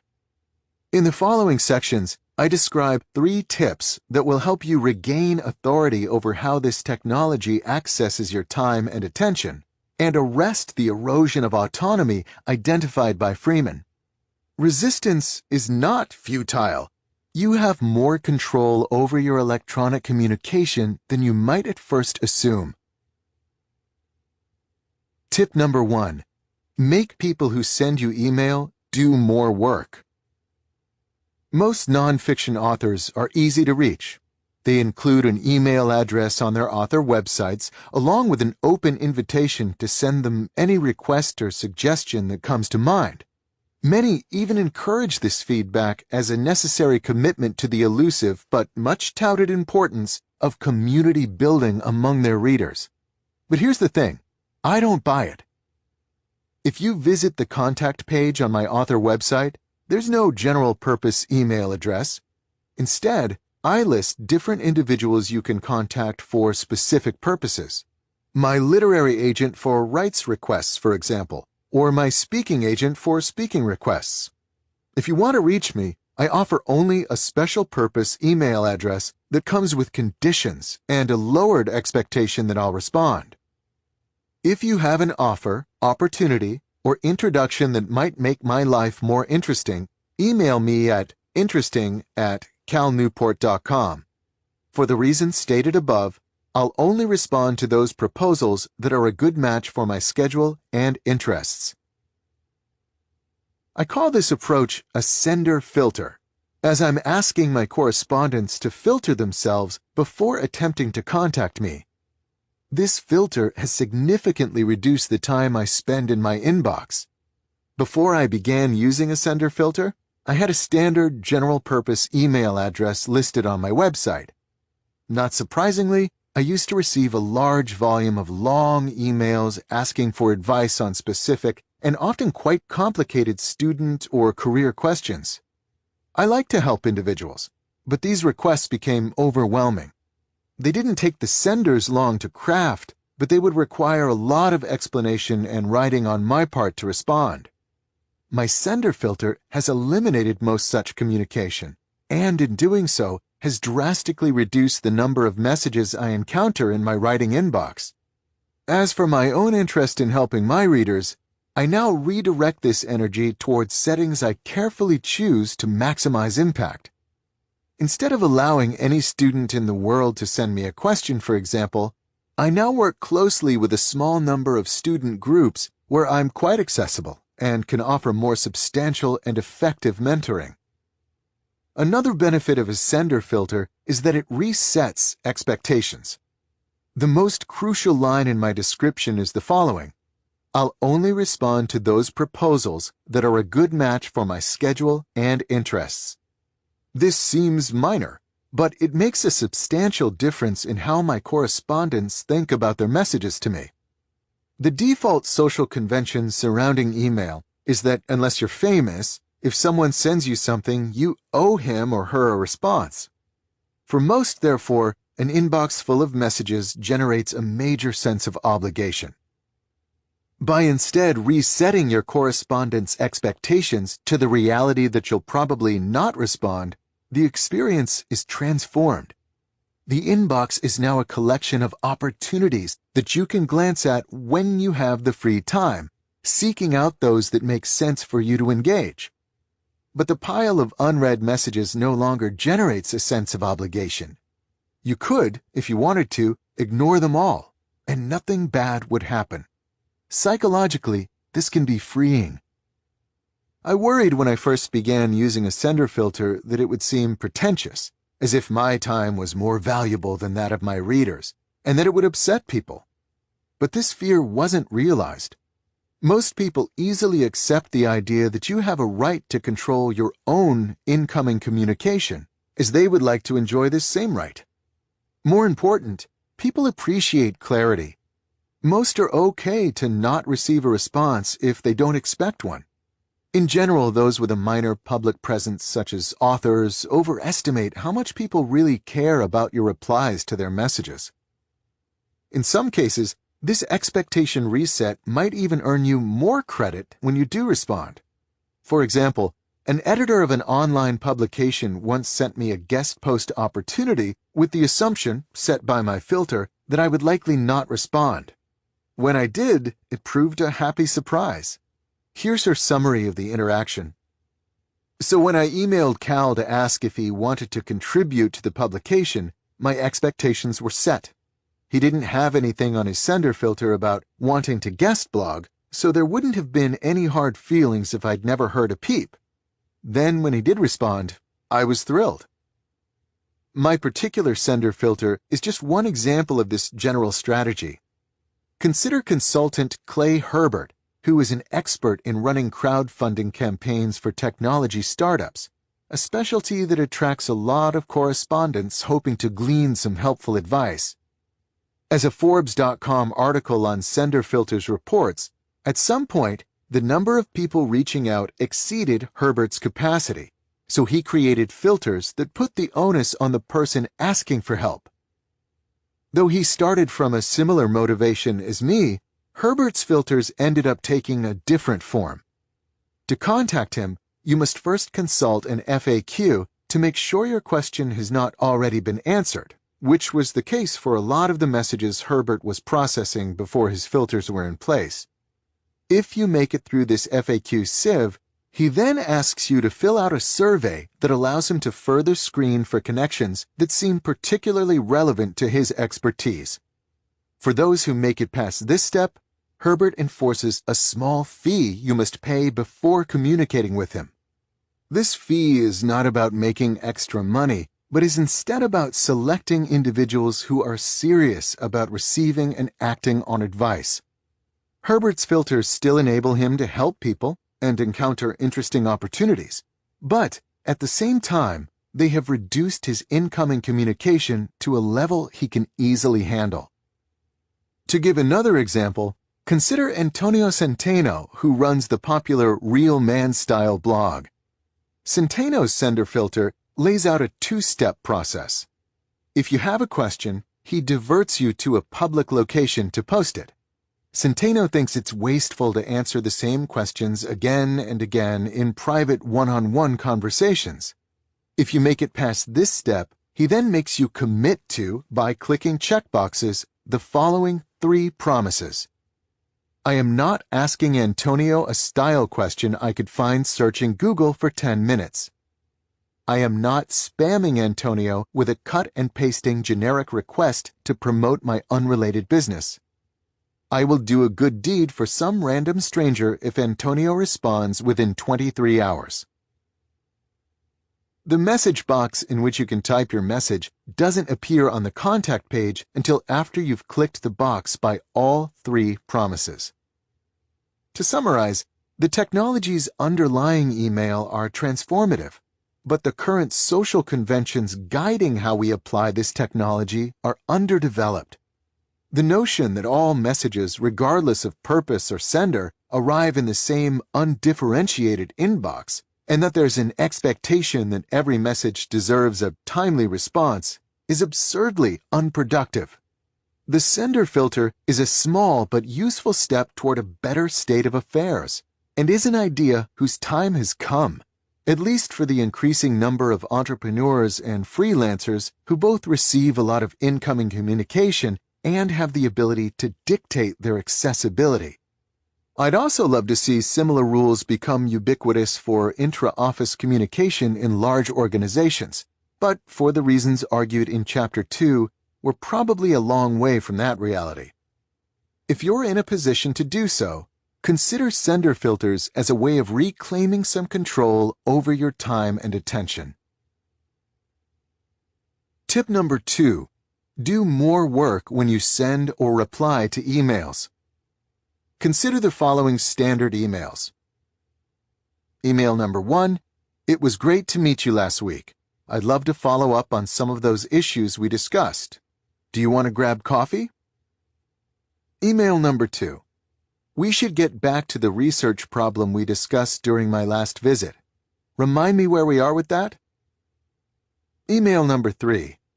I took a stab at that article we discussed. It's attached. Thoughts?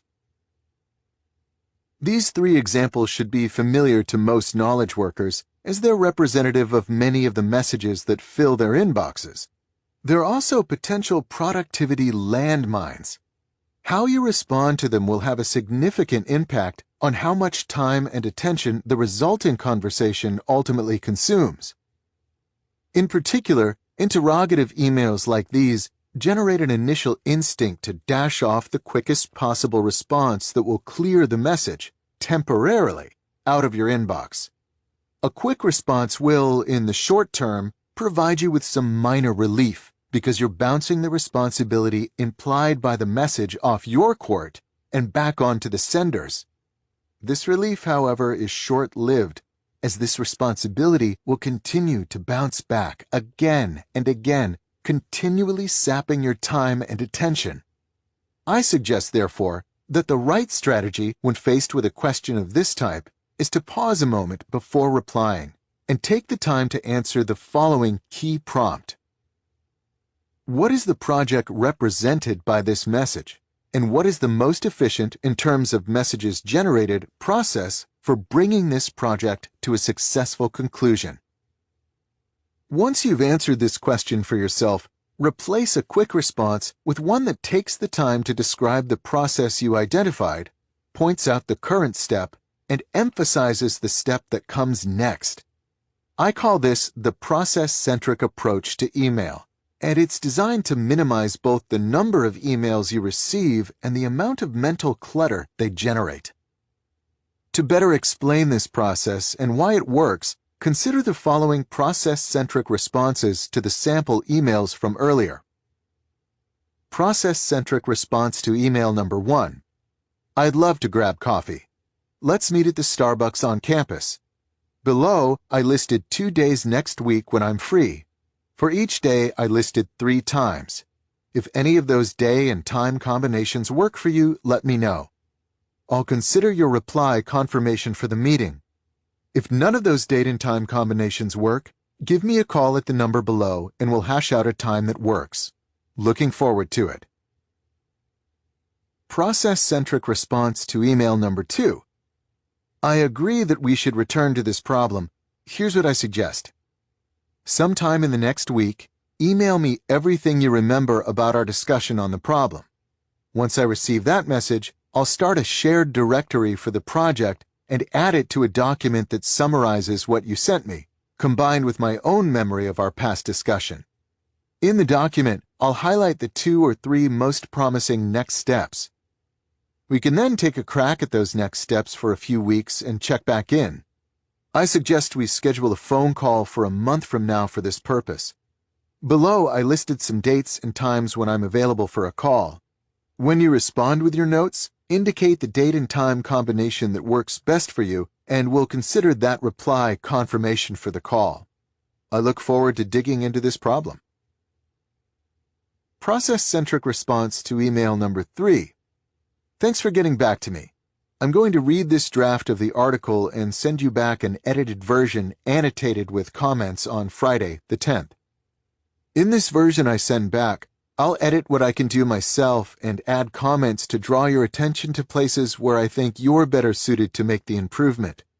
At that point, you should have what you need to polish and submit the final draft, so I'll leave you to do that.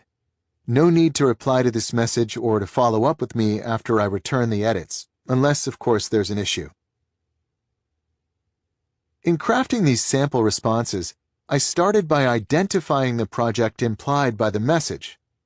Notice the word project is used loosely here. It can cover things that are large and obviously projects, such as making progress on a research problem, example number 2, but it applies just as easily to small logistical challenges like setting up a coffee meeting, example number 1. I then took a minute or 2 to think through a process that gets us from the current state to a desired outcome with a minimum of messages required. The final step was to write a reply that clearly describes this process and where we stand. These examples centered on an email reply, but it should be clear that a similar approach also works when writing an email message from scratch. The process-centric approach to email can significantly mitigate the impact of this technology on your time and attention. There are two reasons for this effect. First, it reduces the number of emails in your inbox.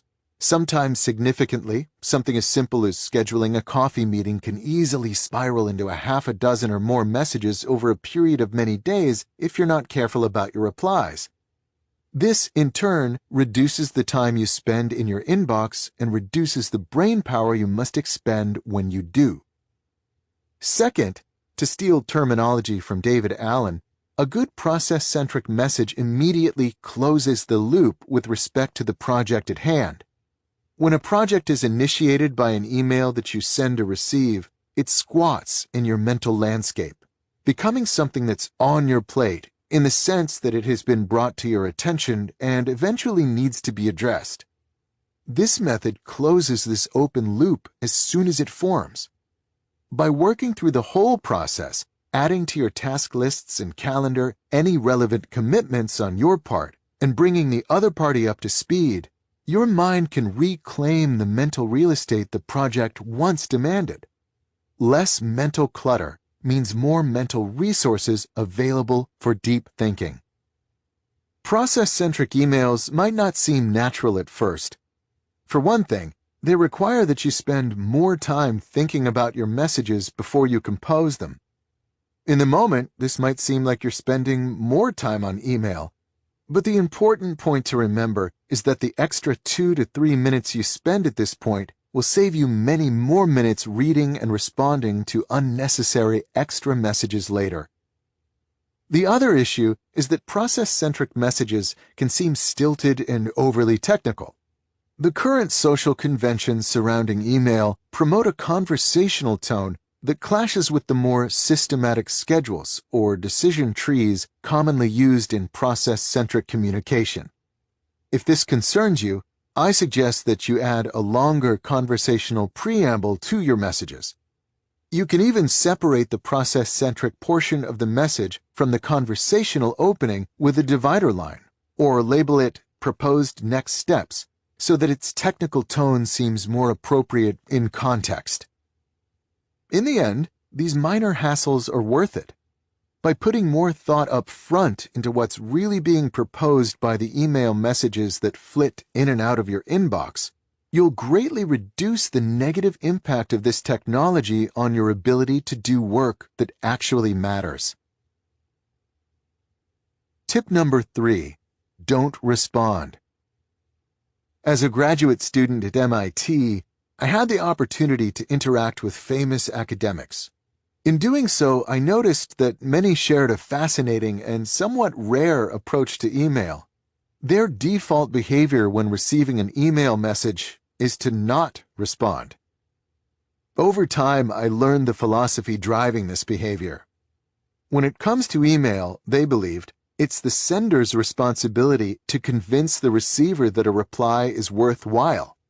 If you didn't make a convincing case and sufficiently minimize the effort required by the professor to respond, you didn't get a response.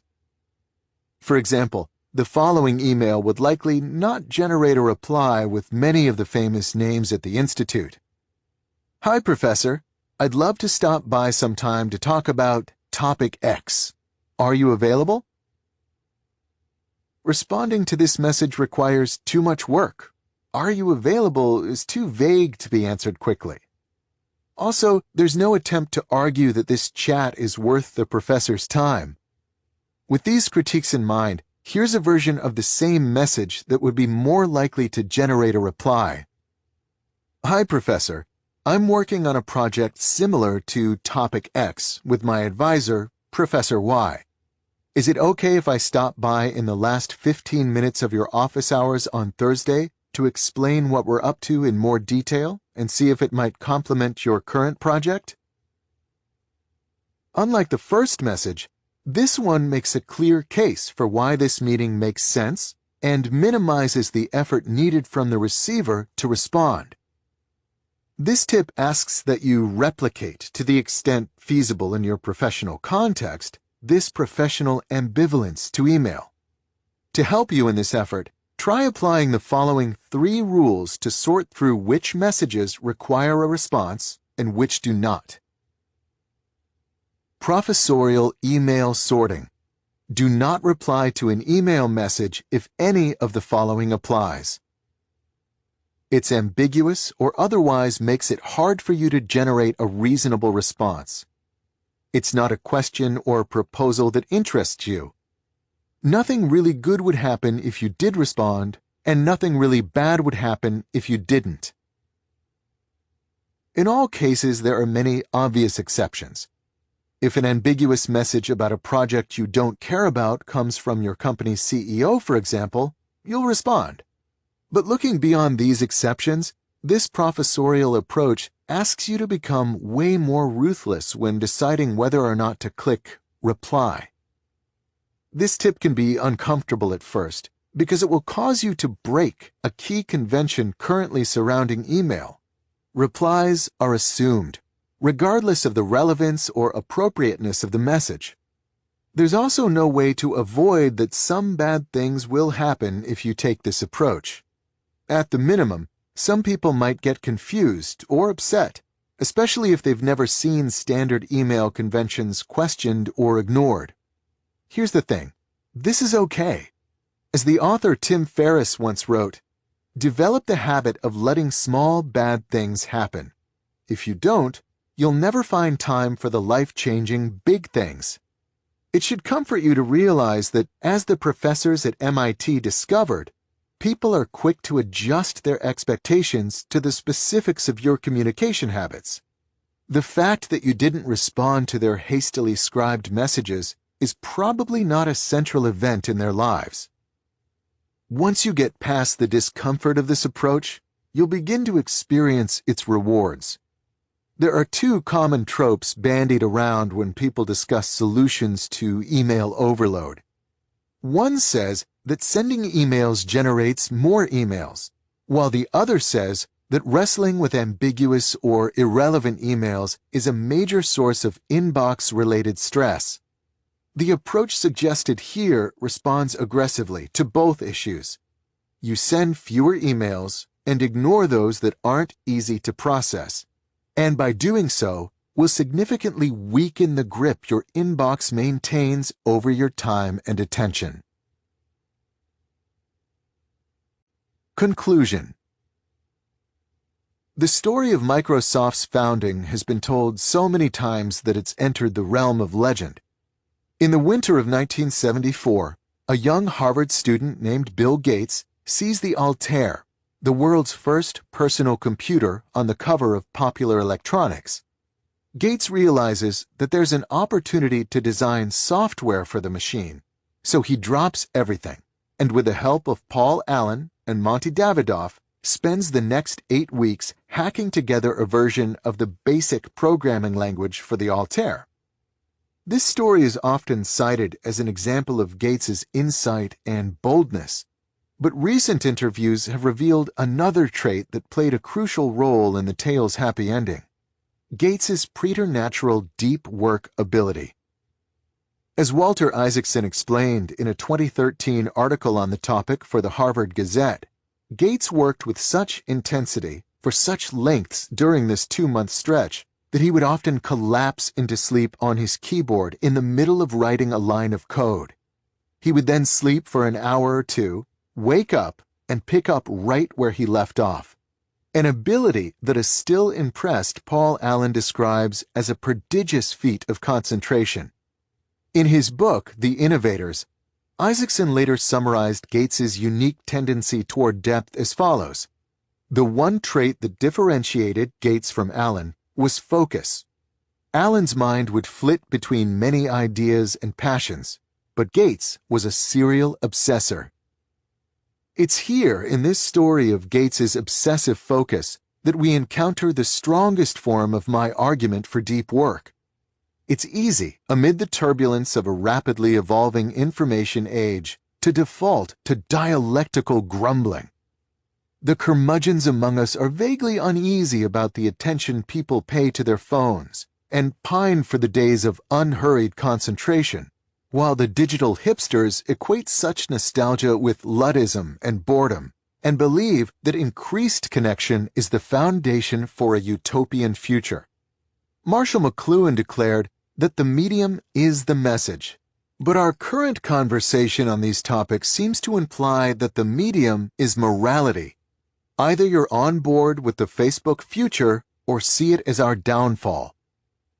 As I emphasized in this book's introduction, I have no interest in this debate. A commitment to deep work is not a moral stance, and it's not a philosophical statement. It is instead a pragmatic recognition that the ability to concentrate is a skill that gets valuable things done. Deep work is important, in other words, not because distraction is evil, but because it enabled Bill Gates to start a billion-dollar industry in less than a semester. This is also a lesson, as it turns out, that I've personally relearned again and again in my own career. I've been a depth devotee for more than a decade, but even I am still regularly surprised by its power.